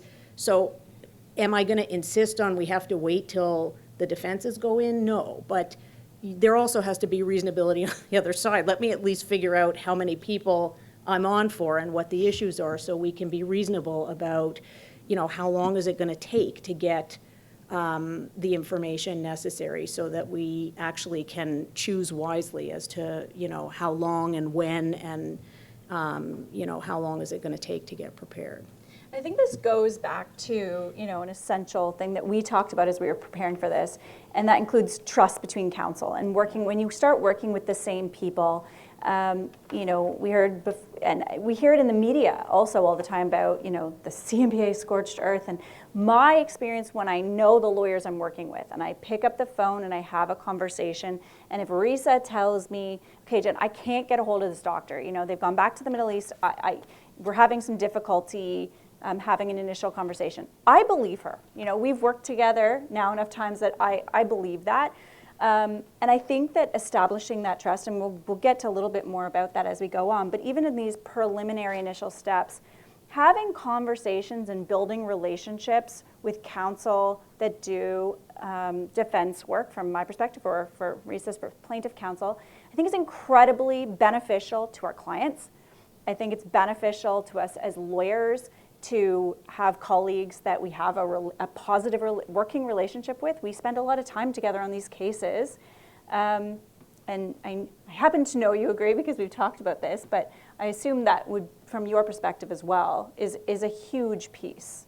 It's a huge piece, and I'm a big believer in if you pick up the phone and sort of, if there's an issue, tell me what the issue is. What do you need? What are you looking for? What's the problem that you're trying to solve? And I'll work with you within the bounds of my duties to my own client. You have duties to your client, I have duties to mine. Right. But everybody benefits from the case moving forward efficiently. And so anything we can do to work together to achieve that goal is to the benefit of all the clients. And so, I think there's lots of things that we can just solve with open communication. And please don't send me one of those nasty, threatening, I'm insisting that blah, blah, blah.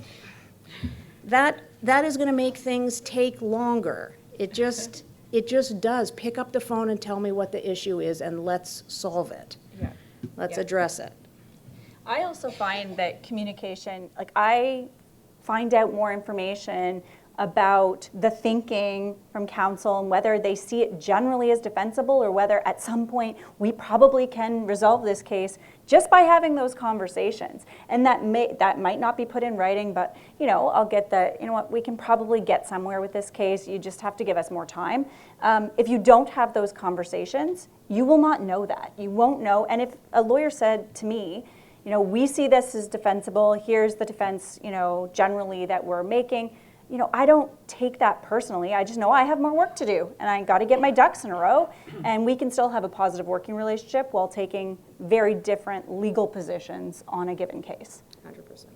100%. So let's move to expert opinions, because post-discovery, obviously we're getting, again, ducks in a row, getting our experts' reports themselves lined up. So I mentioned that it's our process to get our experts before we even issue our statements of claim. We want to know we have viable cases. It's not our approach to hope for the best and do it post-discovery. And there's some firms that work that way, that getting expert reports later is the process, in the thinking that I've heard from some of these people that, I don't want to spend a ton of money up front. I want to see how strong my case is. I would suggest that's a complete mistake. You're going to waste way more time and money by doing it that way than if you get them early on.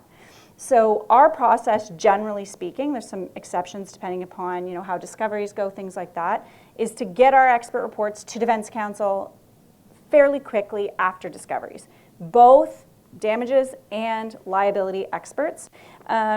So I've also heard, though, and I've worked with lawyers who have said, no.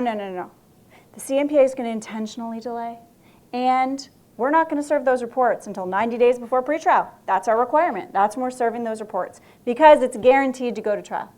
So I'm curious, Risa, I think I know what you're going to say, but between those two approaches, What is your thought in terms of, I'm sure you've seen them both in practice, and you also have talked about people that will disclose expert opinions early without prejudice, and I'm curious about how that works as well. So maybe I'll start there. You know, again, as a function of the trust that exists with counsel who've worked on opposite ends of the file for many years, I certainly have plenty of counsel who in that first conversation will say, listen, without prejudice, I've spoken to, you know, so-and-so. They may identify the person, they may not. Here's sort of the summary of what they say, and I say, thanks, let me look into it. And sometimes it results in me saying, okay, I'm in trouble here, and that leads down one path. Other times I'll phone back and say, you know what, I just spoke to somebody, they have a different perspective on it, on we go. We haven't lost any time, we've just actually sort of helped crystallize what the issue is. You have to have the trust, though, right? You have to know that it's a without prejudice conversation.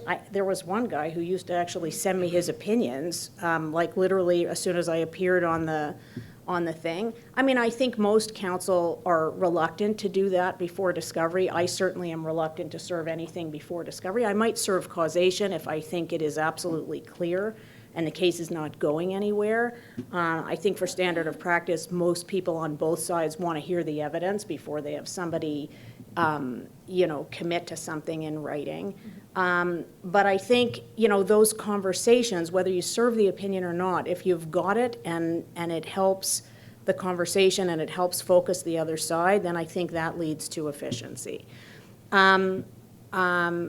So I certainly have encountered plaintiffs' counsel who will serve gigantic piles of reports on the last possible day. It often includes reports that have dates from years beforehand. I don't understand it. I've asked about it. I think there is some, kind of like the guy you started with, there's some sense that if I have it 1 minute earlier than I'm entitled to it, that I am not even sure I can articulate what they think I'm going to do with it. It's going to give me more time to think of a defense. Like, I don't know. I guess that must be the viewpoint. I don't see the wisdom of that. If there's a defense out there, I'm going to use it. If there isn't a defense, it's going to get settled. The only thing that holding reports that you have in your hand for, and not doing anything is it just stalls the case, right? I don't know what the issues are. It means you're not going to get my reports until later. And whether it goes to trial or settles, it's just going to take much longer. So I don't get that if your goal is to head to resolution earlier. And look, do I, as a matter of strategy, hold my reports that I have in my pocket? No, I don't know what the benefit of that would be. I have the same struggles that you have, which is that we're all swimming in the same pool. The people are busy. It's not always easy to nail them down. Sometimes it turns out that we've been focusing on the wrong issue, and then I get your report and I got to sort of reframe the question. But from my perspective, you tell me what your case is, I tell you what my case is, and then we'll see where we go. I don't think anybody benefits from holding things back. Maybe there are some, limited circumstances where there might be a reason, but I don't, generally not. Let's talk about specific experts for a minute. I'm sure that there are experts that you identify as, and I'm going to focus this to liability for this question, but that do more plaintiff work or exclusively. Yeah. How much, so if I tell you I've got an expert opinion, here's what it says, here's what it's from, how much weight does that hold for you in terms of your next steps in the file?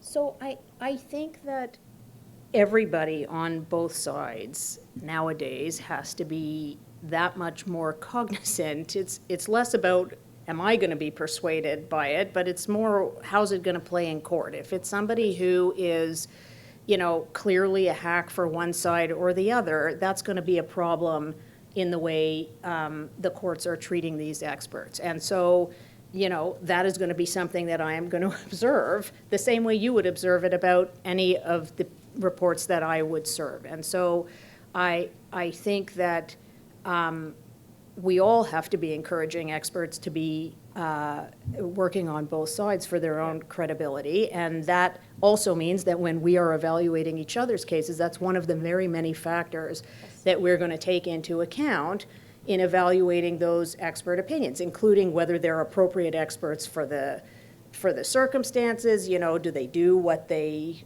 are purporting to opine on? You know, are they adequately educated? Are they senior enough? Do they come from the right institution? But also, are they actually unbiased? And are they likely to be perceived as unbiased? So we do the same evaluation that you would do. Does that answer the question? It does. We have a recent experience where we're actually using a joint future care expert between defense and plaintiff. So it's a current experiment. We're going to see how it goes. We haven't got quite to the reporting stage. Is that something you've contemplated on damages, of course? And would it be something you're willing to do, certain counsel? What are your thoughts about that?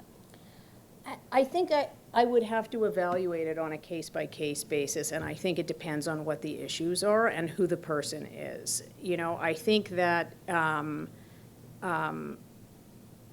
I often see damages reports that look like cookie cutter. You know, everybody, no matter what their level of functioning, needs 24-hour-a-day care. And of course, there are plenty of cases where that is necessary, but it's, you know, it's almost like there isn't a thought process that goes into whether that's appropriate or not. So those kinds of experts are obviously, there's no way those people could be retained jointly. I would hope that we would be able to find people who operate on both sides, you know, who have the credibility with both plaintiff's bar and defense bar, where we could do it. I think it also depends on what the issue is, right? Certainly, we should be able to jointly agree on what the multipliers are. You know, there are lots of things where we don't need, there should be just an answer, not kind of an opinion about it. And so I think there are things where we should be able to agree and hopefully find somebody joint. But, you know, there are some issues that are more contentious that it's harder. Right. But open to trying. So I want to ask you about a sort of case-specific challenge. This is a nice, light, easy question for you. Okay. Sometimes we see cases that get stalled, not because there isn't liability, but because it's a very difficult liability split to figure out. So there might be doctor, midwife, nurse, doctor, nurse, potentially several different doctors. Maybe that's a little less of a problem because it can be one pot. But how would you suggest plaintiff's counsel can assist the defense side in figuring that out? Because from our perspective, there's times when we just say, one of you is responsible and you can decide, but that tends to stall things. And so I'm curious what, if any, advice you would have. Yeah, so I think you have to break down that category into a few different categories. So if it's clear that everybody has some liability and that, you know, the goal is to settle with the plaintiff, but we just haven't sorted out what the apportionment is, that's a simpler solution. And I would say with that, just give the defense the time it needs to sort that out. Because if you end up at a mediation and everybody, like you're not getting instructions on the defense side from one person and everybody has to go back to their own instructing person, it becomes, what ends up happening, frankly, is you sit in a room for 8 hours while everything else is going on. And you have to recognize that, like, different, the institutions with the money may have different approaches, some to apportionment. Some may want to sort of say, I want to agree on the percentage split in advance, and then however it goes, it goes. Others say, I want to be committed on a particular amount of money, and those, it's not easy to reconcile that, right? So, you know, I think it's most efficient for you if you sort of say, I'm going to stand back while you guys sort it out, and then when you're ready with a collective position, you know, then we'll have something to talk about. And And I think although that may build, a few months into it and it may seem like it's delay, it's actually more efficient for your side at the end of the day if you do that. It's more complicated where there isn't agreement, about whether everybody is liable. Like one person may think the other person is liable. The other person may think they're liable. One person may think nobody on the defense side is liable, and the other side may think that everybody is. And so, that's more complicated to work out. I think,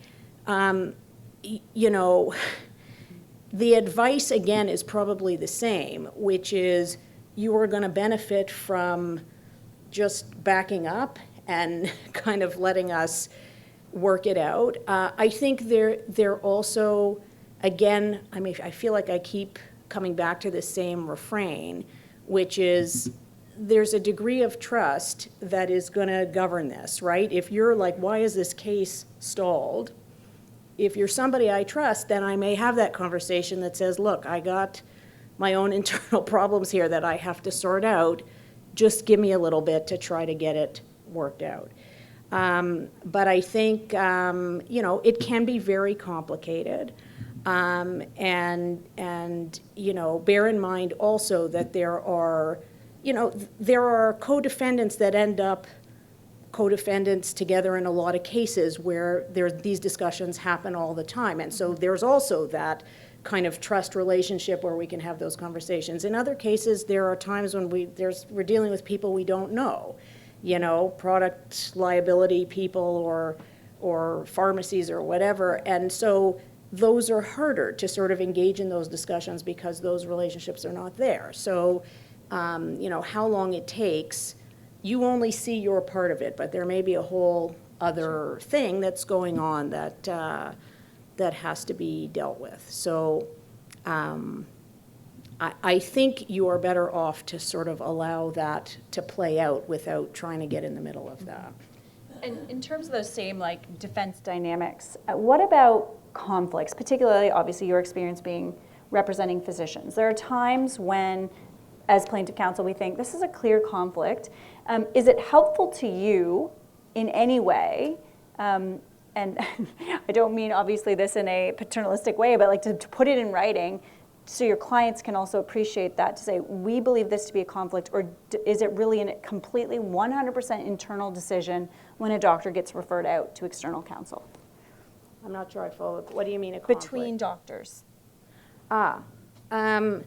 So, look, we're always alert to the possibility of conflict, and if there is a conflict, then there's going to be separate counsel.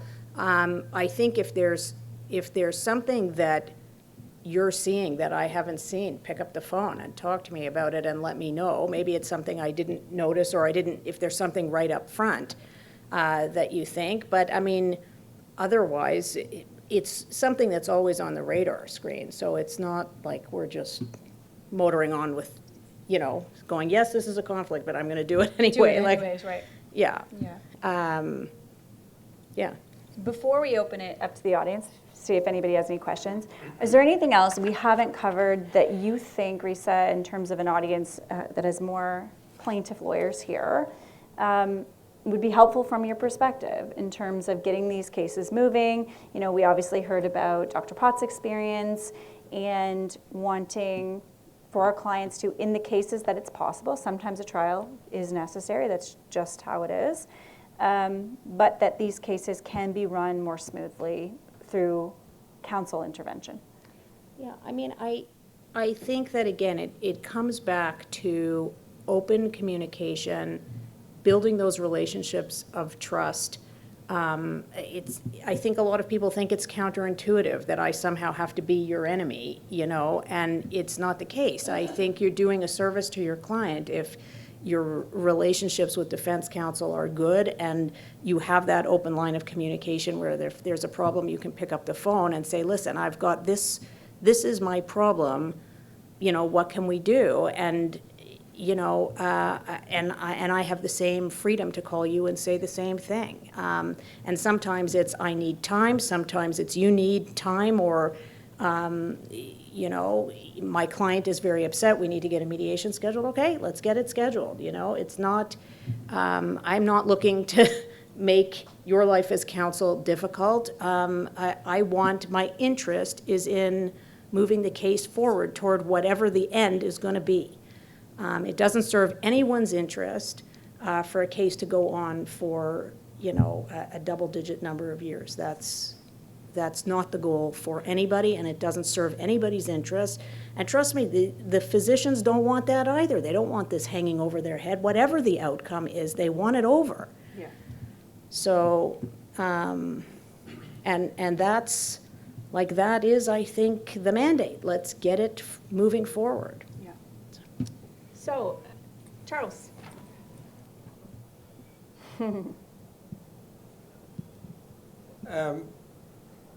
The myth that when you settle a case, the release has to say $0. We've been told, or I guess I've learned through the time, or whatever it is. $2 now. $2 is because that avoids the reporting of the doctor to the college. Is that a myth? Can you clarify that? No. So our traditional release, if money is being paid on behalf of a doctor, is that it will say $2 plus good and other valuable consideration, because that's all that's required. And it typically will have a confidentiality clause as well. But that has nothing to do with the reporting obligations. The regulatory reporting obligations exist. And frankly, they exist as it currently stands, whether money is being paid on behalf of a doctor. It even exists for the doctors who are being released at the same time. If they're aware of a settlement being made, you know, even on behalf of a non-doctor co-defendant, they have to report that it happened. I'm not sure I understand why, but that's the view that we've been told from the CPSO.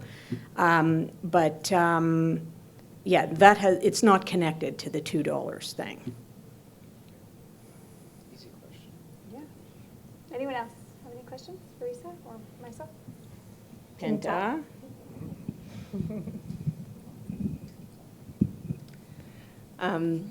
So sometimes we go to trial and the reports from the defense seem a bit equivocal, not the strongest. How often is the decision to go to trial or get as close to trial as possible physician-driven versus recommendations for settlement? Or it could go either way. So, I mean, look, the recommendation to go to trial or not, and the decisions that are ultimately made are made based on all sorts of factors, you know, and it will include all the things you would expect: the facts of the case, the strength of the expert, the anticipated witnesses, and what we expect is going to be the credibility, what the doctors want or don't want, although that's, you know, really only one factor. But I can't sort of say it's more this or more that. You're looking at it holistically the same way. I mean, it may be a bit different for, I guess, on the plaintiff side, but we're taking everything into account the same way we would in any case, which is to say this is what we think is the likelihood of succeeding in the case. And, you know, the mandate is defend the defensible. It doesn't mean that, you know, we're going to lose some cases. We're going to win many cases because we settle a lot of cases. And so, you know, the ideal is to get the cases that should go to trial to go to trial. You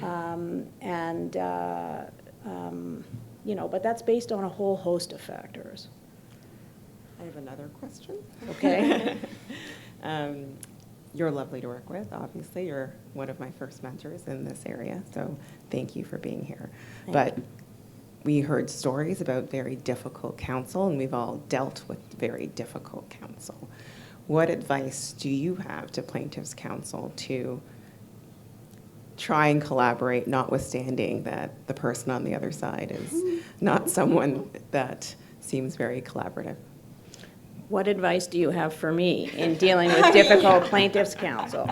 I say that only half facetiously, right? It's not something that's unique to one side or the other. Difficult counsel or difficult counsel, you know, and we all deal with them. It's frustrating and annoying. And I think it's not also unique to medical cases. It's true for those of us who also practice in other areas. Difficult people are difficult people, and you know, so what do? You keep trying to be civilized and to pick up the phone and to, you know, take a collaborative, problem-solving, efficiency-based approach. With some people, it's impossible, and you know, it's very frustrating. But we all have people we have to put up with, you know. But you hope that the vast majority are not like that. And I think you have to just, what I would say and what I say to the young associates in the firm is don't descend to that level. Yeah. And it is really hard.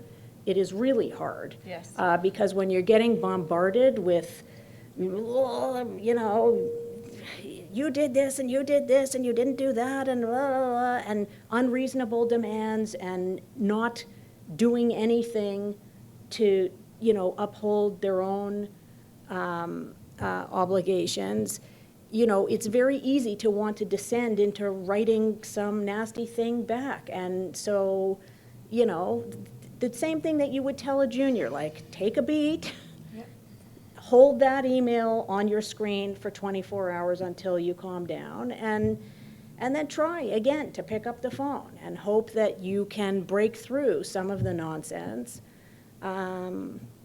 Yeah.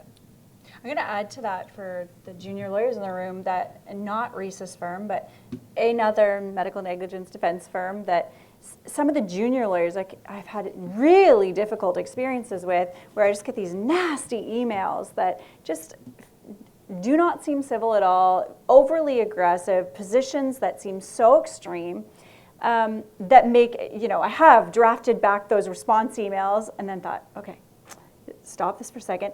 And both times recently, I've picked up the phone and said, let's have a conversation. One time was the conversation. The other one was at Discoveries. I had a conversation with this young lawyer, and she was like, you know, I'm really sorry about the tone of my emails. You know, I ran these drafts by somebody else, and you're really lovely, and I'm so sorry that I was so aggressive in my written communication. Most of the time, not always. Are just difficult people. But it goes back to starting those relationships early. And from myself as a more senior lawyer, when I established then that relationship with them early on, and they say, oh, okay, she's a normal person who's not going to respond in the way perhaps they've had a different experience, it sets a different tone. And again, it goes back to, I think I get better communication from them. My job is more enjoyable because I have a better working relationship with these lawyers. And I think it makes a huge difference. I'll tell for you sure. something. It's a good question. We just did a program, an education program in the firm for the young lawyers titled How to Deal with Difficult Counsel, because I think they struggle with that. And a lot of it was all these things that I was talking about. And it's funny, now that we're in the post-COVID, everybody does everything by Teams and Zoom and whatever, I would encourage not just picking up the phone, but use the video. See the face. It's harder for someone to be a jerk when they're looking at you face to face. Don't you find? And it just, so have a conversation face to face and just say, like, please stop sending me this. What is it that you need? Let me tell you what I need, and let's try to have a conversation and work to get it across the finish line, you know? And don't send me, but with some people, you do that, and it settles it down for 3 or 4 days, and then it starts again with the emails. And remember, don't take it personally. That's always my advice to anyone. It's rarely personal. I think that there are some people who have this notion that that's what it means to be a good lawyer. That sort of unnecessary aggression, and, you know, being like sort of pushing these personal attacks against the other lawyer. I would love to sort of reframe people's reference so they get that it doesn't mean you're weak or unskilled if you actually are civilized.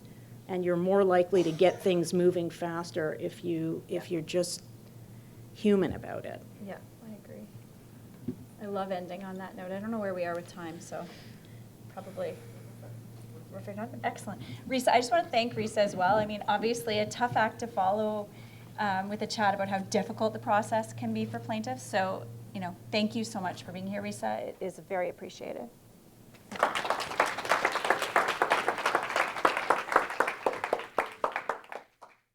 Thank you. So, as she said, my name is Bethany Nicholson, and I'm an associate lawyer at Gluckstein Lawyers, where my practice focuses on medical malpractice litigation. Today, I'm going to be speaking about effective advocacy in medical malpractice cases. Now, I want to start by saying that there isn't a single formula for being an effective advocate. Each case, client, and lawyer is different, but what I hope to share today are some of the principles and practices that guide how we at Gluckstein Lawyers try to advocate effectively, from the outset of a case through to resolution, and sometimes even beyond. And I will apologize at the very outset that some of the topics have already been covered in some of the earlier presentations, but I think it goes towards how important these points are in being an effective advocate. So what is effective advocacy? Effective advocacy in medical malpractice is a skilled and principled representation of a client's case through a combination of legal expertise, medical understanding, and effective communication. This is particularly vital in medical malpractice cases, which involve complex medical concepts and where our clients are relying on us to navigate both the law and the medicine. And effective advocacy is essential to persuasively and strategically advance our clients' cases. But it is more than just persuasive argument. It encompasses strategy, preparation, and the ability to master the medicine to fully understand the complexities of the case at hand. Effective advocacy begins long before a trial. It begins at the initial intake and continues through the entire litigation. So how do we effectively advocate? There are many elements that contribute to effective advocacy, including trauma-informed lawyering and effective and persuasive communication. However, as this is only a 15-minute presentation and we are at the end of the day, I'm going to focus on 3 elements that I believe are often overlooked, which are essential to effective advocacy in medical malpractice cases, and that's preparation, understanding the medicine, and early case theory development. And all 3 of these interact with each other, so it's important to understand the basics and how they interplay with each other.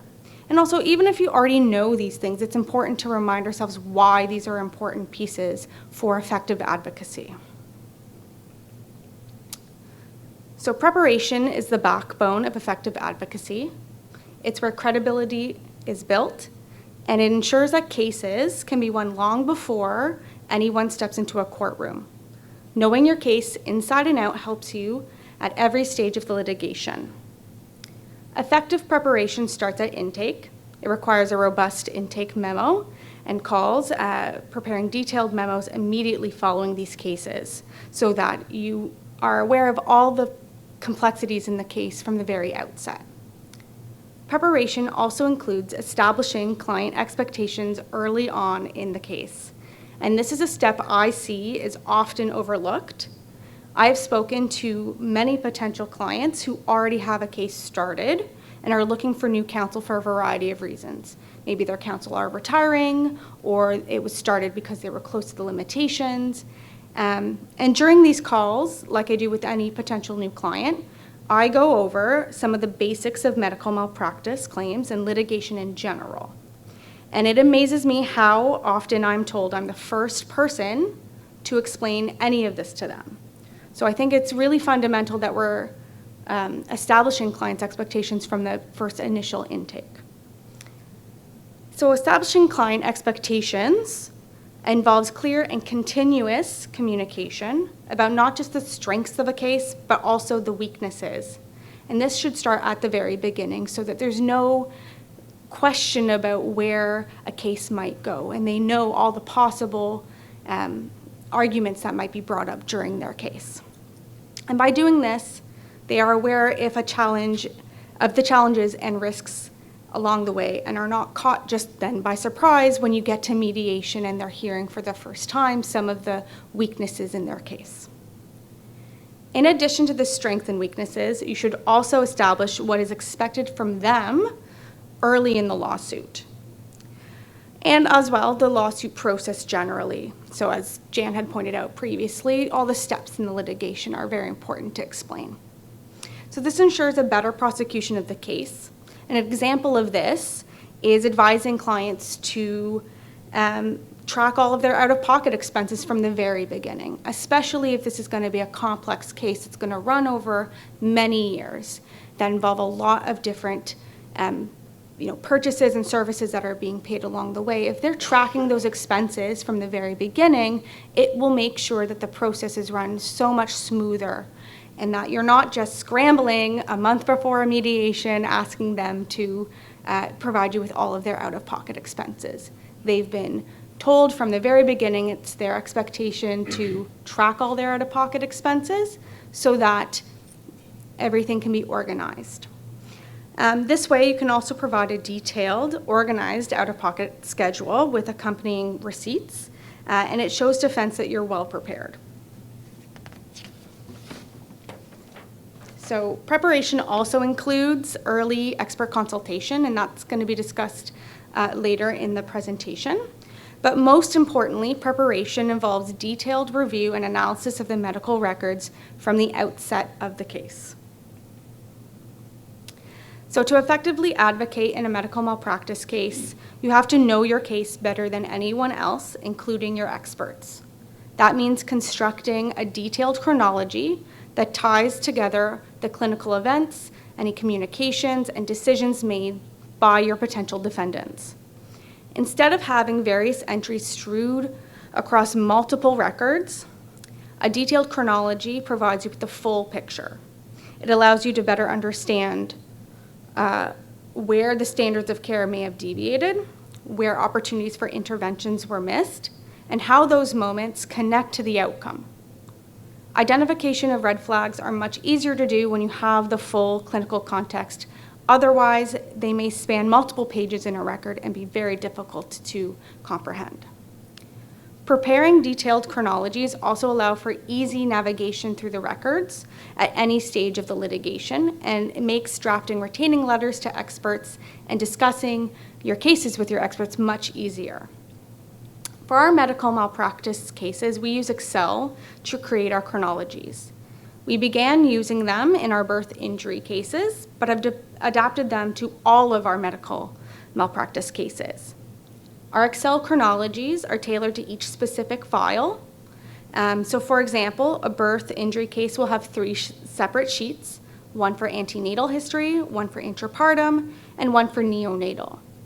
Each sheet will have standard headings, which we also will adapt to the specific case needs.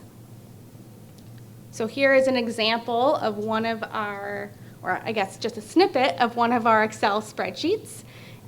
This one is from the intrapartum sheet, and as you can see, we list the date, time, the reference, so what page number from which record, as well as the fetal heart rate information, the uterine activity, labor progress, maternal vitals, keywords, the parties, and then the actual contents of any notes from nurses, doctors, midwives, etc.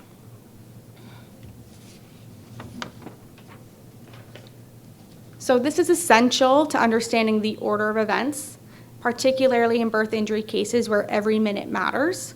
Having the records summarized this way helps when we're comparing nurses or doctors' interpretations of a fetal heart rate pattern, for example, against the actual tracing to see where maybe they didn't record accurate information. And it can also easily show how a labor progressed over multiple hours, because if we're looking in these kinds of records, especially in the birth injury cases, there's certain information contained in a record called a partogram, and then you'll get the nursing notes in a different area, and then the doctor's notes are in a different area, and then you have the operative note. And when we do these chronologies, we put them in order of when the events actually occurred, so we can compare what one party is saying about a certain event versus another. And it's very, very, very beneficial for understanding the whole of our case. We also use it to effectively prepare for our examinations for discovery and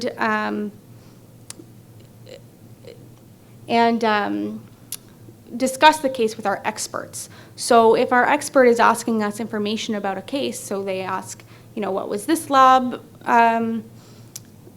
entry, or when was the last time a vaginal examination was done, we're able to easily find that information and provide the page number where they can later find that information. So it's very, very beneficial. I cannot stress enough how useful these chronologies are and how they help us to effectively advocate for our clients. And I will say they do take a lot of time to prepare at the very beginning of our cases, but they do save us so much time in the long run.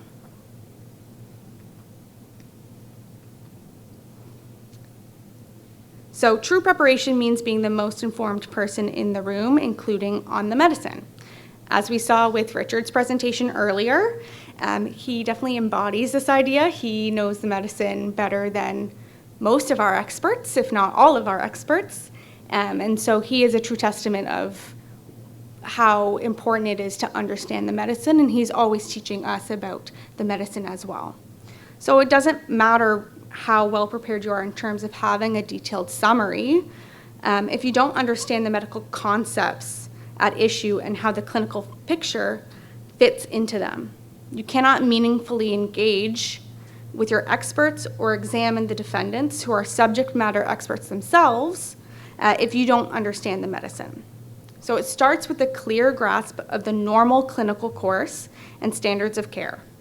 Before we can identify what went wrong, we need to understand how, for example, a labor typically progresses, or what a normal fetal heart rate pattern looks like, and what interventions are expected. This foundation allows us to recognize subtle deviations that might seem insignificant at first glance, but are often where the case turns. When you can discuss standards of care and causation confidently and accurately, you also gain credibility, not only with your experts, but also with opposing counsel, mediators, and the court.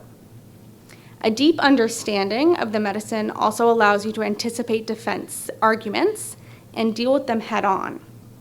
In almost every case, the defense will argue that the event was unpredictable, unavoidable, unrelated to the alleged breach, or that any alleged delay made no difference in the outcome. When you know the medicine, you can challenge those narratives with precision using the literature and the clinical circumstances of your case to demonstrate why timing, intervention, or monitoring mattered. This medical fluency strengthens your case theory development and leads to sharper, more focused examinations for discovery, because you know which questions expose inconsistencies and which issues truly matter to the standard of care and causation. This, of course, will be extremely important in the new era of the rules of civil procedure, which will most likely limit the length of our examinations for discovery. I've heard anywhere from, I think, 2 to 4 hours. So imagine trying to do an examination for discovery in 2 hours. It will be incredibly important to know exactly what questions really matter in your case, and there's no way to know what those are unless you understand the medicine. So having a good understanding of the medicine also allows for better engagement with your experts, because our experts are not flawless.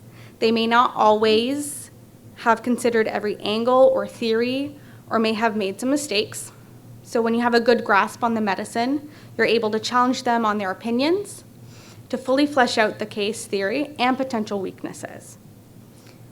We also must understand the medical knowledge is not static.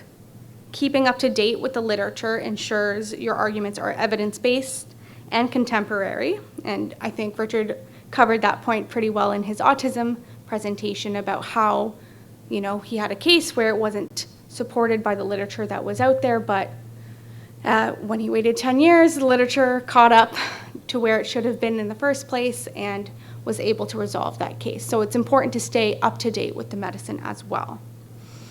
So as advocates, we also serve as translators. We must turn complex medical concepts into clear, accessible language. And this is important for not just our understanding, but also for judges, juries, and also our clients who are not medical experts and probably do not understand the medical complexities at play.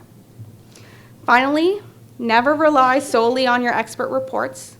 They are tools, but they're not a substitute for your own understanding.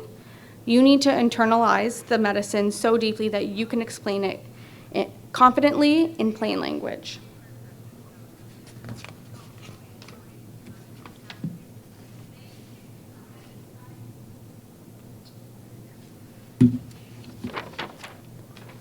So once we've reviewed all the records, prepared our chronology, and have done enough research to understand the medicine, we can begin to develop our theory of the case. And this should be done very early in your case. So early case theory development is the compass that guides every strategic decision in a medical malpractice case. From the very beginning, we work to identify the core narrative, the central theory that connects the client's story, the medical evidence, and the legal framework.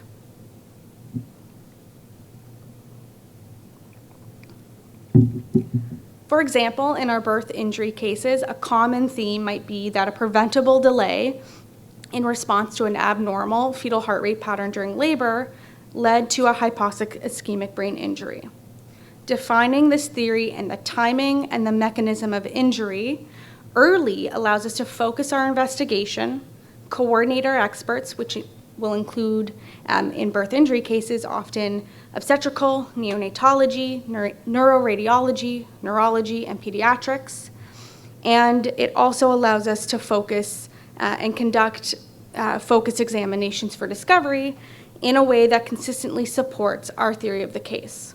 Without a clear theory, even the most detailed records review and expert reports can become a collection of disconnected facts rather than a compelling story. It also runs the risk that your expert reports will contradict each other in subtle ways, which will open the door to a defense. Developing your case theory early also allows you to stress test your assumptions against potential defense arguments.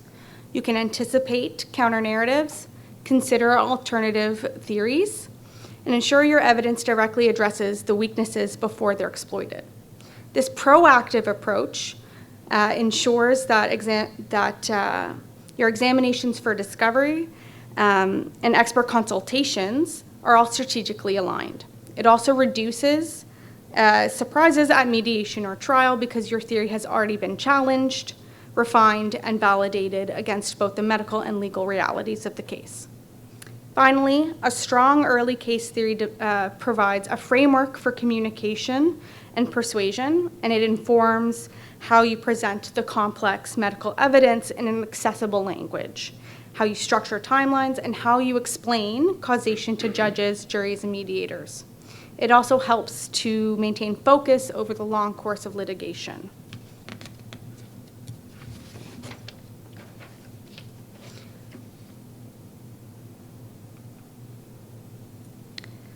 So effective advocacy doesn't end when a single case is resolved. One critical aspect of advocacy is staying current with the developments in medicine, law, and procedure. This involves reviewing new studies that come out, or staying current on the changes in our legal system. As medical malpractice lawyers, part of our role is also to help shape the system in which our clients' cases unfold. For example, the upcoming changes to the rules of civil procedure will impact how we investigate and present our cases, and our team has been heavily involved in various responses to the Phase 2 consultation report and ongoing developments. By staying informed and actively trying to shape these changes, we ensure our advocacy is not only effective for the immediate case, but also strategically aligned with the evolving legal and clinical landscape for all medical malpractice cases. And you really don't have to be a senior counsel to get involved in shaping the system. You know, I've only been practicing for 3 years, and I was involved in the CCLA responses. And it's important to know, too, that a lot of the time these responses are by various areas of the bar and are not always going to have a medical malpractice perspective. I was asked to be on their response committee because they didn't have anybody with that background. And so I thought it was a very important piece of being an effective advocate, was really bringing my clients and our clients' perspectives to the table so that all types of cases were being considered when they were doing their response to the Phase 2 consultation report. I've also had the exceptional privilege of seeing firsthand how we as lawyers can help shape the medical and justice system for the better through intervention work. This is where our advocacy can clarify or strengthen the law in ways that benefit not just one client, but all future families facing medical malpractice claims. Engaging in this kind of work allows us to highlight systemic issues, test legal principles, and set precedents that improve outcomes for others while advancing accountability in healthcare. For example, Richard and Jan, on behalf of the Ontario Trial Lawyers Association, and Pinta on behalf of the Ontario Coalition for Abortion Clinics, will be interveners at the Supreme Court of Canada on the Hemmings and Pang case, touching on issues involving causation and access to abortion care. As a more junior lawyer, it's very inspiring to see the work that my colleagues are doing to further our clients' rights outside of just their immediate cases. So finally, advocacy beyond the case involves a broader commitment to the profession and the community. This can include educating colleagues, like with Risky Business, participating in reforms, or collaborating on research and policy initiatives. By engaging in these activities, we strengthen the system as a whole, which enables us to effectively advocate for our clients. Thank you.